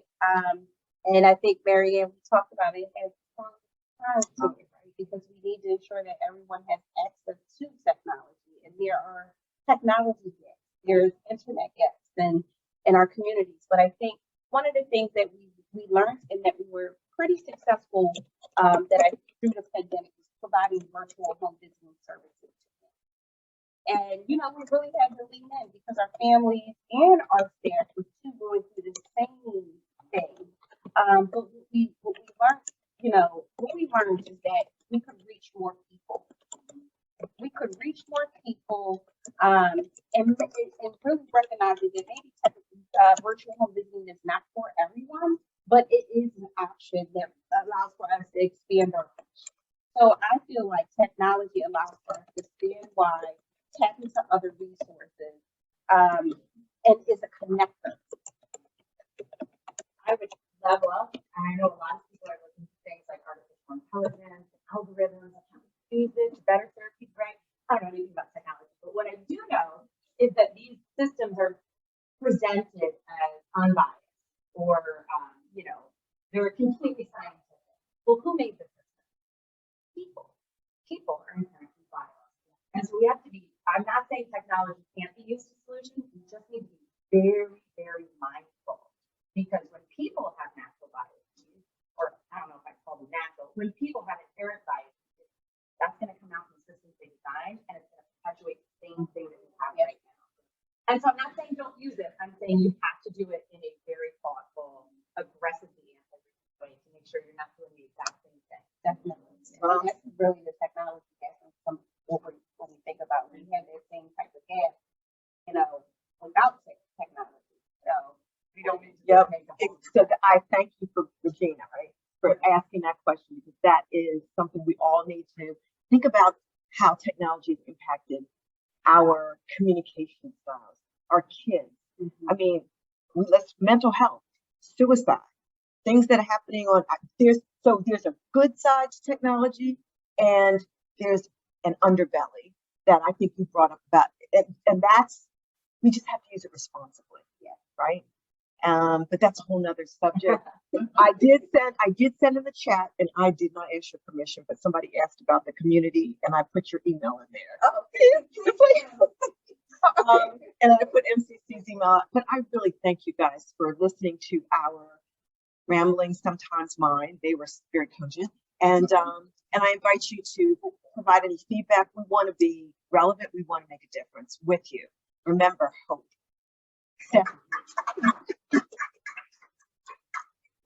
And thank you, ladies. So thank you, everyone. Thank you, ladies, for your presentation. One thing that I did want to mention is that when my family migrated here from Puerto Rico in 1989, my mother was 9 months pregnant with my third sister. And I do remember the mom-mobile picking her up to take her to her doctor's appointment. And at the time, so my mom didn't drive, and my dad was just, getting started here. And then when she finally learned how to drive, the mom-mobile dropped off a car seat. And so, I always remember the van. And so it comes with very, nice memories of coming here to a new land. Yeah. So thank you.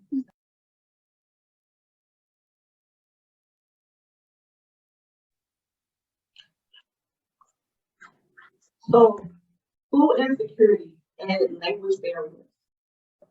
A lack of accessible food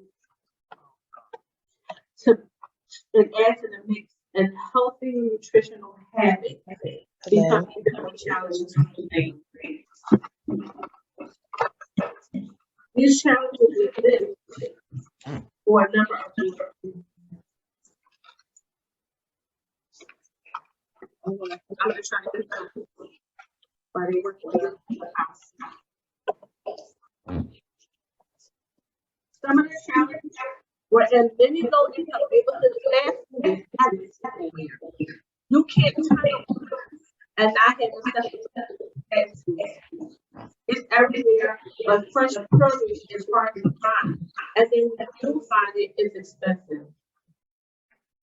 To the point that our children, when they do go to a corner store and they see a banana or apple in the little basket in front of the counter, they won't choose it because the apple will cost $1 or banana will be $1. But it's easier for me to find 50 cents for a bag of chips. So those are some challenges our children have. When they see the yogurt and they say yogurt, that's healthy. But when there's trying not to use things here. But when they see that yogurt and it's full of sugar because they're so young, they're not used to reading those labels, but they think they're making a healthy choice. And they get that little sugary yogurt, that strawberry, they drink it down and they're like, ooh, now I can go to school. That's a challenge. Even when they're available, the cost of healthy food options far exceeds many family budgets.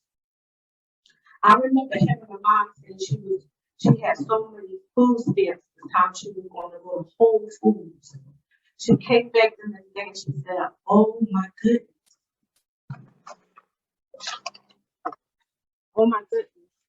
If I go to Whole Foods, the amount of food stamps that I have only will allow me to buy this number, and I have a family of 5. So she couldn't shop there. But she said the meats were better than going to the meat market down on 5th Street. So it made me realize, again, nutrition equity was there. We don't want to blame parents for conditions they can't change. We can change it. We have to change it. We have to start off small and work our way up to bigger changes. But every small change is a change in the right direction. We need to meet families where they are, then we can help them incorporate healthy eating and exercise into their lives. We have to be productive. So where do you shop? Shop right? Anybody else care to share? Fresh groceries. But they're owned by ShopRite.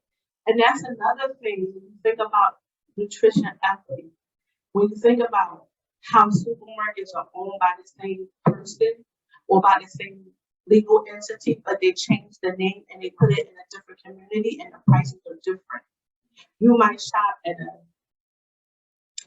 a Giant, or you might shop at ShopRite in Cheltenham and then go to ShopRite in Philadelphia, and it's a big price difference. It could be a price difference of $2 to $3 and sometimes $4. Or Fresh Grocer is owned by some ShopRite, so you can see the difference in the mega model of the grocery store. I'm tracking lightly here. But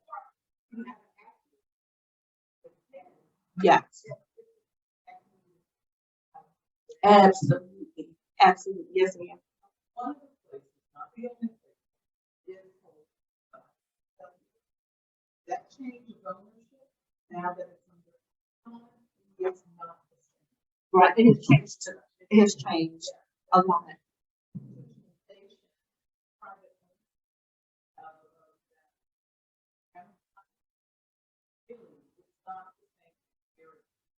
It's not the same experience.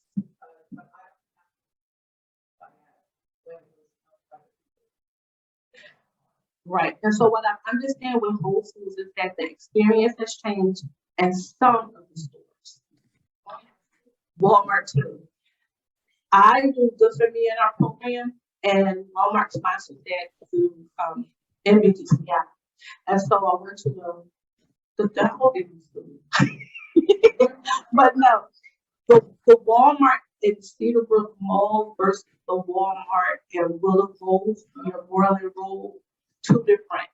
So I went to both managers and I said, what can we do to make this a little bit more, available to the community in Cedarbrook?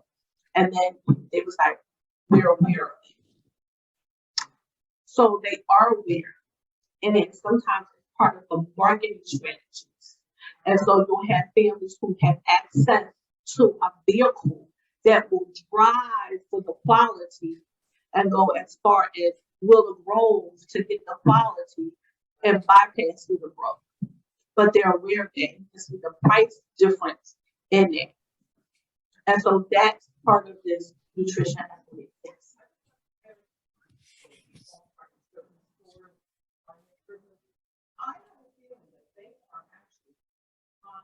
Revenue generators, but you can't tell by the store. No, they're making a lot of money, but they're not providing the right. Absolutely. And it's because the families in the communities don't have the access or the affordability sometimes to get to those quality stores. So they have very low choices in terms of, where to go. So, if the only market or the only Walmart in my area is there, then I have to go there to make sure that my family eats. And so again, my focus is to understand that yes, we're dealing with nutrition and equity, but what little small changes can we make? Even with, I go 2 or 3 blocks, I have a Wendy's, I have Chick-fil-A, I have this, and the kids going by. And those are pretty big skills when they can say, oh, they're from McDonald's, oh, they go KFC, I want this, I want that. So how can we make nutrition choices at McDonald's?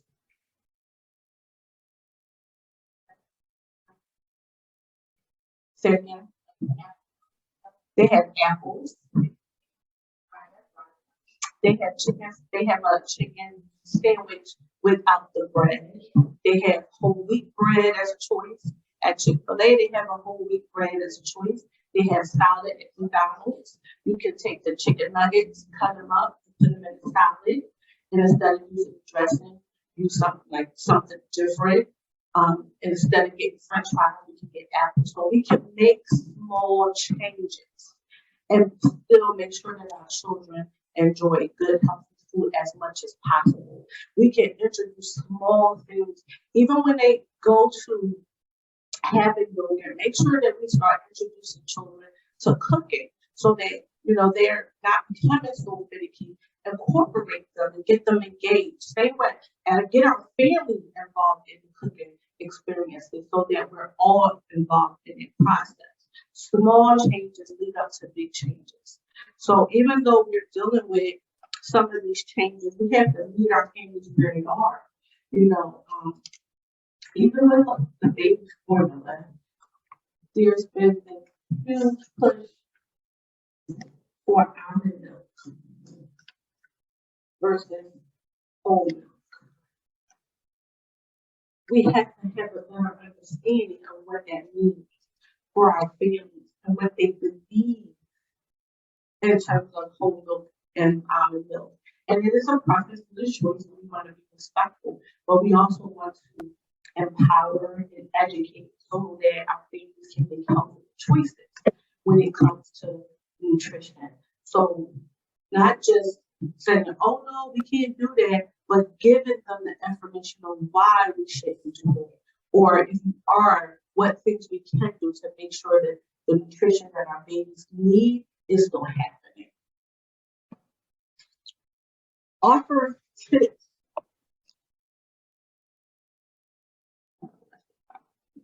We want to offer some tips for making nutrition advice workable for doctors' families. We don't want to just say, hey, it's a nutrition equity problem, and this is the problem, and leave nobody with what to do or what small steps we can do. It's important that we meet our families right where they are and then work with them where they are to get to the change that we need to see happening. And we can't get frustrated and say, oh, they don't want to listen. We have to bring them in. And when you have, that meeting or you having a big meeting at home, put that watermelon on the table instead of the chips. And start to eliminate those unhealthy foods. And balance is key. Balance is key. And you don't want to do it like cold turkey, because then it's another problem. Because then you have to worry about the health. So you have to worry about, making sure you don't get your children caught up in bad diets or taking, that was me. I gotta lose this weight and get the apple cider vinegar pills, take that and drink it, and not knowing what other medical situation it could cause you because you're not knowing. You're just hearing somebody and seeing somebody, like, oh, they use that, and maybe I can use that. It didn't get on overnight, and it's not going to come on overnight. But we have to make small changes and push back sometimes, and it's hard. Build connections, relationships, and then everything that we do. Everything that we do. So taking time to show interest in how families live day to day can elicit some help. Put some pictures up in your home about healthy eating, so that the children can see healthy eating. A lot of times we see, if you watch TV, we see what's on TV, the meat commercial, the burger commercial. I want that burger. I'm gonna try that pretzel bun with that burger and them onion rings and those tomatoes, and it looks so good. And you start, oh, let me go get that. And then next thing you know, the choices that you want your children to be exposed to is not there. We have to model what it is that we want to see in our homes with nutrition on an everyday basis. And it's sometimes difficult, but we got to start with those small changes. Identify barriers. Find out what meals the family like to eat. I remember being a young child. I didn't want nothing to do with Brussels sprouts. I wanted nothing to do with asparagus. They're like, come on, Jen. Get them. And today, I love Brussels sprouts. But you can make Brussels sprouts unhealthy. Do you know you can make asparagus unhealthy? Do you know that you can make salad unhealthy? So remember, small changes. Understand that food insecurity may be present but hard to discuss. I'm sorry, it can be hard to discuss. Nutrition equity comes with some challenges that I said earlier. Some people healthy lifestyle of eating is connected to your mental health. For children, it's connected to their social development. It's all connected. When I get sad, some people have unhealthy habits. So unhealthy eating habits are real too. Some people drink, some people smoke, some people eat. And, if you take a look at the picture, these look like healthy options, right? It could be for one individual, but for someone else, this could be unhealthy. So we have to remember that eating is an individualized thing as well. So it can be difficult to discuss if I'm dealing with something that's connected to my eating habits. So you want to be careful be respected. Make nutrition practices, make nutrition advice practical. Don't tell somebody to make all these changes and they can't afford it. We have again to meet them, we have to build connections. And I realized that if we don't build a connection or a relationship and build trust, that a lot of times you're saying you need to change your eating habits will go in one ear and right out the other. So you want to make sure that we appreciate where they're coming from. When we're working with the family, we appreciate where they're coming from and why they may be eating the way that they are, or the lack of access to food could be why they're eating the way they are. So if you're telling somebody, oh, you should be eating all of this and don't give the kids this, if that's all that's there for them to eat, then what do you expect? So when you're making suggestions, make it practical, make it relevant, make it real. Embrace their traditions. You know, I know for me, traditionally when a child is born in our family, we have a big old feast, you know, and that's a tradition. I can tell you right now, Rich is on the menu. Potato salad, sweet potato, all those things on the menu. And so you can embrace the traditions of families, but you can also share how you can maybe change the sweet potato or change what you're putting on the bread. You know, so again, small changes can get you to the big change. Again, I just found Family Food Connection and with Celine and Acknowledgement for Environmental Role. They have an excellent service there where families can go and receive more information and resources all about changing, you know, making small changes to create a healthy diet in your environment. One of the things that I realized too, you know how we tell children not to go on the street, but then in the summertime we block off the street and the kids go on the street and play. And it's like sending mixed messages, right? So it's the same thing with eating. You know, it's the same thing with nutrition. And although it may not sound like it has anything to do with nutrition equity, it has everything to do with nutrition equity. We want to make sure that we're choosing healthy foods, we're choosing the time that our children eat, we're offering it to them, and we're allowing them choice, because the goal is that when they're away from us, when they go away to college, when they go to elementary school and have lunch in the cafeteria, that they will choose the healthy snack over the unhealthy snack. And if you're not doing that in a way that is loving, in a way that is connecting to them, in a way that you're understanding why they're making the choices, guess what? They're going to pick up that potato chip bag every time. They're going to pick up their red juice instead of a cup of water. So the goal is to understand nutrition equity and to make small strategies of change to get to the big change. And we can start in our homes, start with ourselves, start with our families. Then our families can share that with our extended families, extended friends, and vice versa, where we will have a chain reaction. And then become more knowledgeable so that you can speak to your family as friends about nutrition equity, so that we can start to make those small changes like a chain effect of a big change. We have to change nutrition equity for our community, for our children. And so we have to reach out to our stakeholders to let them know that this issue is huge. And it's not going to take one person to make it change. It's going to take us all to work together to connect the whole to make sure that everyone has access to nutrition. Thank you.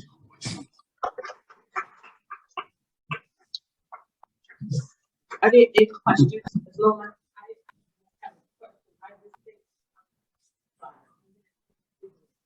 That you all have voices and you can go to speak up and say, you know, can you carry or can I ask hello for sure. Everyone for Henry. You can and ask the same thing. I don't know if you want to carry cookies. And they will. That's part of making it excellent. Yeah. It's another part we You look like the green or the spinach or onions all over it. Or they don't want it. I mean, so just knowing. I don't know what if it is. Sometimes we have to teach them what they or somebody who's walking through the neighborhood. I want you to go to, oh, what is your experience about such and such? Absolutely. About the supermarket in our area. I mean, even if we have an Aldi or a Safeway, they have certain standards. We're gonna continue to patronize them, and they take our money. Absolutely, we have to empower our kids. We have to give them the resources and the information so that they can advocate for their families. And I think that is the one piece that I was learning from early childhood, but going out of the realm of early childhood and looking at nutrition from a different lens made me realize that although I'm an early childhood educator, that and I serve food to our children. This is not just an issue for childcare, but it's one of the childcare issues. It's a community issue. And so as a childcare provider and an early childhood educator, I feel that it's my duty and responsibility to give my parents the information that they need to make nutrition equity no longer in existence. Yes.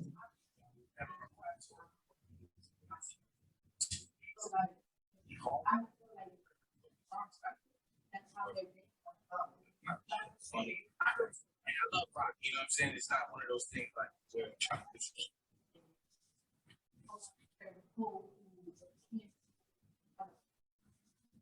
I'm glad you're like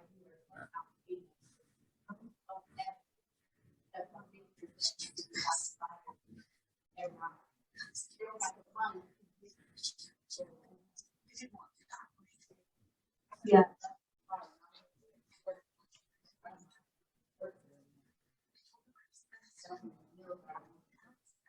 Yeah.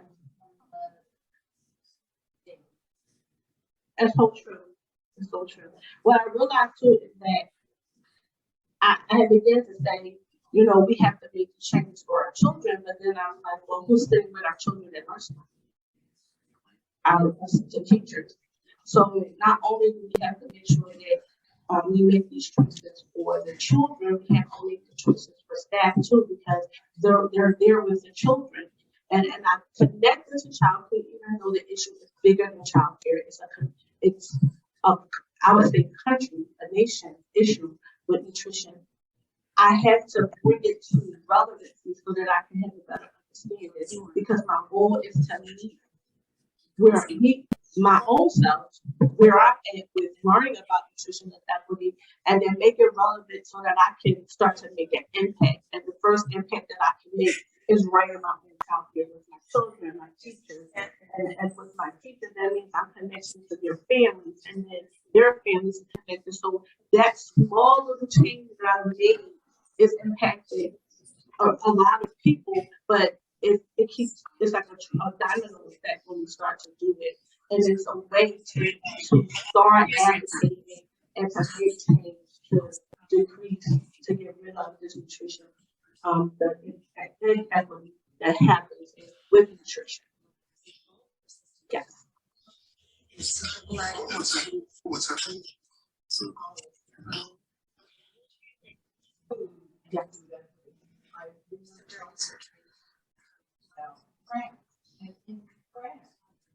It is for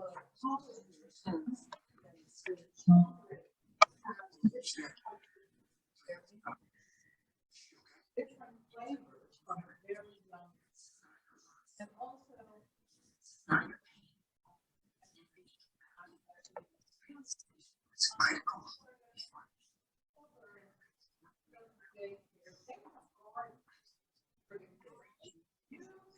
there are very few places in a lot of the daycare. They barely have a yard, and the yard is covered in concrete, so there is no way that you can start growing.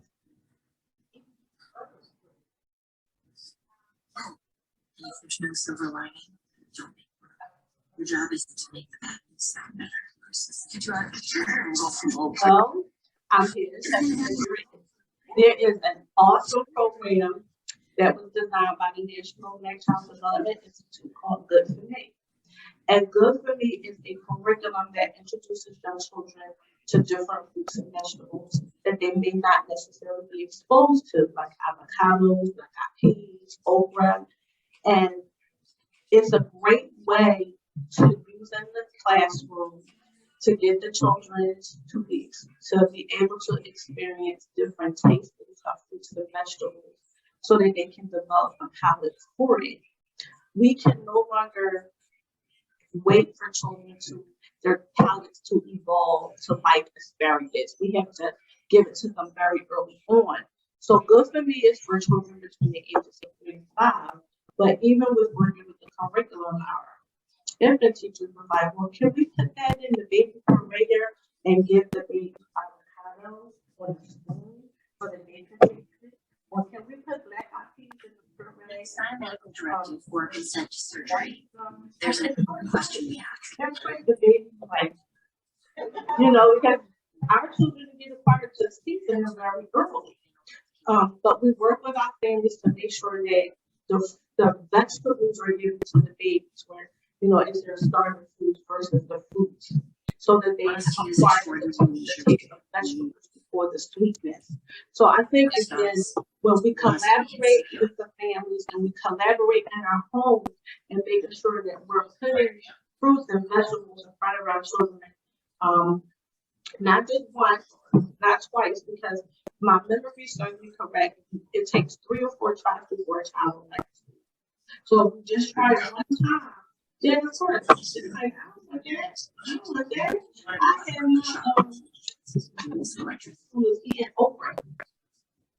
You have the duck won't touch it. You know, it's the way that you present it to the children. You might have to cook it a little different and cut it down into small pieces, but they enjoy it. They ask me, why do you have your okra? They got a yogurt. They're working with the bodies. But the point that they asked for it made me feel so proud that they was asking for okra, or they're asking for us to choose the vegetables and things. But we bring the juice into the classroom so they can be a part of the experience. So now the one mom was like, you done juice, and now they don't need to drink the juice at home. They were like, you need to take carrot juice. Yeah. So exposure is so important to our children. And Good for Me is one way to get it going, and then there's quite a few others in the children's hospital. They have some great resources. I will make sure that Stephanie gets the links. I thought they were attached to this, but they have some excellent resources on ways to food to families, and not just all types of foods, you know, so that our children's palates are exposed to different things and not just one thing. Yeah. Speak on behalf of Dr. Should be everybody shut up. Folks, will be out for the hearing today myself, which means you guys have to cover. It's not a disaster.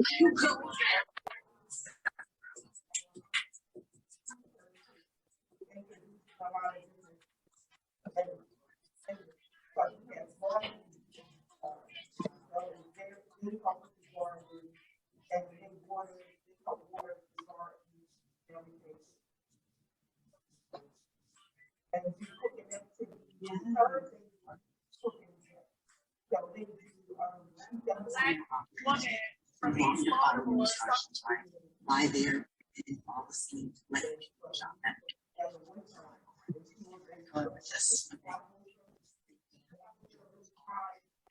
do my job, please. No. I know what you're hoping to do. Cost your entire future. Yeah. Thank you.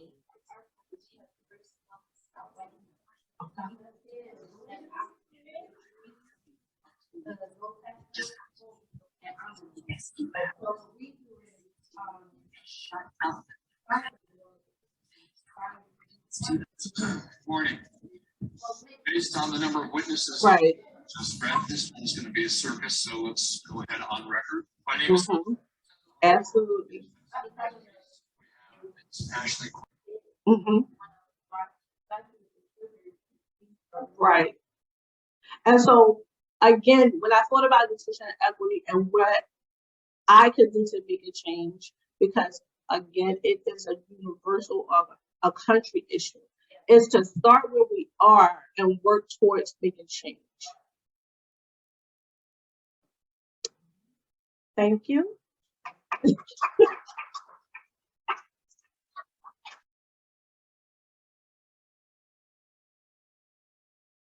I want to thank you for joining us this afternoon for our next session.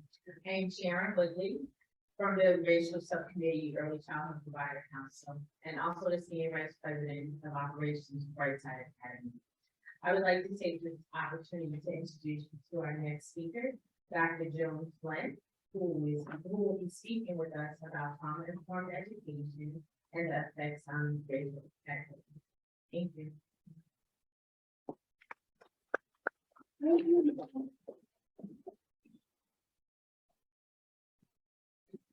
So I want to thank you all who are here. And I want to thank Donna for being like the most ferocious advocate you could ever meet, and all the wonderful work she has done since coming to Children First. And I want to thank Dr. Stephanie, who invited me to come and do this. And I have to say, she has forced me to grow immensely, because I spend my time doing trauma work, and that is professional development for organizations, for schools, for spiritual communities who need to understand the impact of trauma as a medical condition and how it's displaying itself in our community through health and through violence and through just lives of depression. How that when we deal with trauma, then huge percentages of our hospital beds that are being filled with depressed people. It's unbelievable, the health implications of living with trauma and living with intergenerational trauma and living with persistent stressors, such as is currently true, apparently, across the United States, because even though we have a focus today on people of color, we have to be mindful that there are small towns in the Midwest with no colored people who are all burned out on amphetamines and self-medicating and things. The country is in a crisis, and it has to do with unresolved emotional, psychological trauma. Most in this country is intergenerational, because most of the people who come here have come out of war-torn zones, or they've come out of distressed countries abroad. We're the Latin American, Central American countries with all of the violence, the drug cartels, people putting their children on top of a train and hoping they make it up across the foot. This country is in a crisis. So I'm going to be diverting a little bit from a focus just on people of color and talk more broadly about what I think is a policy issue in the future for not only Pennsylvania, but this country. So I'm Joan Duvall Flynn. I am chair of the Trauma Informed Education Coalition. We started about 2010, beating the pavements in Harrisburg, following legislators around to all of their meetings and telling them we need a trauma-informed education system. We need a trauma-informed Pennsylvania. So it takes a while to get stuff done, as you all know.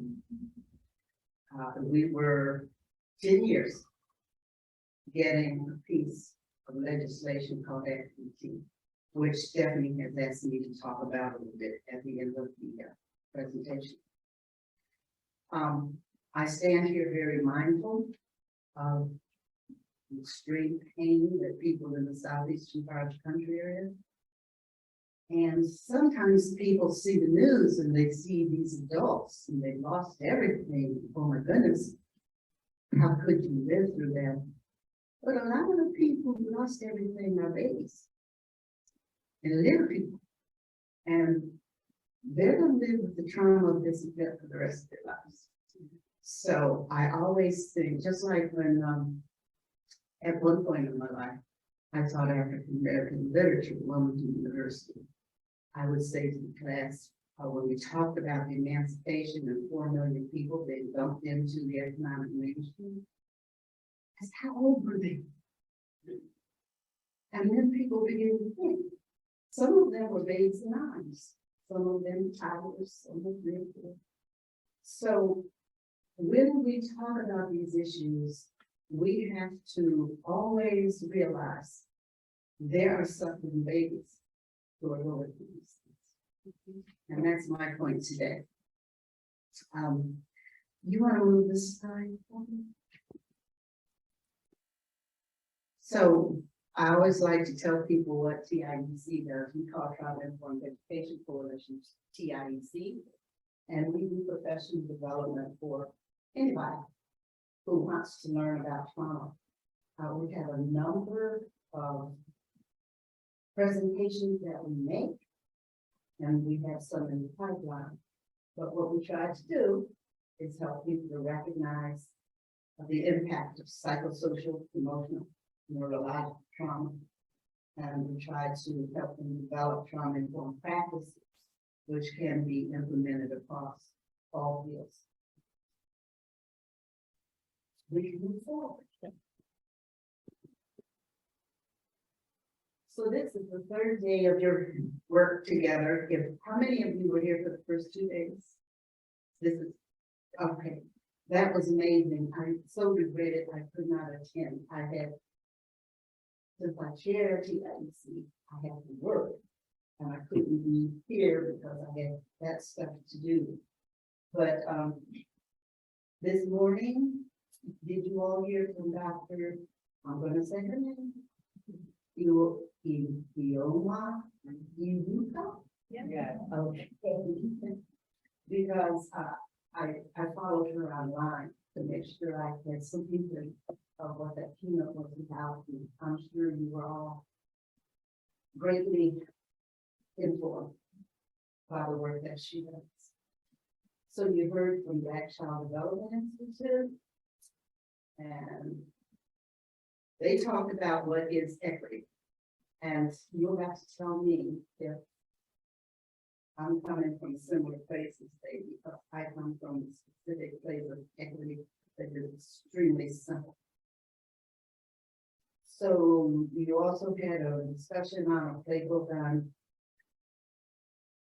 here they are. My allergies are so bad, though they're not helping. Playbook on centering and promoting equity in early childhood or early education. Well, have you all got a copy of that 200-page work called Side by Side? It's online, and I would highly recommend that you go. You can find it on the web, and it says right there, book on centering, promoting, and early education. And they do a comprehensive work of identifying problems, talking about solutions, and then raising questions for further thought. You will all benefit from being aware of that.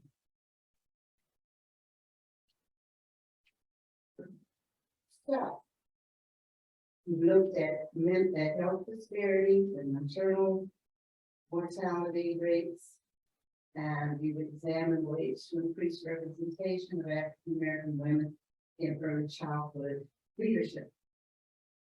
This is off the top, but people of African descent tend to have a different nurturing style than Western European. And so you look at mothers in Africa, and they wear their baby down to their body. You look at girls today walking around with kids attached to them, and frequently people of color have their baby toward their heart. And then frequently, people who are not of African descent will have their baby facing forward. And that's a very different nurturing style. So, when you talk about having people of color raising their voices and policy concerning early childhood education, it is essential that you get more than one point of view. There's something about carrying your baby by your body that allows you to know that child in specific ways. And so there are cultures in Africa where kids don't have to go through potty training, because mom knew when something was going to happen and taught the child where to go through that. And it's just simplified, because I remember the terror of potty training my own children. And they don't want me telling stories about them in middle age, so. But I will never forget the day when the youngest one went into the bathroom to use the little potty. And when I realized that he wasn't coming and looking for him, he was gone out of the bathroom and never found the potty. I don't know. I searched my kitchen cupboard. Where is it? So I just get amused at the whole terror of potty training. So anyway, you're going to discuss nutrition and equity later on, and you're going to plan how to disrupt the early childhood education system. I'm going to disrupt those roles of the theme for today, because I'm not going to just focus on what has to be done racially. I think our problem is very broad and very large, and I'm going to approach it broader than that. So these are the goals that I had for the presentation. I hope that I carry them out. But you can all read, so I don't need to do those. So I'm going to start by sharing the simple definition of equity that I live with. And I just live with this definition right here. And next page. Joan, I think you have to stay on the mic for the Zoom. Oh my goodness, thank you, because I've never done a hybrid before. Okay, so I have a problem with that, and I think it's very basic. It's when people get what is right for them. When they get what is right for them, and what is right for society. And I think we all know that the way we are living with each other right now is not right for society. So we want freedom from bias, and we want freedom from favoritism. So what I'm going to do is, and you all are a select group, and so you're probably very familiar with the 6 evidence-based home visiting models used in PA. Raise your hand if you're all familiar. Not yet? Okay. Then I won't feel that I'm wasting your time. Can we go to the, all right. We're at Early Head Start. And Early Head Start is for infants and toddlers. Because it's Head Start, historically, it has always been for low-income families. And Early Head Start is for those low-income families that are parenting infants and toddlers. It's for pregnant women and their families. And they are exposed to intensive, comprehensive child development and support services. Are any of you with Early Head Start? Not yet, no? Okay. Several, oh, there are 3 people here. So, you know, when we get to Q&A, if there are questions about what you do, I hope you'll make your knowledge available to you. Okay? We can go to the next one. This one is called Family Checkup. And this addresses behavior problems, and the focus is ages 2 through 17. Now, I need to learn more about this because I think behavior problem is kind of a strong term to apply to a 2-year-old, since all they say is no. And shall we diagnose them as oppositional? Okay. They are developing selves, and they like to demonstrate that they have capacity and agency. And if we don't wipe it out, they'll probably come along and invent cure for cancer. So this program is focused on interventions for reducing problem behaviors. And is there anyone here with Family Check? No, it's an intensive program. You can go online and you can find the entire training system for Family Checkup. It's intense. And there are national sites, and you can get the training. And it is a model that has strong outcomes in addressing substance disorders and improving child mental health. Another in Pennsylvania, all 67, I think 67 counties, is that right, 67? There are 67 counties in the state of Commonwealth. I'm sorry, I'm from Ohio. We're a state of Ohio, we're a Commonwealth. So, we're a Commonwealth. So anyway, the 67 counties all have one form, at least one form of each of these 6 evidence-based home visiting models. So we're on Family Check. So this promotes positive parenting. It enhances children's health and development and prevents child abuse. What they have done is they have looked at the ACEs study and the CDC materials on early childhood, and they have been studied by CDC, and they are proven to be effective at reducing and having strong impact on those conditions.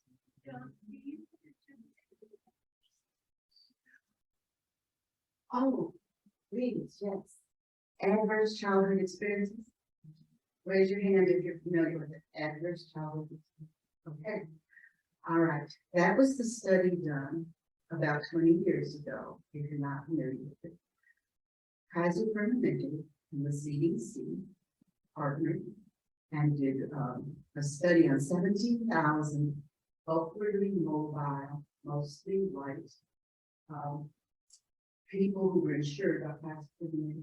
They were examining 10 questions, common childhood experiences that are connected with your physical health in your adulthood. Does that ring a bell then for people who weren't sure they remembered it? Okay.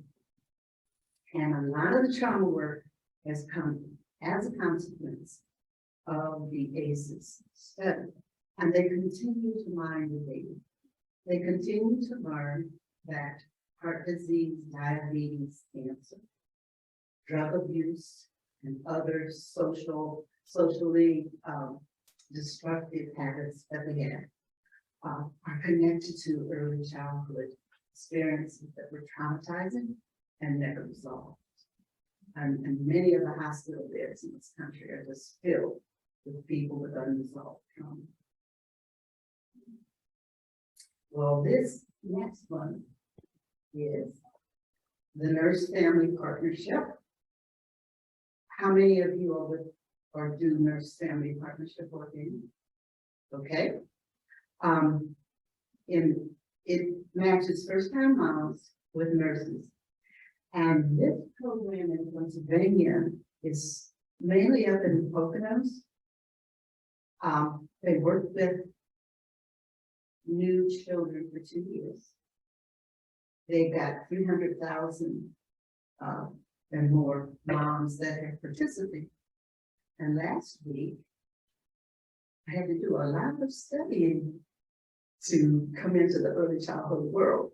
And so I found that last week, this group had its graduation for their 2-year moms. And it is interesting,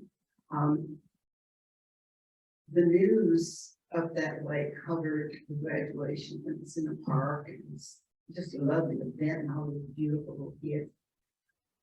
And we are focused on, equity for minorities and that sort of thing. But most of the participants in that program of the Poconos are not Black brown. So let's look at parents as teachers. This program builds the capacity of parents to understand and support optimal, healthy child development. Okay, so they work on effective parenting practices. And effective parenting practices do promote school readiness, because the kids have those social and emotional skills that it takes to go in amongst a group of strangers and adjust and regulate and be able to learn. That program is also focused on and successful in reducing child abuse.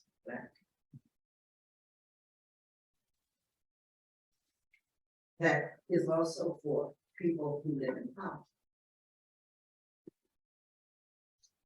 Safe Care Augmented up in Lackawanna County in Pennsylvania is where Safe Care Augmented is working. It's for high-risk rural communities. It's focused on child abuse and neglect, 18 to 22 weeks of training in order to carry out this program, and it focuses on birth to 5 years old. What they help parents do is to understand how to create positive relationships, how they ensure that the homes are safe. And if you're in a rural community, what is one of the dangers that are probably in each home? Guns, probably guns. And so they help to secure the home so that the children are safe. Who knows how many kids are dying by gunshot? And now, not incorrectly or something, I think it has risen to the leading cause. Every day. And it's not all, the streets of cities. Home accidents, and just unbelievable. And they also work with these families on how to keep children healthy through good nutrition. So that is Safe Care Augmented. These are the 6 evidence-based home visiting programs that are used in the Commonwealth of Pennsylvania and that are funded. So here are some of the current advocates working on early childhood initiatives. Just look at the list. Are you familiar with all these groups? Or maybe there's some you're not familiar with. The Keystone lady was here, wasn't she? Yeah, she's not in the room now. Oh, there you are. If anybody has an Allegra, I can be able to see it. And how many of you are aware Keystone Stars is designated out of Early Childhood Education Professional Development Organization and HASH. Oh, something, y'all know that? Yeah. Yeah, and Public Health Management Corporation is also, y'all familiar with them?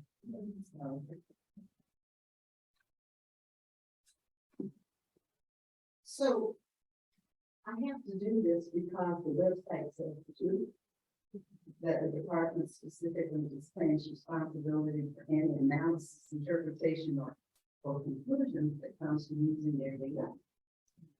So let's look at their data. Yep. We gotta go now. Yeah.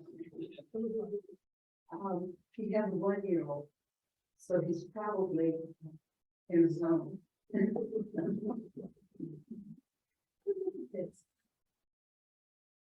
Notice 2 children, mother younger than 13. And this is how I'm getting to my point of where I think advocacy has to go. But look at the ages of these mothers. Okay. So by the time all of these worthy programs get to these kids, I don't need to finish the sentence, right? You know, the damage is done. So you're always working on restoration as opposed to prevention. Now, one of the high risk factors for trauma is being born to a mother younger than 20. Yeah. So there you see it. Then, race and ethnicity of low-income children under age 6 and families served through these 6 programs. These are the percentages. And I think I learned from Children First Place that only 5% of these kids are getting service in Pennsylvania anyway, or half of them, 5%. And here are the percentages. And whoops, that's still. But if you look at 2 or more, if you would, I'm attaching the features, not all. 2 or more races and ethnicities, that's a growing population. And they were the highest percentage of children being served.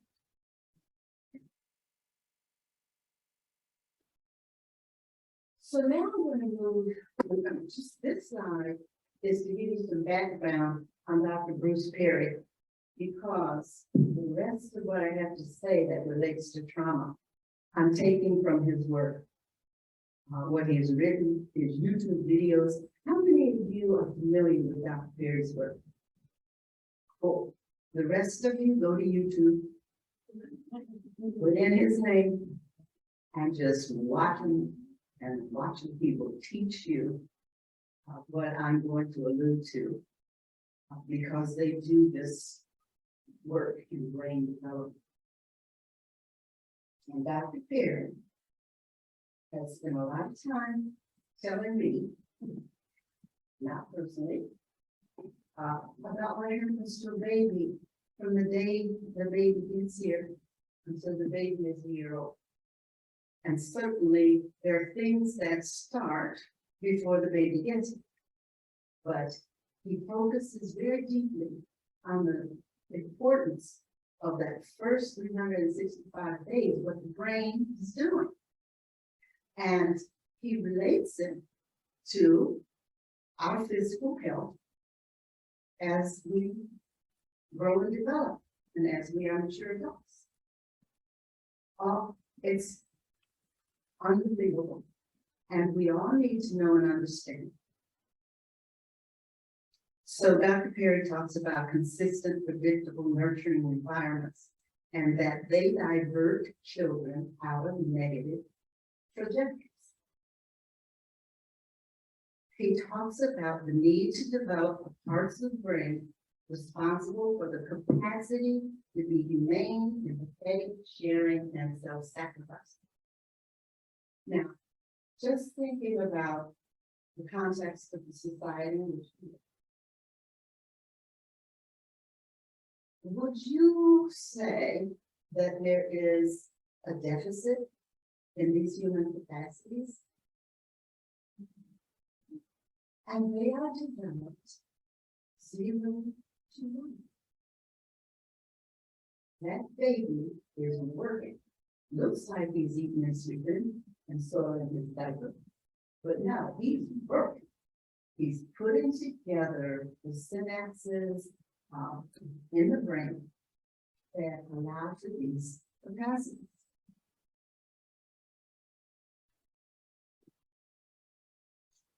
And Perry does a lot of discussion about how we are neurobiologically meant to be connected to others. And if you follow some of his teachings, you see he talks about primitive societies where you might have 3 or 4 generations of people. I was laughing with some of the ladies before you all got here about the church baby. How many of you are familiar with the church baby? Okay, yeah, that baby goes laugh and laugh and zoom and push and coo.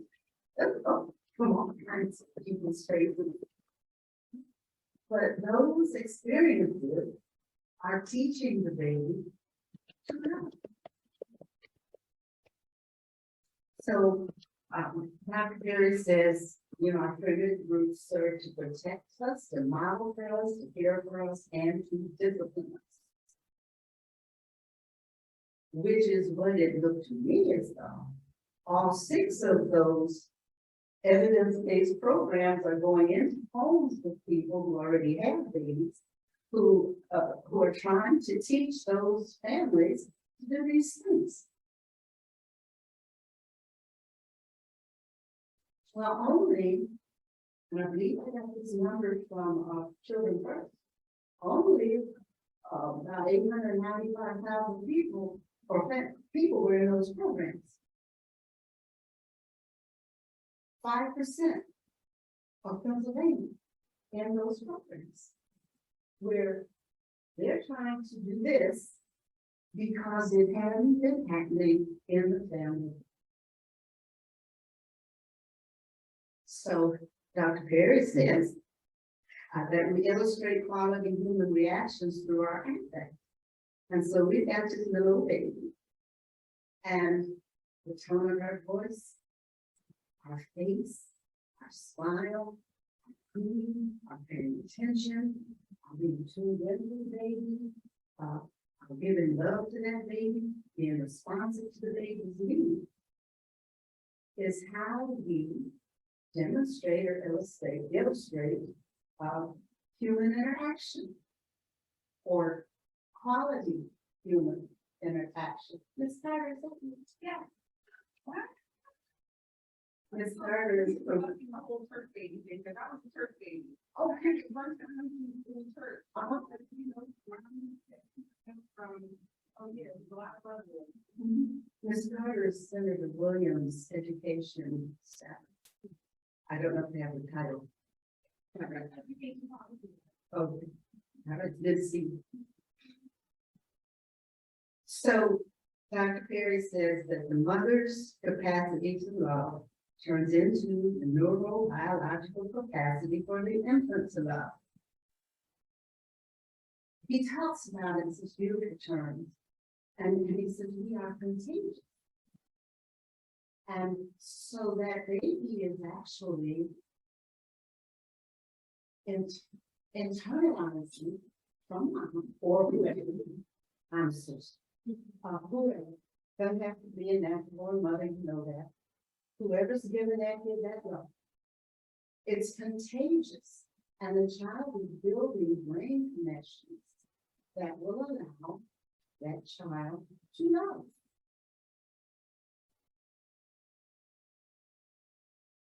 And he says that the brain changes in a use-dependent way.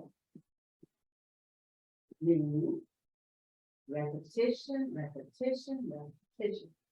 Oh, if you got a 1-year-old, you know, you just come through 365 days of constant maintenance, you know, and showing up every time, drying that child cleansing the child, feeding the child, talking to the child, smiling at the child, doing etiquette with the kid.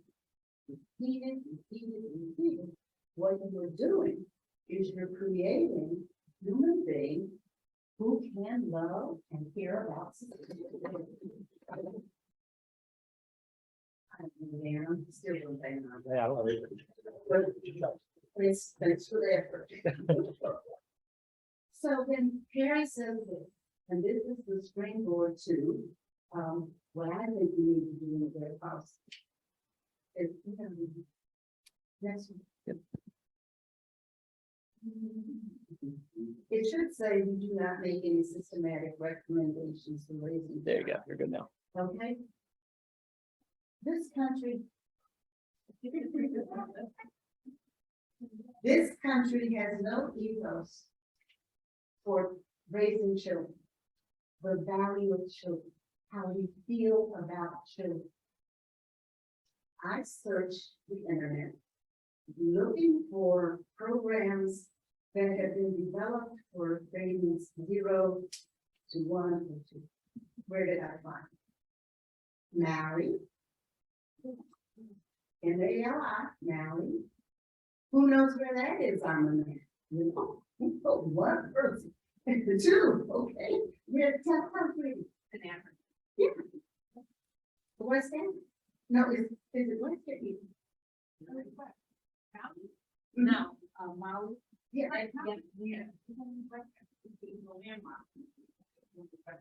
Okay. So now, taking us back to what I said before, people of African descent have a particular way of nurturing, which is why it is essential that maybe in leadership and some of this policy work on early childhood and early childhood. And then the other one was in India. Those are the 2 I could find. Now, you may be here and go find 10 or 12 or 50. I could only find 2. And I thought how interesting this country is not policy focused on using the brain research. So I had 2 essential questions. Is there implicit bias in the current initiatives and programs? And that's a question to you. I could be wrong. Do you see any implicit bias? What do you see here in the back? You're not. I feel like it's not.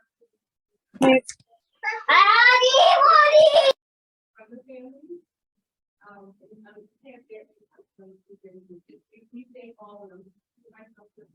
You all ever educators, you know everything. I think and I think research has shown us that so what you have observed is it does not come from a strength-based approach. How many of you agree with that? What else have you seen that might be considered implicit bias? The policies and the funding policies are not based on the use of the system. So child care providers and families are outside making those key decisions on the system. Did you hear her? No. Okay, you have to tell them. Because they couldn't hear you.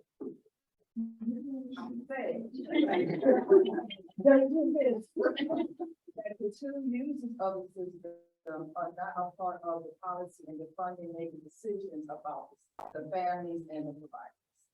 Are there any responses in the chat from online? Okay. Anything else that you think? The way that we look at single mothers is very not strength-based in my experience. That sometimes schools will look at single mothers and look at them as a problem rather than looking them up. Okay. What else is this? Who can access the service? What condition, what life condition do you have to be in? Will I be low income? Are low income people and only folks who need to know what to do with the baby? And that's part of the problem. That was my thought, but I was afraid to say it. I wish you had, because you can see that it sounds to me based on your response, that you see implicit bias and where all these millions of dollars. So should early intervention expand to programming prior to conception? That's where I am so stuck. I'm looking and you're nodding. What's your thought on that?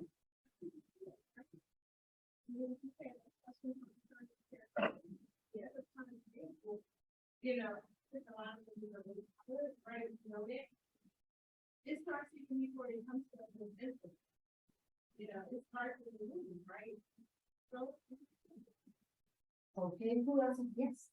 But if it is beginning prior to conception, should we be calling it intervention? Like, is there a way to make it, right? Good food for mom, medical care for mom, those are interventions. I know, I guess I'm just hoping that one day we'll be able to move away from that and it will just become more of the norm that everybody uses these services. Well, that's the policy agenda. So you've got a strong policy agenda. Yeah. So also, I think early intervention can mean it's very, you can expand that. What's under the umbrella of early intervention? And also, what are you, how are you intervening? What needs intervention? So I think what makes it very complex is that the values that the society holds are lives, right? So if you're going to be giving intervention, then you're going to be giving, it really depends on who's going to be administering it and from what cultural values and systems are you going to be implementing. Because that sounds very controversial. Right. Should early intervention expand to programming prior to conception? Because, you know, we've all seen who sits at the table. And if they don't look like me or you, then they're going to be, you know, doing more damage than good in many situations. So, Would that be different than it is now? Would it be different? Than it is now? I don't think so.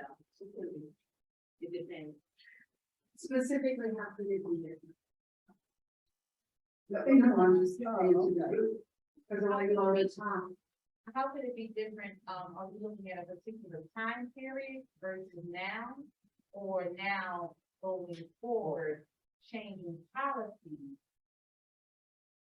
to eradicate implicit bias when it comes to how early intervention should be administered? Heck of a question. Has to be wrestled with. So I think how it could be first is that if we allow, I mean, we're all rational people, I hope so. Don't count on it. But if we allow, certain legislation to take over places where they've never been, and it be fall in the hands of an irrational person, then it becomes worse than it was before, because we allow that door to be open to an irrational man's mind. Case in point, 2000. Case in point, what? Case in point, Trump, what? No.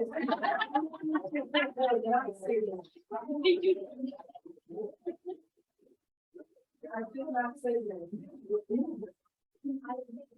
Pardon? I know the camera says. Tell me if I'm wrong, but I feel like the word intervention sometimes scares people because they Yeah. hear intervention and they're like, oh my God, problems, everything. But they hear all those things, and it's not necessarily the case. I think that's a big boundary for a lot of people. So I think part of it is that we need to change, and maybe that's what you were trying to say earlier. I think that we need to change, not necessarily that it's a bad word, but we need to change the perception of that. Can you think of a word that would work better, be more palatable? Support, yeah. Okay. Should early support expand to programming prior to conception? Should partnerships with families? Yeah, right. Should Yeah, partnerships? right. But support is still saying, I mean, there is still. Right, and then sometimes when you say support, or even like you say early intervention, like people almost see that as a negative, like. Yeah. They think that that's maybe for people who are of lower like class or lower economic. permanent status. So then people who could benefit from it, we want to be equitable, we want everyone to benefit from it. They may not think that that applies to them because they're seen as, it's not always seen as positive, right? Negative. And you know, intervention is seen as like there's an emergency. Yeah. Then Right. right. There's an emergency. Exactly. And even when we look at the family partnership, that we can look at the family partnership framework, which many of us are familiar with within the sector. Within that are tiered level, you don't want to use support, maybe another word. Relationship, right. To ensure the family has everything that they need to come to the child to support the family holistically.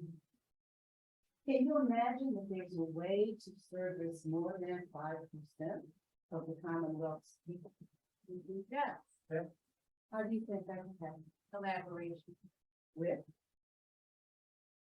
all agencies, including families, right? Because a lot of times, decisions are made for families and not including them, Not with them? right? So no one better can say what they need, what resources they need, better than the person who is at home trying to find milk, or food, or clothing, high quality childcare programming, therapists, support for their child who have or are experiencing trauma. Yes, I think that, speaking of what you said, it's so important to include families in this conversation because these policies are being created from a level of assumption that a typical family is without listening to where the family is actually coming.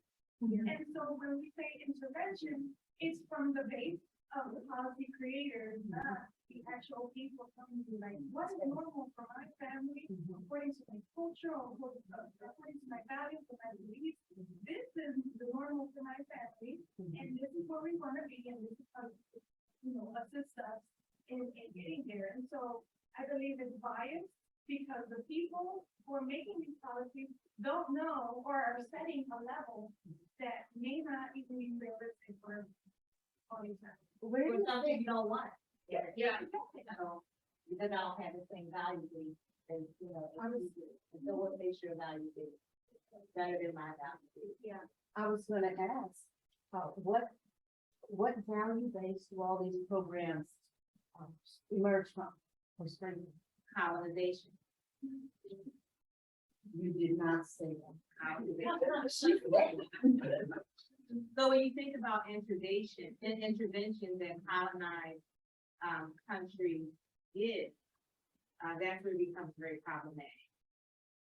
Yes. Because in order to accept, basic human resources that everybody should have, based on their humanity, it means that it has meant historically that I then have to give up my culture. And that's a very heavy price to pay. So something just came to mind, listening to Laura. Looking at implicit bias, and I'm just pulling out different words from your question. Implicit bias and early intervention and possibly changing the words early intervention. When we look at Maslow's hierarchy of needs, when we look at level 1, right? So is it clothing? Right. So does that exclude families that are not low income, or is it all inclusive?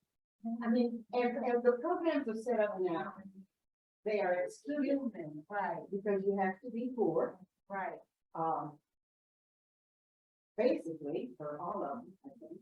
And then, certain programs in certain areas. Yeah. So it can be exclusive. Now, we're gonna have to move on. Because I enjoyed that discussion, it was helpful to me, because I'm a radical. And so I'm thinking this stuff, and I'm thinking, how's that gonna flow in the real world? So you have, helped me. Okay, so this is, and this is not perfectly stated.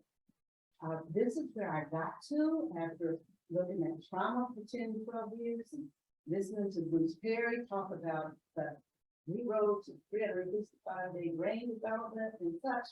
And I said, my goodness, this has to be universal. It's not just poor people and people who are dark skinned who are struggling. The society is in chaos. So this has to be universal. So then I thought back to 25, 30 years ago, CDC, when we were talking about violence. And they actually wrote it in their paper on violence. And they said, it has to be done through the universal public education system because that's where the kids are. You know? And so maybe this is where we have room for policy work. To get these middle and high school children acquainted with what it means to be human and what babies need and what happened even because they're taught middle school, they're awfully smart, and that's where you do reproduction. Thanks, Street helps. So catch them there and let them in on it, and then catch them again in high school and repeat it because by then some of them are mothers and fathers. And so you got to come back and catch them again.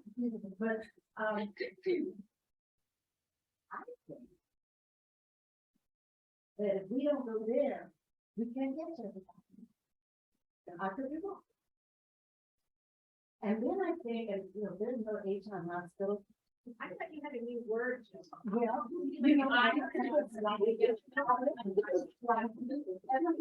was trying to figure out what to talk about. I don't think I have a cabinet hospital.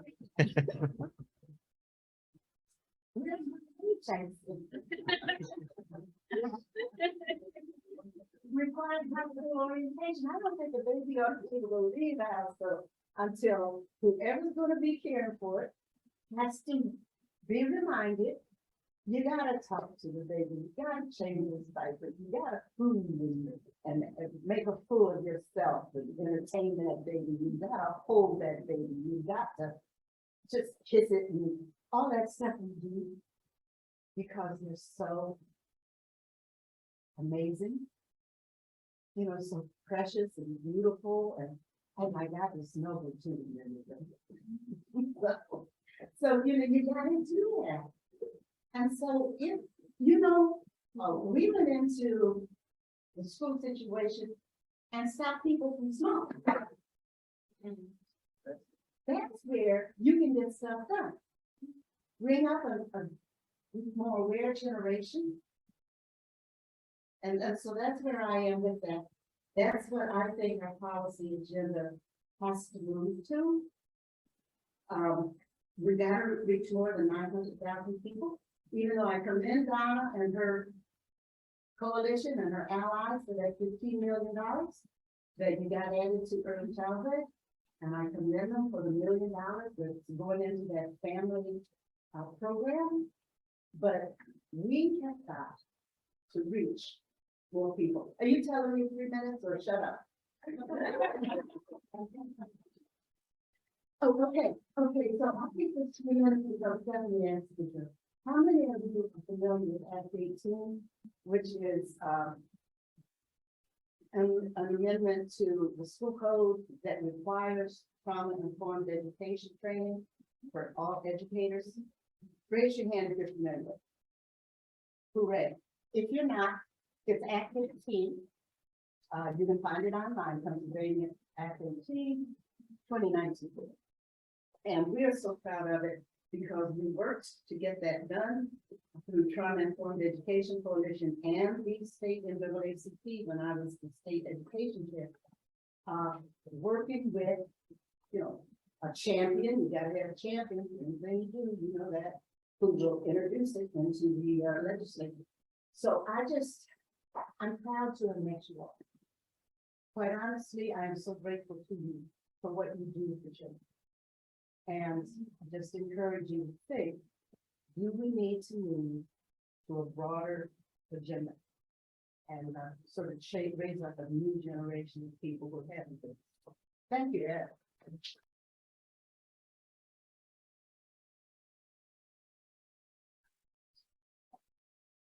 Hi, good afternoon, everyone.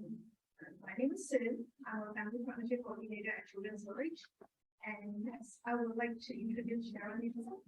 He is the director of the Women Academy, and also Eunice, who will be supporting the sessions for imagine more racial justice within us.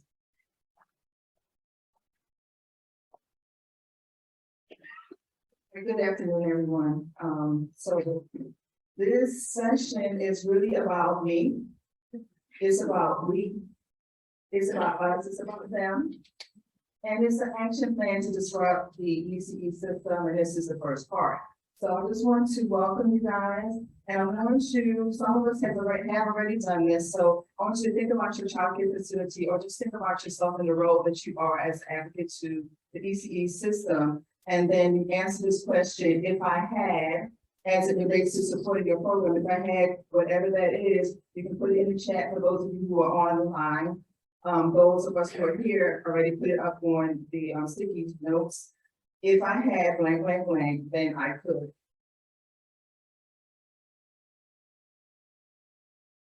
So on this time that we have together, I want us just to relax. I know we had a full day. I know it's a Saturday, but I want us just to hold in our thoughts. I want us to recenter what it is that we are about. I want us to think about the work that we're doing.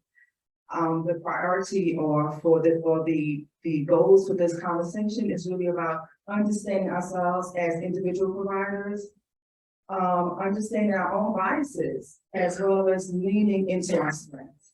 And what do we hold as our core beliefs about the field and the work that we're doing, and understanding the mission, which is just the first step in our action plan. So who's in the room?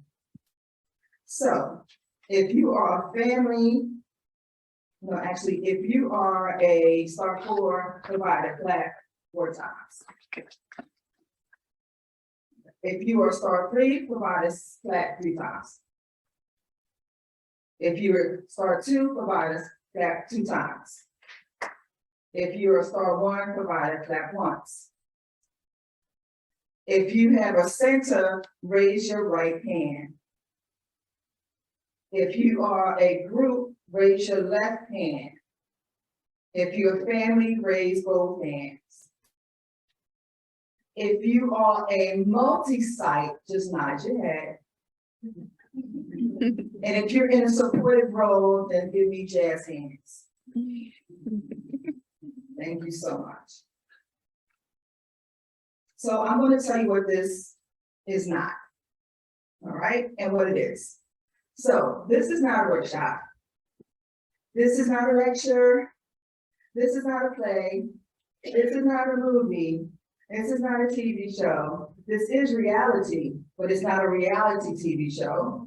This is really an interactive conversation between us in this room. It's a dialogue. It's a conversation. So there are going to be a little bit of ground rules. One, we listen before we talk. We respect each other's diverse thoughts. We value each other's perspectives, and we seek to change ourselves before we ask others to change. Can we agree to that?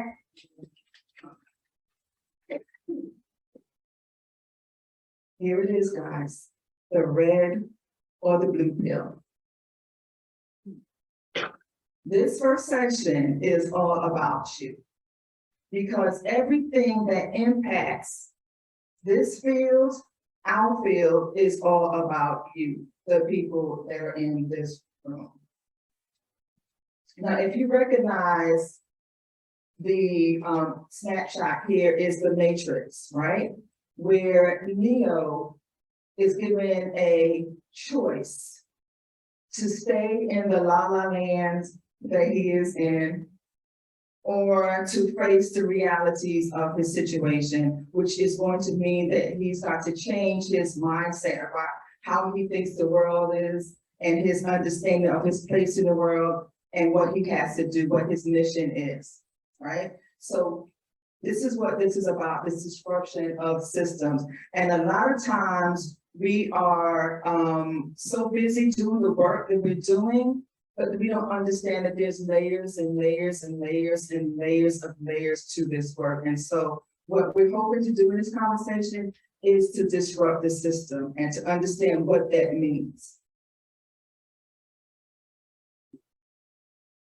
So who believes when I say that everything that impacts our field is about you? Raise your hand if you believe that. Why do you believe that? Because it has to start with this. And the way you perceive people, the way you go about doing your work is actually based on your biases, your opinions, and your sunglasses, like whether your glasses are rose color or just clear black and white. And a lot of times that's the problem. You raise your hand, young lady in blue. Did you raise your hand? Yes, I do. Yes.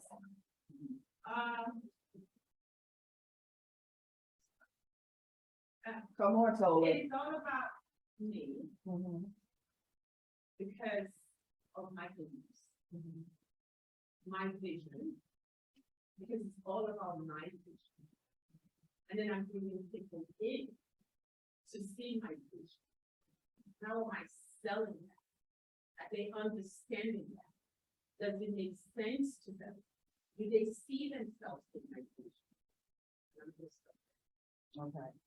So who doesn't necessarily, you believe who doesn't necessarily believe that it's all about them? The good, the bad, and the ugly in the system is all about them. Who doesn't believe that it's all about them? Can you further explain So, what is all about me? okay, so it means that we have a role to play or are responsible for and need to take ownership of. Does that change anyone's answer? Young lady in the back with the glasses. Mm-hmm. And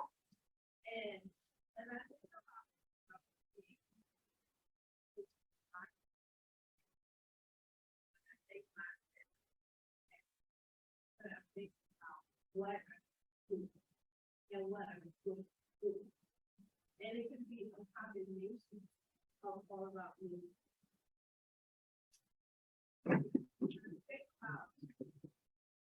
Does it, when I look at it, you can't believe that it's not about you.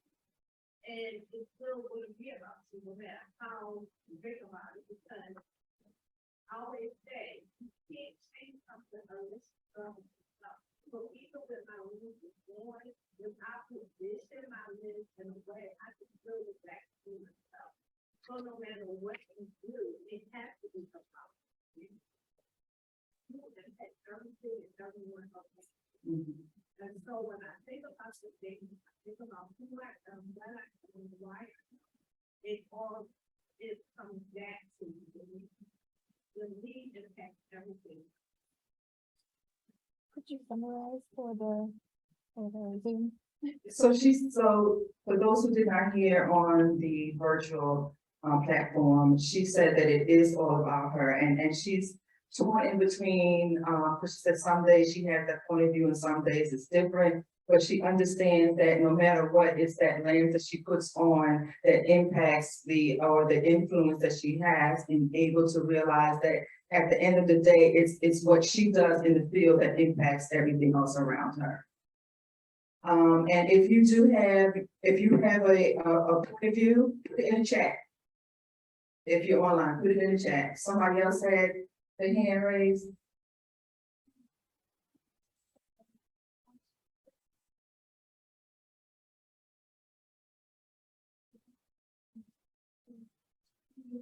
accountable and transparent.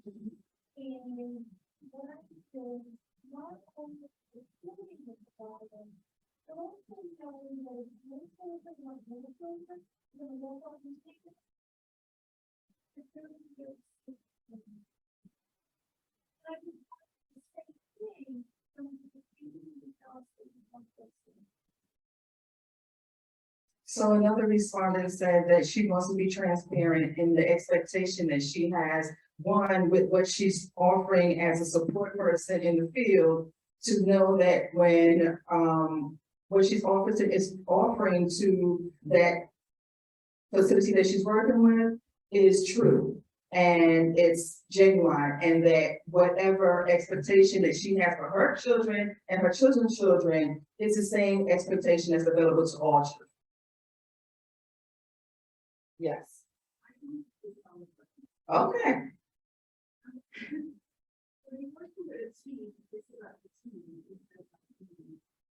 Yes, you are part of it, because you're a leader and setting an example, the leadership direction that you have shown. Although that's your vision, with all of that, you still need to team collectively to get results. So it's not going to be all about me, it's going to be all about the team and what we bring to the table. So another participant had a different opinion. She said that it's not all about her. She said it's about the team. And when you have the team, you have to take in consideration the whole team. And she was saying, I think that there's no I in team. Anyone else? Yes. I think that it is, you know, the title that you have, me, us, them, right? I think that, I am responsible for how I interact with the system, but it is about the interaction between all of the systems. For instance, it's not me who is saying, you know, sorry, family, there is no universal preschool in Pennsylvania. That's the system, but I still need to have some responsibility in advocating for that as a goal. So I think it's all about the interactions between the me, the us, the them. Okay, so another participant said that she believes that it is all about me, but there are the other components that are in the title, the me, the we, the they, the us, is also a part of it too. So she has no control over, for example, that there's no pre-K that's free and available for all of Philadelphia, but as a person, as an advocate, she can advocate for that change. All right, so we'll move on. So.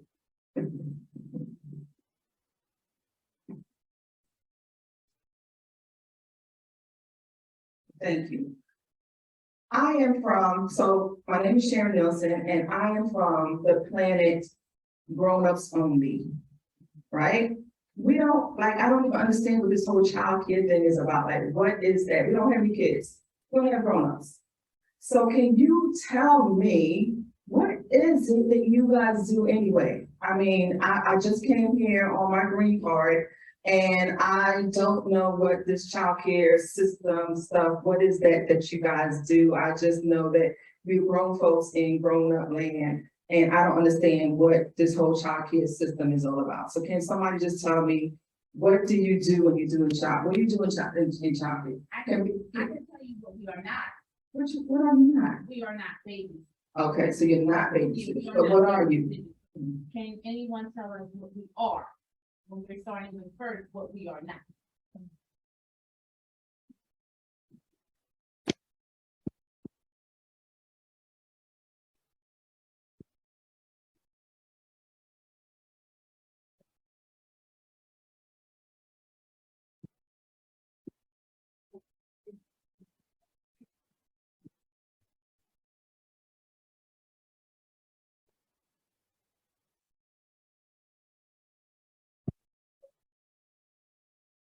I should have had her come up here. So, I don't know if I repeat that. She said that we are a business that offers early childhood education services to families.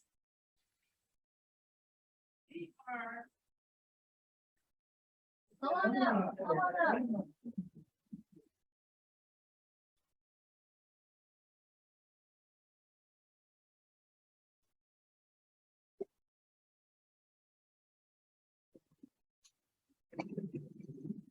For a child, I can't remember what I said. Childcare providers and early childhood educators provide childcare services and early childhood education to young children. That is what we do. Okay.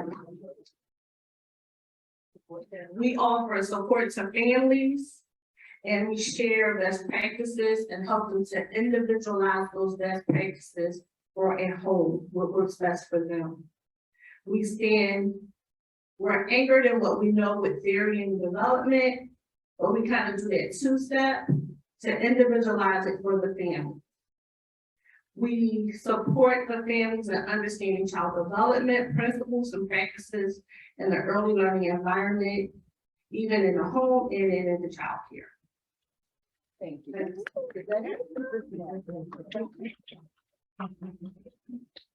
Yes, We let families go to work. you guys let families go to work. Okay, wow, Lola. Oh, she said we let families go to work. In the chat, And in the chat, with educators, educating and caring for young children. We are a support system for our youth. We are advocates for equity in education. We are champions for change. We build families and communities one child at a time. so that's what you do? Did you forget something? We do that with. Oh, business owner, so you mean you actually contribute to the economy? Oh, snaps. Essential workers. Essential workers. Oh, wow.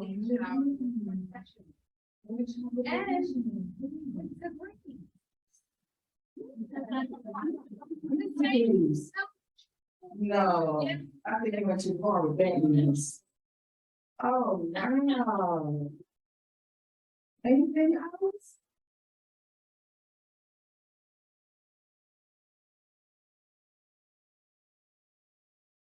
So you have a code of conduct that you guys follow? Oh, wow. Your team leaders. I'm an infant, so I gotta change diapers and make sure they do everyone. For me, that's the fundamental way to do that. So that's a big skill in a child care, so especially for the owners to try to help in their business to do.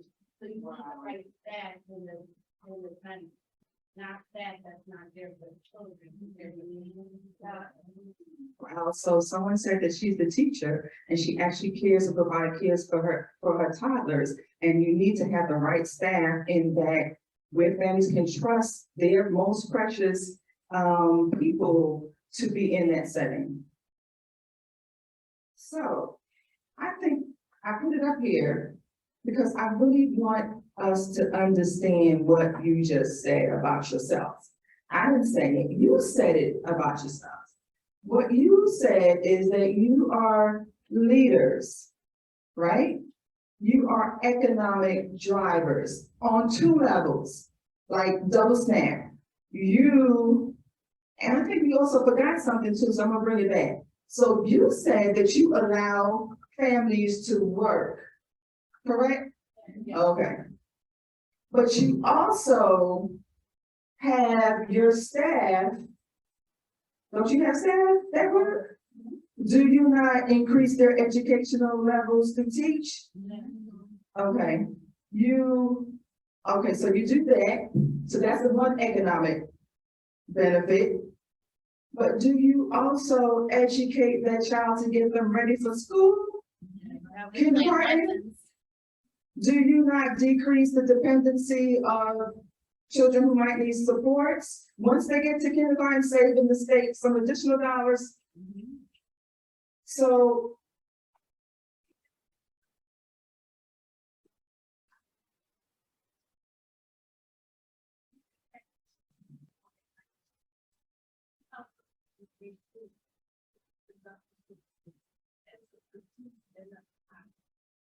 wow, so what somebody just said was really deep. She said that what you guys do And what the supportive staff does in supporting you in doing this is that you prepare little children to be lifelong learners.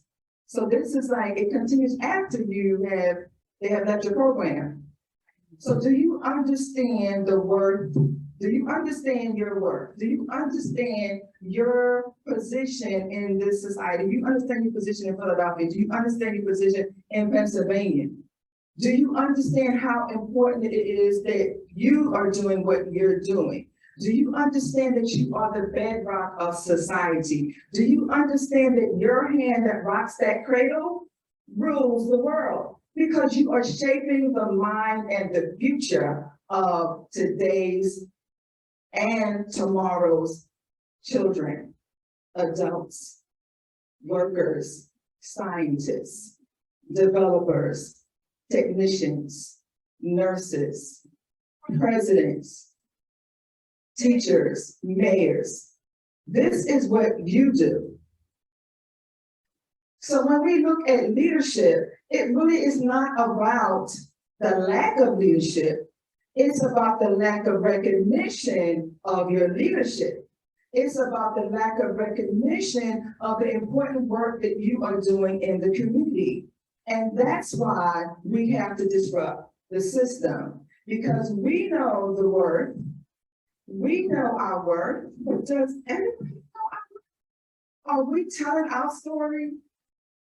Or are we like Pennsylvania's biggest secret? Right? That's what this conversation is about. How do we move from us recognizing the worth and the value of what it is that we're doing to having it be a part of an everyday value system in which it's a fair exchange to the services that we are providing to this United States of America. So if you want to achieve greatness, we gotta stop asking for permission. What are your thoughts?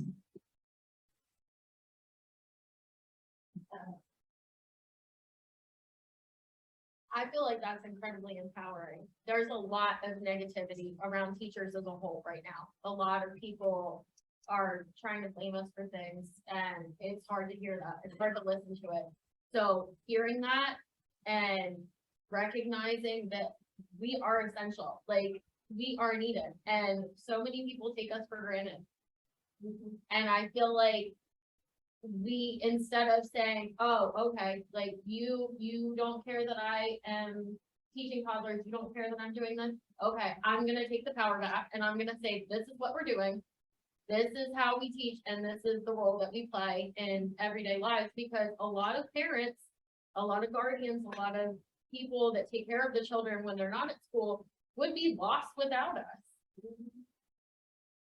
So you can put a period on the end of that statement. So one provider said that this reaffirms to her and removes a lot of the negative things that she's been hearing and helps her to understand her worth and to own her worth. So if she's faced with somebody who might feel differently, she's going to just put them on pause and she's going to continue with her mission to be the excellent provider that she did. And then she said, period. Anyone else?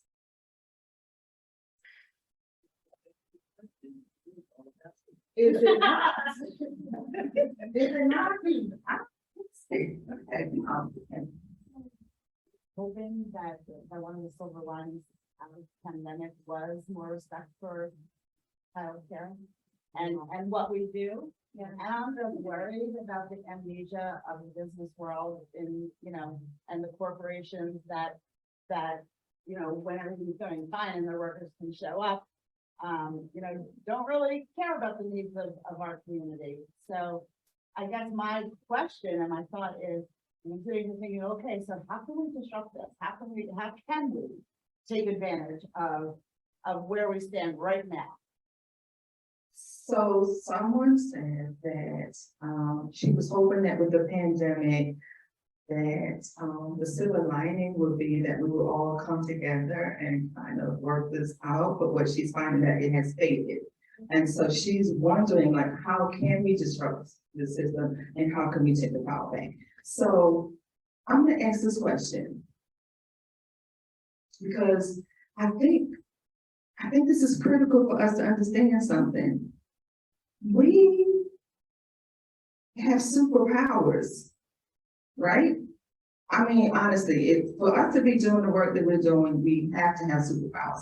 But we also have super alliances that I don't think we are tapping into, right? Because there are other stakeholders at play whose voice is equally powerful as ours that we have left out of this conversation that we need to tap into. And I think that's a part of what we need to do this is everybody's fight. To put it in, this is everybody's fight. So who's missing? Like, who is not engaging? 30 seconds, and I'm telling you, this was not planned. If I were to draw a square.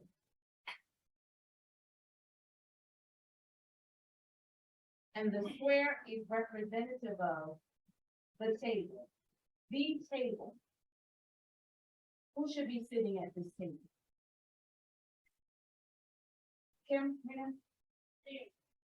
So hold on one second. So Eunice said this is not planned, which it certainly wasn't. So she's drawing a table because we've been talking consistently in a lot of these sessions about not sitting at the table.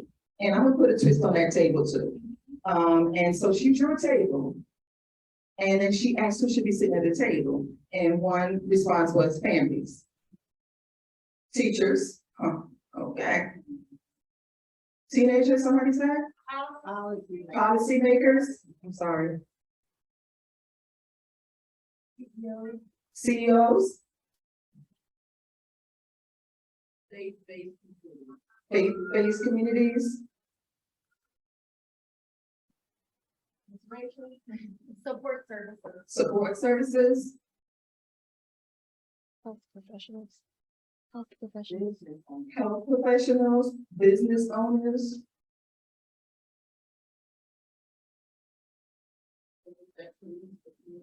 Those that police the communities.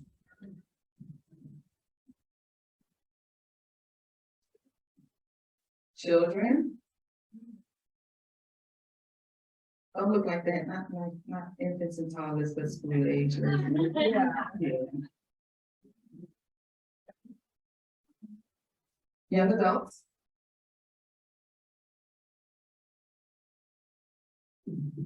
So. Educational organization. K, just want to say K-12? Yeah. We're gonna allow them to sit at our table. Okay, K-12, someone said. Legislative, I think it's higher ed, colleges, universities, trade,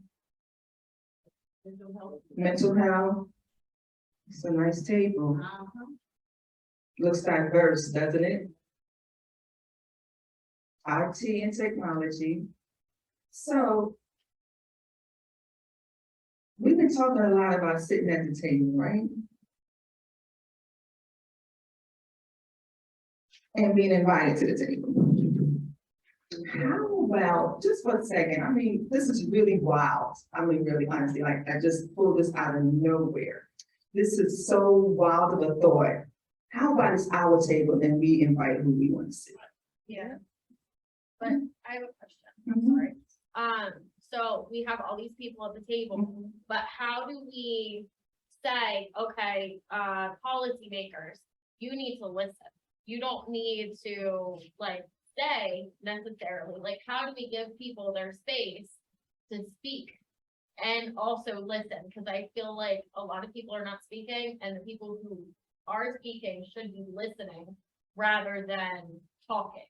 So the question was, how do we have people learn to share at the table, right? To respect other people's voices and not try to take ownership of the space.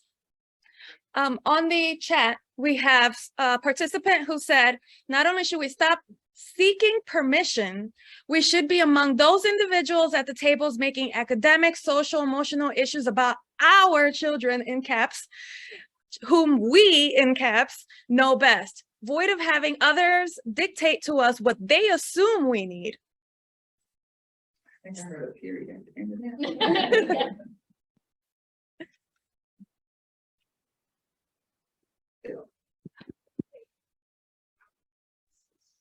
So with regard to the question that we just posed, I don't know if you can hear me. Then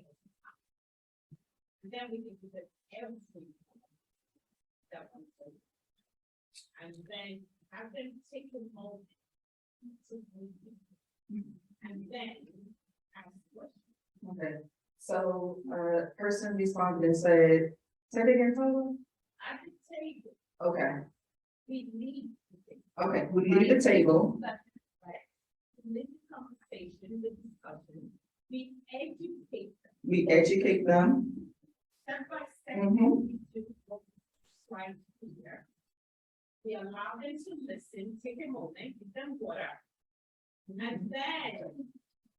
engage them in conversation. Okay, and then she says we prepare them and engage them in conversation.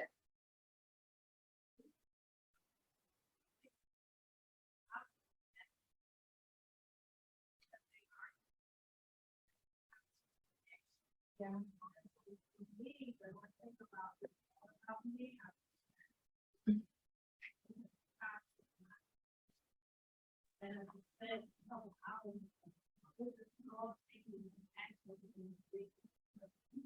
So I think that as our provider, we have to not only one is the provider, but we have to take what we know and put in action.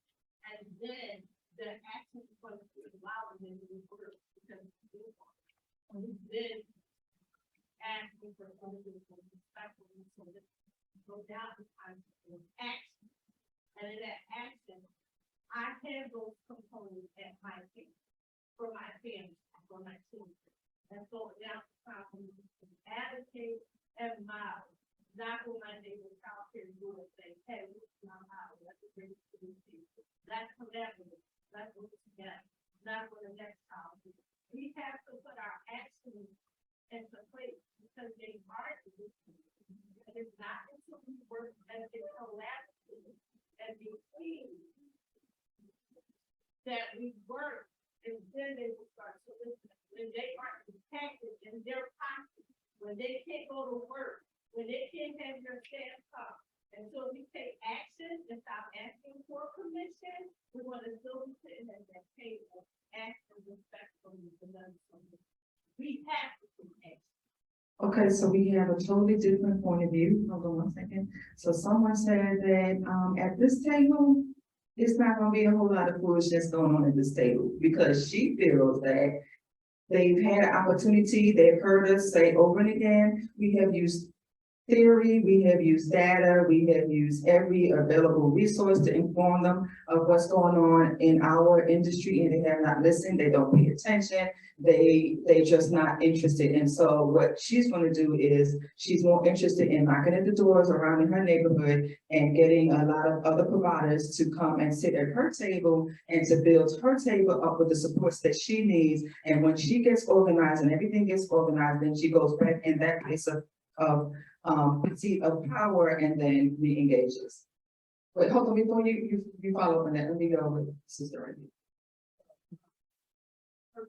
254. And I think that, as you say, it's time to stop talking, like you had, take the time to work day. I think we should have exchange work day. And have those people to come in, and do our job. We will supervise them, but let them come in and do circle time. Let them come in and change diapers and feed babies and do agency stages and here. Let them see exactly the importance and how the families come in and feed the children and make sure you got it measured right. Bring them in for a day of service. To walk in our shoes. That's not walk in my shoes day, so that they can fully see the impact of what we have. Because I was at one table where a person said they couldn't understand how people can come over from other countries and they can't get the English, they can't get this until until one day he was placed in a scenario where they took and put him in a room, and he was supposed to ask for services in this room, but nobody spoke his language. And he had to try to figure out how to ask for these services without knowing the language of the room. And I think that's our problem. They don't know the language of our room. Yeah. And they need to come in and learn the language of our room before they can make decisions based on what we need for adult people. So another participant said that she feels like instead of us having take your child to work day, we need to have exchange day, in which the people who sit in positions of power who make key decisions will come in and do our work. Of course, we would have to supervise them closely. Yes, and they would have to pass clearances, including drug tests. And they would be able to see all the stuff that we have to do with the ages and stages and making sure that everything is done the way that it should be, and they would understand it. And she said, she gave a little bit of an example of someone who had to access some supports, but no one understood his language. And so what she's saying that they don't speak our language and we need them to understand the language that we're speaking. So in the interest of time, and you're getting into some other things we're going to talk about in part 2. So in the interest of time, we're just going to move a little bit, just move further.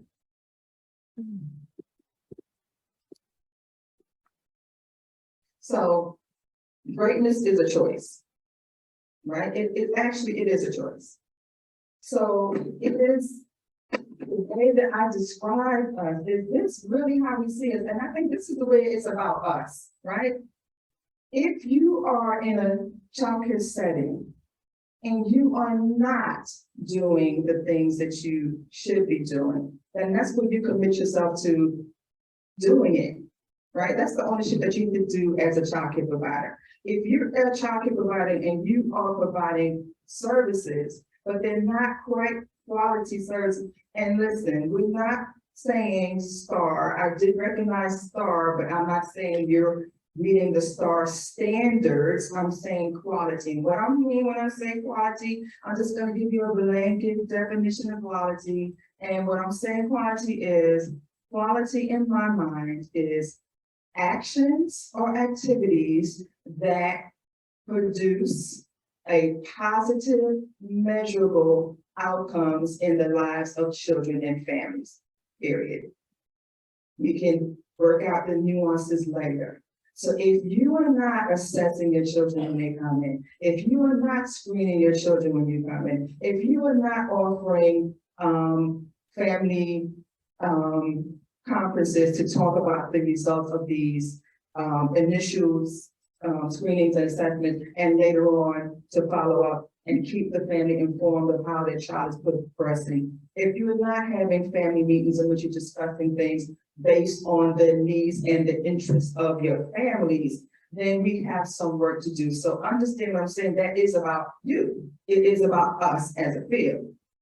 However, it is also about us if we fail to recognize how important the work that we are doing is and fail to protect that. So let's take the example, people who believe that everybody has a right to carry guns. There's a reason why this is a big thing, because they feel it's their right. So do we feel like every child has a right to a quality early childhood education? Yes. Okay, so we should be just as dedicated and ferocious and determined to ensure that this becomes a right of every child growing up in the state of Pennsylvania. Absolutely. Period. So unless you don't recognize that what you're doing is great, that's the only excuse in my mind. Like, if you don't think that you're impacting the lives of children, then I can understand you saying, well, we don't really need early childhood, so I don't need to push it. But if you know that what you're doing is the lifeline to some of your families, like if you know that if you were not feeding that child breakfast, lunch, and a snack, they wouldn't be eating. If you know that if you were not talking to that family about the support that their child needs, that they will be behind in their learning. If you know that if you were not the person who's saying to that teacher, I believe in you, I will invest in you, go back and get your CDA, your AA, and your BA. If that's not you, then okay, we can just like, when we do the pause, you can go out, get a snack. But if you believe that this is something important that needs to be preserved, if you believe that this is something that needs to move than just in this room, then we're gonna take a break and then we're gonna come back and talk about what we need to do next.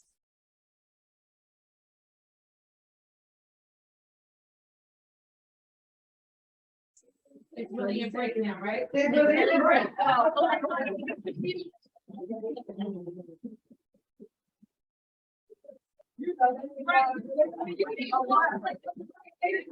Sorry, guys, take a break and come back with part 2. 5 minutes. Yeah. Tell them 5 minutes. And also those who are virtually online, go get a cup of tea, go get something to drink, go get some water. Okay. That was a really powerful session. It was. It was. Is it a 5-minute break? Yeah. 5-minute break. The chat also thought that was The national railway workers. When we get invited to the president's office, stop all the supply chain issue. You okay here? You. Right? Like, I think it you- that company. Yeah, right? I'm interested in English. Yeah. I feel like I want to say what they're saying because they're saying really great stuff. Kind of like a weird balance. Yeah, I'm like,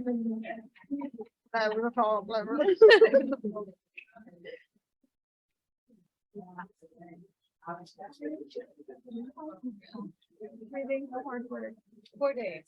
We had a childcare roundtable in Montgomery County on Wednesday. Oh, boy. Like one long. You provide. Parents. I'm very tired.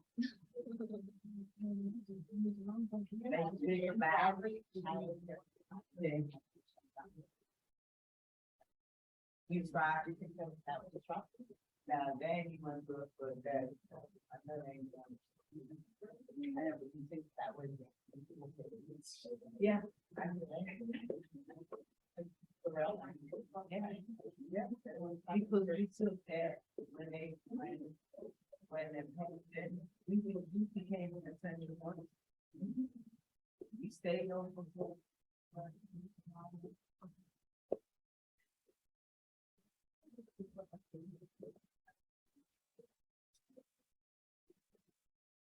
I know, right? Me too. I don't even think about that. Yeah. Are they gonna give, extra down the phone? Are we gonna? Yes. Okay. Yes. Yeah.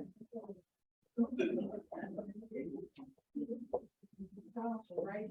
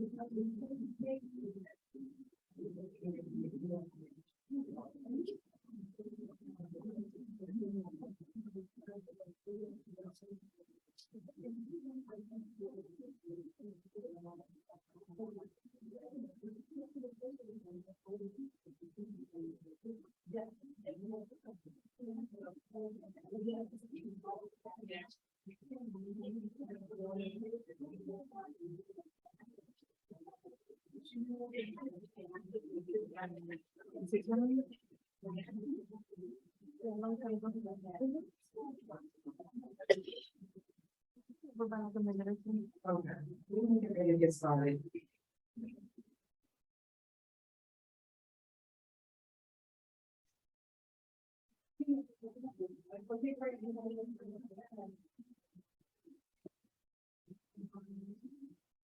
All right, I just want to open up with this one thing that I meant to close the session with.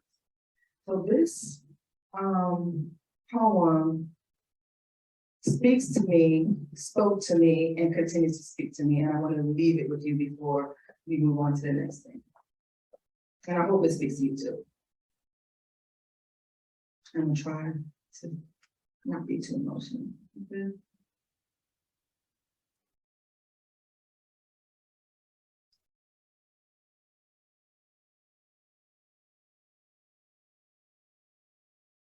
What is our deepest fear? Our deepest fear is not that we are inadequate. Our deepest fear is that we are powerful beyond measure. It is our light, not our darkness, that most frightens us. You playing small does not serve the world. I sure will. What is our deepest fear? Our deepest fear is not that we are inadequate. Our deepest fear is that we are powerful beyond measure. It is our light, not our darkness, that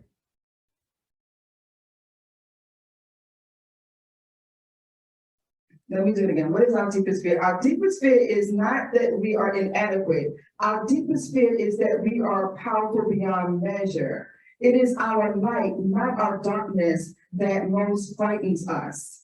You playing small does not serve the world. You playing small does not serve the world, children or families.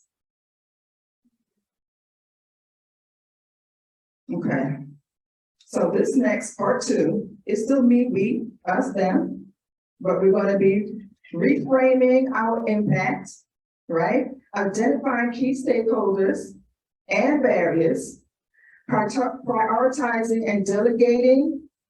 That's the second step of our action plan. We're going to also wake up and organize that sleeping giant. That's the third step.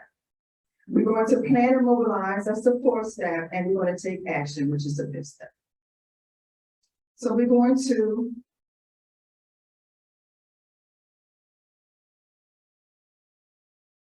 if I had, which actually is like what we're asking for, right? This is what we need. So I'm going to read some of the if I had. So someone said, if I had help, which is a matter of resources. If I had the resources, I would offer home need assessments and provide what they need to help them reach their individual and collective goals and objectives. If I had more funding. If I had higher reimbursement rates. If I had leaders, owner operators, I would not have retired my programs. If I had my name on the sign outside. If I had less vacancies, then I could spend more time on quality for everyone. If I had more access to funding. If I had more staff, resources. If I had more authority. If I had more financial supports. If I had good teachers.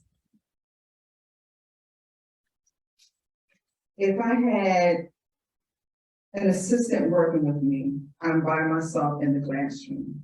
If I had power. If I had adequate funding.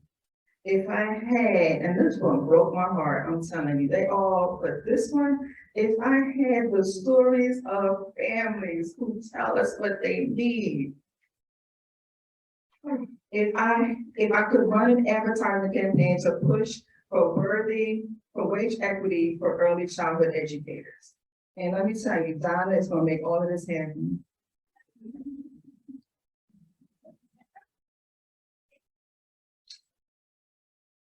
So that's what we need, right? This is where the hard work comes in. This is where that swallowing that pill that we hopefully that you swallow. This is where it's going to get challenging if it hasn't been challenging already. This is it, Stephanie.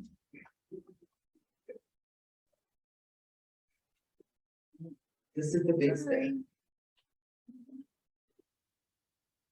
That right there. That right there, right? That right there, I'm coming to you.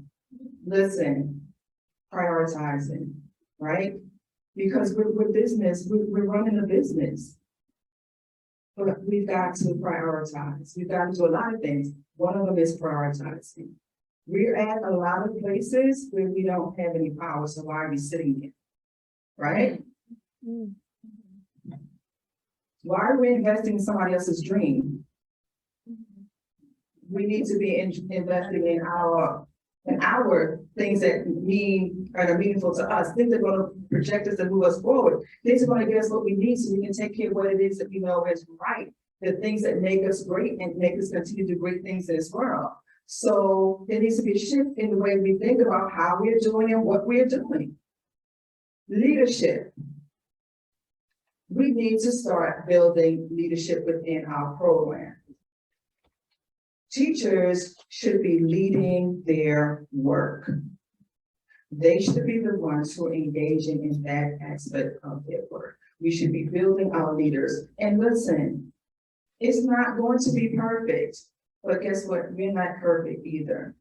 So we're gonna have to let go of some of that power tripping that we get sometimes, and it's have to be done our way, and let them lead and let them take the ownership of their own work and let go of that. Delegate, find somebody who has some skills that they can let go of some of that stuff so you can work on the important things that need to be done, which includes you fighting to survive and thrive, because you want to move from survival mode to thriving mode, right?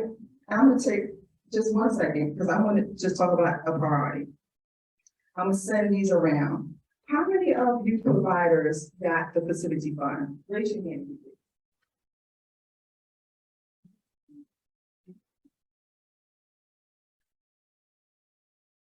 Facility fund is administered from the city through PHMC.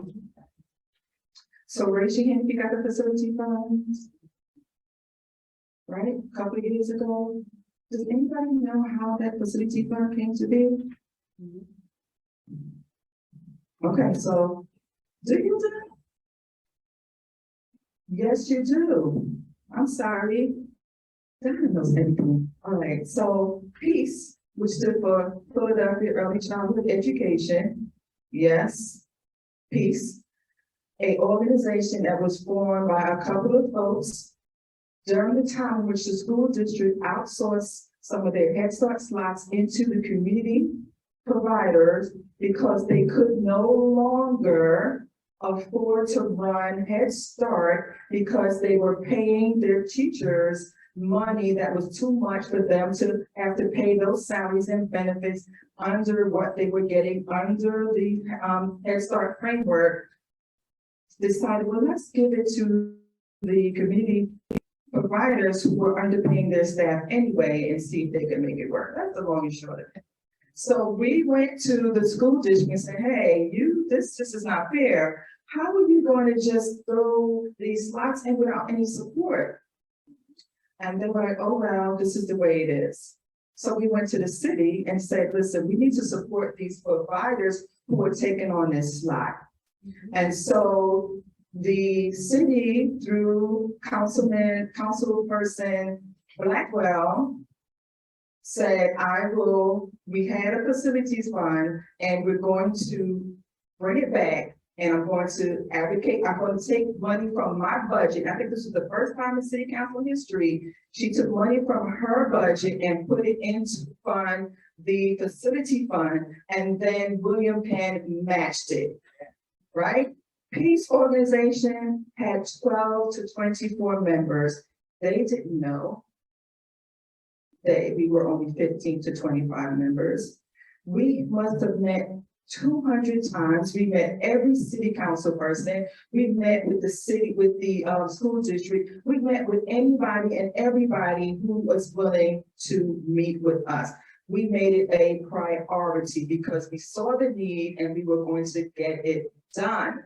And we got it done, because this is why I'm sharing with you, because as small as we were, we got it done. Here's the other issue, because when it's done, sometimes it's not really done. So it sat in city was running it, and we noticed the issue. Khadija, what was the issue? I told Khadija not to talk, that's why she hasn't been talking. But now you can talk, Khadija. What was the issue, Khadija? They control this. So Khadija, can I tell? Yes. We got it done. I think when it was broke down from the city, you had to get that contract. Then when you broke down, everybody was asking me about my facility grant. I was like, do you mean that fence and that little wrought iron umbrella? That costs all that money. That's my grant. Once they broke it down. What she got out of her grant, by the time it reached Khadijah, all she got out of that grant was a fence and a little rail, rod. So more money was given to the consultants than the actual providers themselves. Contract. So Peace got together and said, oh, no, it's not gonna happen that way. Not after we spent all this time and energy meeting, and it's not gonna meet the needs the way we needed to meet. So we sat down with the city again and we said, this is unacceptable.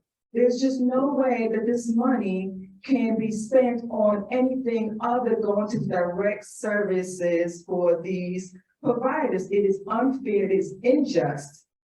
And so we said, PHMC, hello, come sit at the table, because you already at that time was doing STARS. You already have a relationship with the providers. You already know the system. You already know how to allocate contracts. You already have some contractual relationships already with consultants and whatever it is.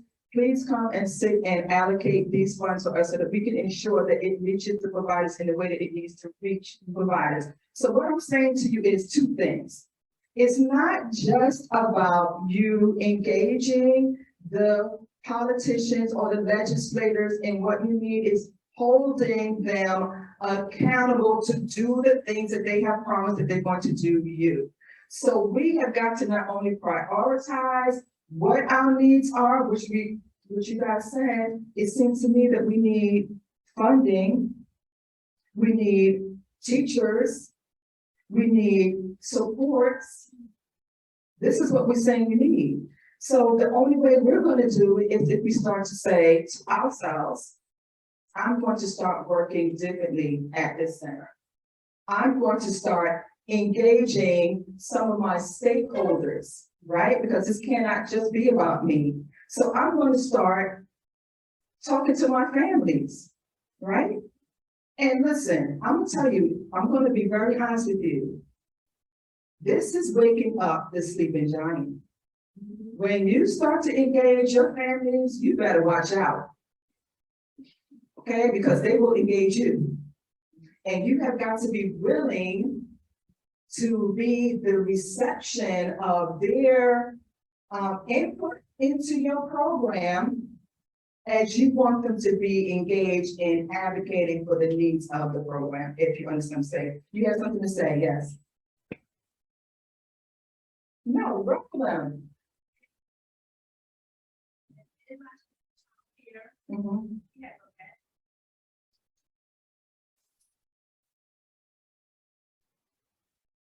Yeah. And then our topic program, okay, that's the grade. And the parents are required, and I'm holding it to say the business of the state.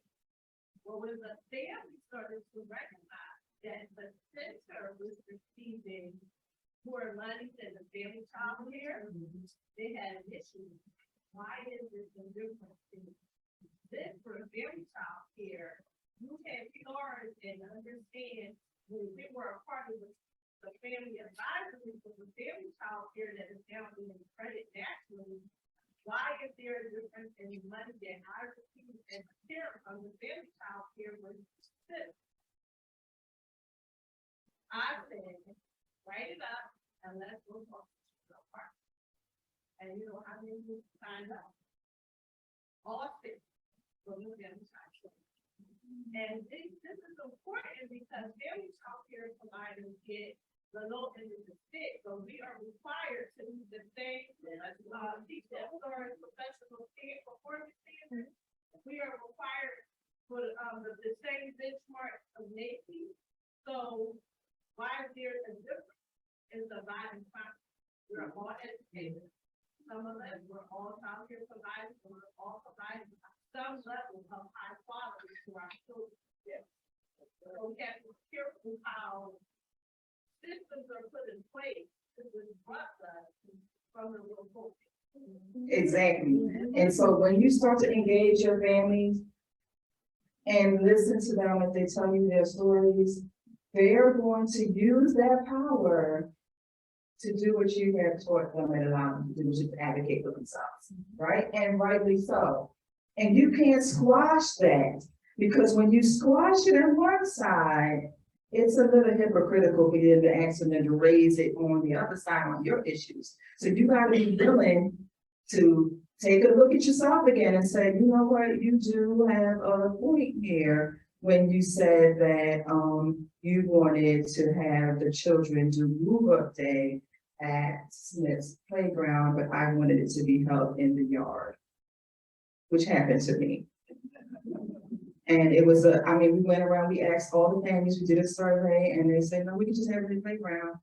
And then one of the families like, in the playground? Oh, no. And she went around and asked the same parents that I asked who said, yes, that was fine. And now they said, no, it's not. They want to have it in the playground. How?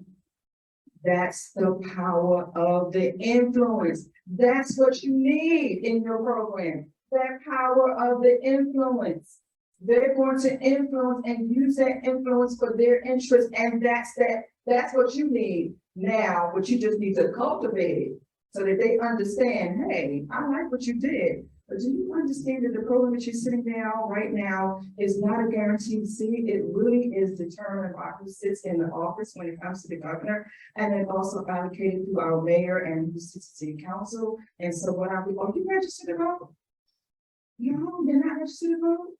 Well, let me tell you something. This is why your vote is important, because last year I had X amount of slots, and now this year I have X amount of slots. Or a few years ago, I did not have those slots. Now I have those slots. And the reason why I have those slots is because of the advocacy of the group. And in order for us to keep those slots so that your family and the family that comes after you have those slots, is I need you to use your voice. When you inform your parents, and when you make it about their child being ready for school, there is nothing that that family will not do to ensure that their child has what they need. You need to tap into that superpower. And instead of saying, make it about it's me against them, with your families, it's us.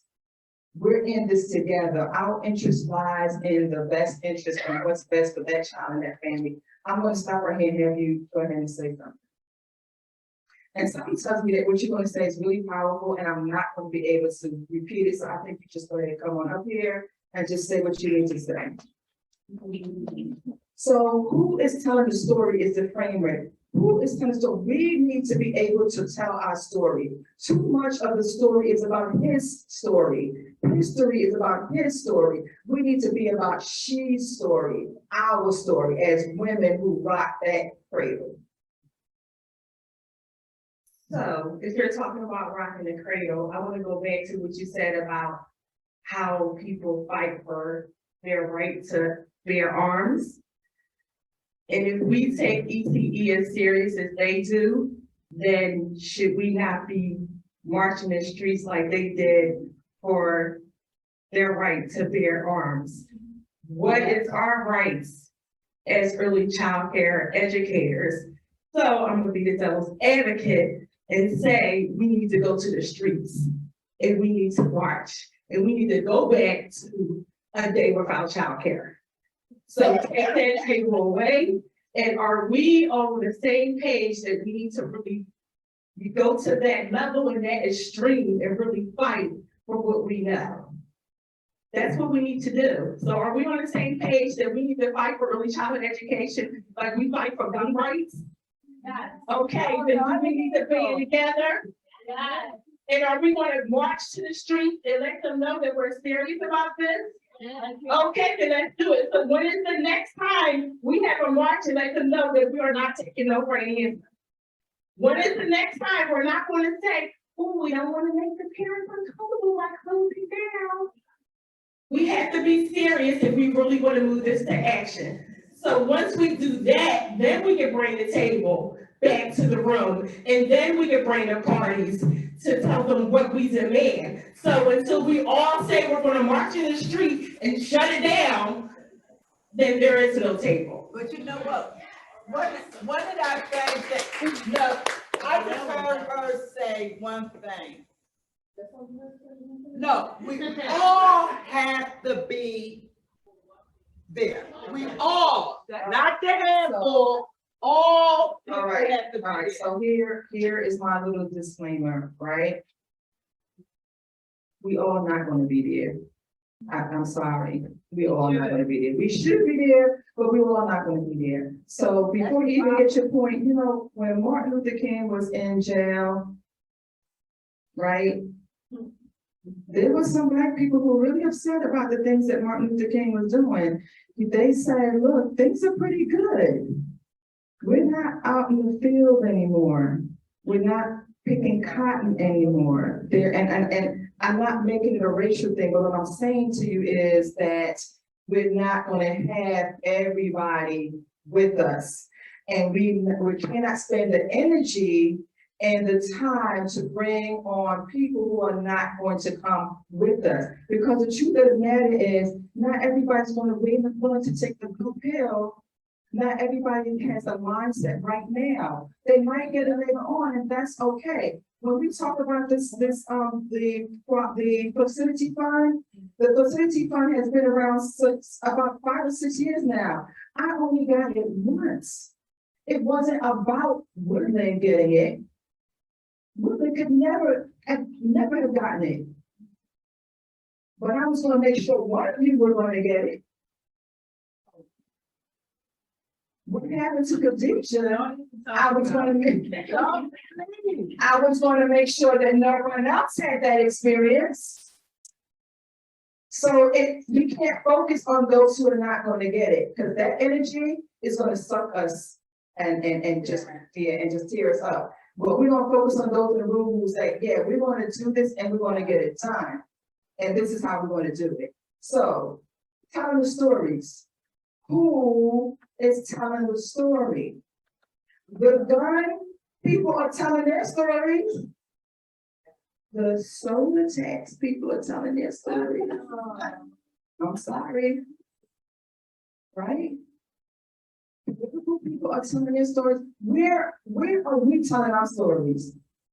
It's not enough for us just to be telling now. We need to tell our stories to our families. We need to listen to their stories, but that's not where it ends.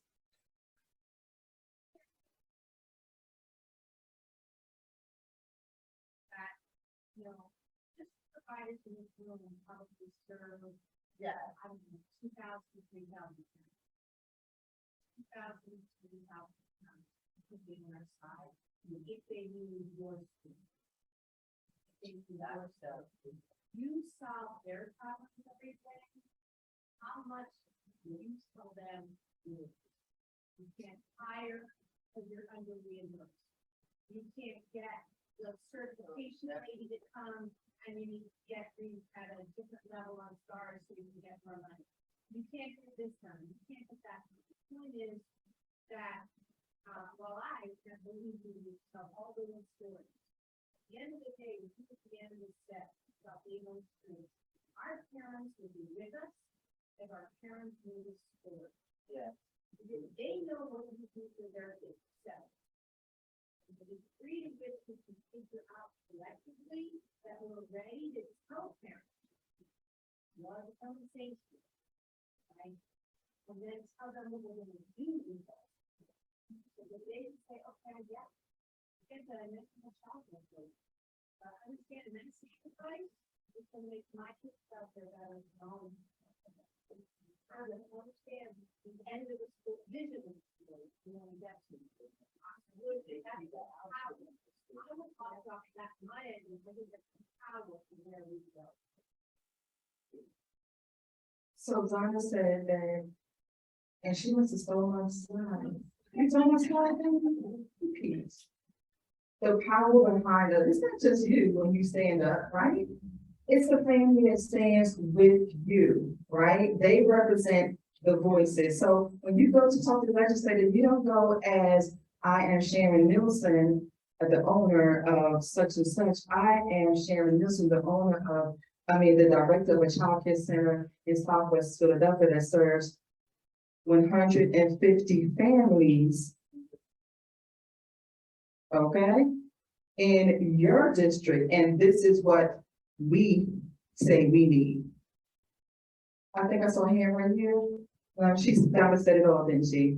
Yes. So this is what Donna said, that in this room and on the Zoom, we have the power. When somebody said that, I know you wrote that before we started, because if you would have wrote that after we started, I'd be upset. Power, if I had power, because you do have power.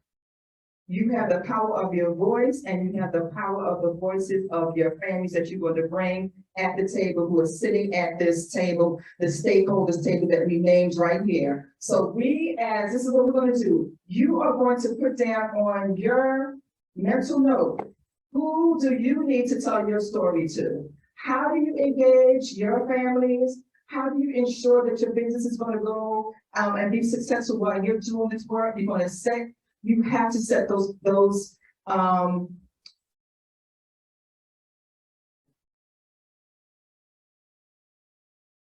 steps in order. You have got to protect your business, because you know your business is what you need to do. So make sure that your business is going to run by setting it up. Who is going to be doing what? So prioritize and delegating, right? That's going to free you up. And then you're going to start the work of engaging your families, registering your families to vote. Now, for some of us who are nonprofit, who cannot tell them who to vote for, but believe me, listen. No, but listen, it's just like with children, you don't say no, but there's a way that you can tell them what you need them to do and get them to do it. You just say facts. You say, this is what this person stands for. This is what this platform means. This is what he's running on. This is what this person is running on. Write it out. But see, what the thing that we don't understand is our families, they are busy. And it's not that they don't love their children. It's not that they don't care about what's going on in the world. It's that being where they are is a full-time job. It's a full-time job, making sure they catch the right bus to get to where they need to be, so that they're not fired from their job. It's time consuming. They are feeding and taking care of lives and trying to make it work. So what we need to do is help them to be engaged and help them to understand what is going on in that larger picture. Because remember, these are your partners, and you want your partners to be as informed as possible. And if that means that you have to bring the information to them, then you bring the information to them. If it means that you have to break it down line by line, this is our base salary. My teachers have a BA or AA or whatever, and this is all that I can pay them. This is the deficit that I am left when I finish with my budget, that I have to figure out by either working a second job or whatever allocation that I have to take from here to get to here. This is what they need to understand. They look at you and they say, 200 here, 200 there, 200 there, and they're doing the math, but it's not the right math, because they didn't take away the $4,000 that you're paying in rent. They didn't take away the whatever other expenses that you have. So you have got to break this down to them so they understand, oh my goodness, I was thinking about going to childcare, but now, I think I'm gonna stay right where I am. And a matter of fact, I'm gonna start advocating with you, because what I'm understanding is my child can have more, but can't because the budget. And I need to fight with you when you take that day and you hit the streets. I'm going to be with you for this fight, for my child and for other children. So the plan, delegate, set stuff up. Tell the stories. Empower your families to take a leadership role. Empower your teachers to take a leadership role. And then let them use their influence to widen that table. Okay, who else in your house is eligible to vote? Oh, an older son, a grandma? Okay, well, let's get them registered to vote. Let's get them informed. Have a discussion. Please have a discussion around the table about who they're going to vote for. Start having those conversations. Have them use that circle of influence, so that that 600 or that 200 or that 10 families that you have in your program is now an influence of 1,000, because they're using their influence and they're using their influence and their influence is using their influence, and it just keeps on going. You're gonna want them to vote. You're gonna want them to understand what's going on in our world. You're gonna want them to understand how important it is, the work that we're doing. You're gonna want them to understand how awesome it is that the awesome work that we're doing, and we're doing it on behalf of them, the benefits that they're getting, so that they can then they can be your champions. Oh my God, this is such a beautiful program. Do you know what they're doing? They assessed my child in 45 days. This is a wonderful program. You know what they did? They did X, Y, and Z. When I didn't have this, they reached out to this person. They said, hey, can we just get this resource for this parent? This is a wonderful program. They become your champions. This is what we need to do, because this is not just our work, it's also their work. That's the plan. Pinky in the brain. We're gonna take over the world. We're gonna start with Philadelphia. Because when other people see what's going on, hey, did you see Philadelphia? They done took over the world. Their teachers are making $26 an hour. Their rate of reimbursement is $400 for infants. And guess what? It doesn't matter whether you're family, group, or center, everyone's getting the same rate. And guess what? All the children from 0 to 5 go to a quality early care program. That's what they're doing in Philadelphia. You think you can do that too in Harrisburg or Pittsburgh? This is where it starts, with us showing, yeah, you can do it, and we'll show you how. And this is what we did. We had this conversation right here. We can have it right there in your city. The circle of influence. We have it. We have more power than we thought we had. And we can do it. I believe you can do it. I've seen it done. I just need you to believe you can do it. And then I need you to go out and do it.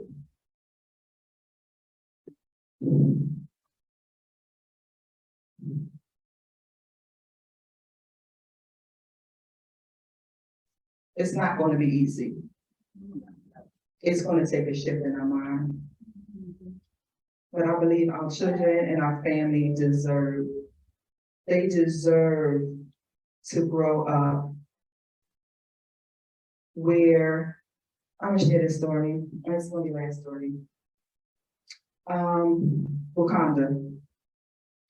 The staff did a interview, and one of the staff persons was talking about Wakanda being the most advanced nation. And the interviewer asked her, what does that mean to you?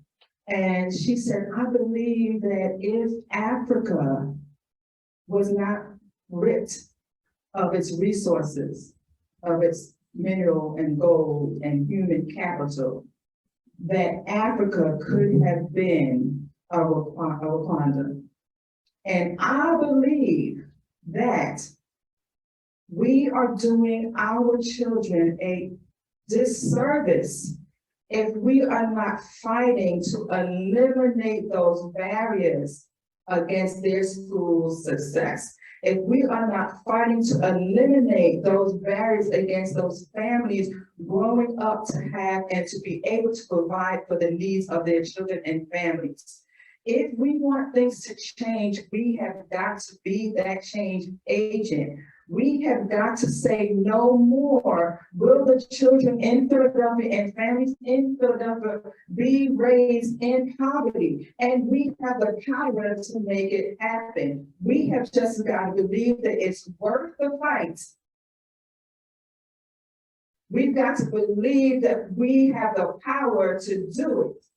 And then we've got to come together and make it happen. So let's stop talking about it and let's start doing it.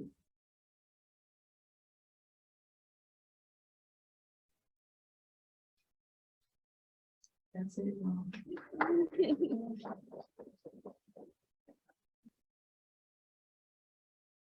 So what I do want you guys to do is, I don't want this conversation to stop here. So I am going to be working on getting a Facebook page, race equity Facebook page, so we can start putting in some of the things that we're doing in our own local programs to push this agenda, so we can encourage each other, hold each other accountable. And if you have any other ideas, put it on that sticky note, give it to myself or to Eunice, that we can help to keep this engagement, this level of engagement going, where we can keep this community where we're talking to each other, where we filtering our ideas, where we're using our energy. So this one idea, for this one plan to ensure that all of Philadelphia's children and families are living and being able to get the support that they need for them to grow and to thrive and to succeed.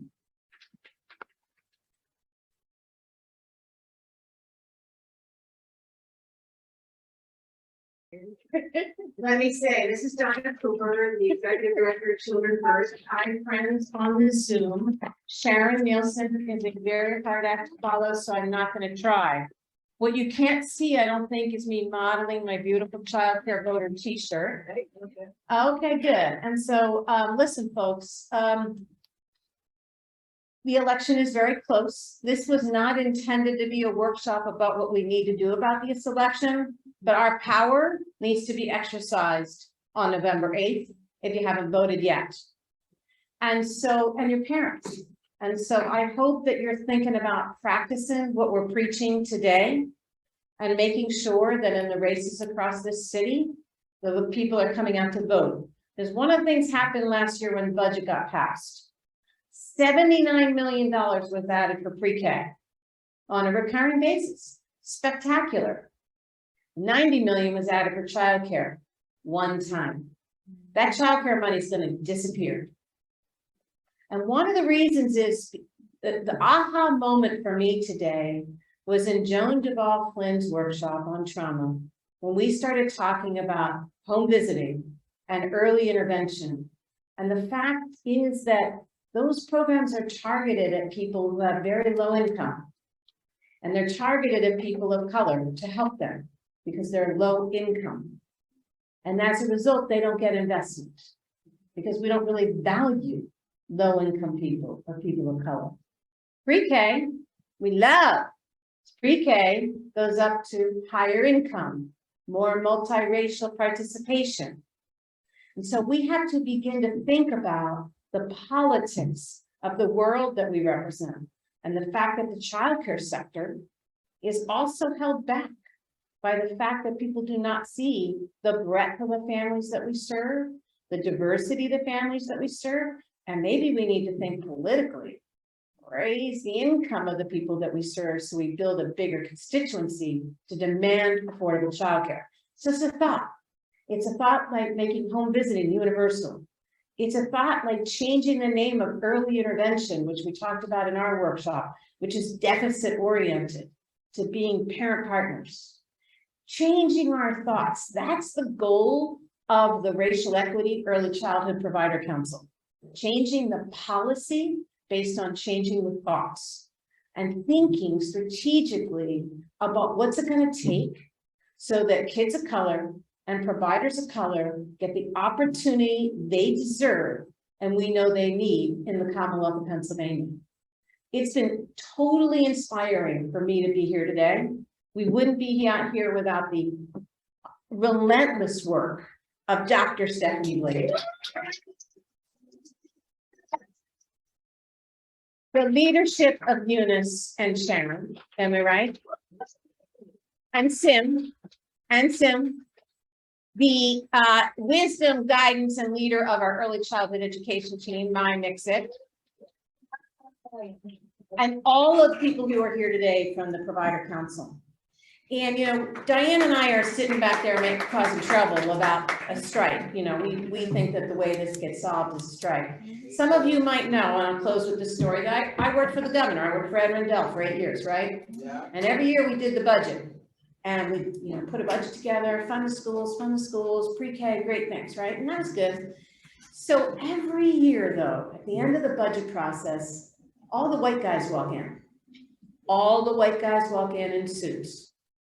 They say, that's a nice budget you have, Ed, but, my hospital needs this. And that's a nice budget that you have, Ed, but my natural gas company needs this. And Ed, that's a super nice budget that you have, but my insurance company needs this. And everything they asked for was way more than we put into the schools and way more than we put into early childhood. But they organized their constituents. And we knew if we didn't say yes to them, we weren't getting what we needed for kids. This work is going to change that dynamic. When we organize, that natural gas company, that hospital, that insurance company, they're not going to get what they need unless they go to the table with us. That's what this is about, changing the terms, because we have the numbers. We have enough voters involved in the early childhood system in Pennsylvania to make it impossible for the guys in the suits to continue to get the money that our kids deserve. So I thank every member of the Racial Equity Council. Who are the people on the Provider Council that are here right now? Please stand up. Yes, thank you for your leadership. These guys meet endlessly. They meet endlessly. And they put this together, and we will continue this because this fight to make sure that we build an early childhood system that is affirmatively anti-racist means that we're building an early childhood system that works. Thank you.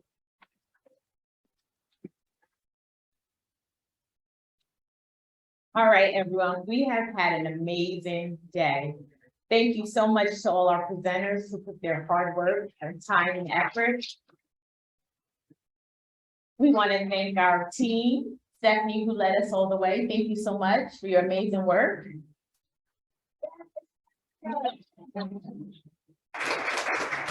We want to remind everyone that this is important work and that there is more work to come. We'll see you soon. Have a good evening.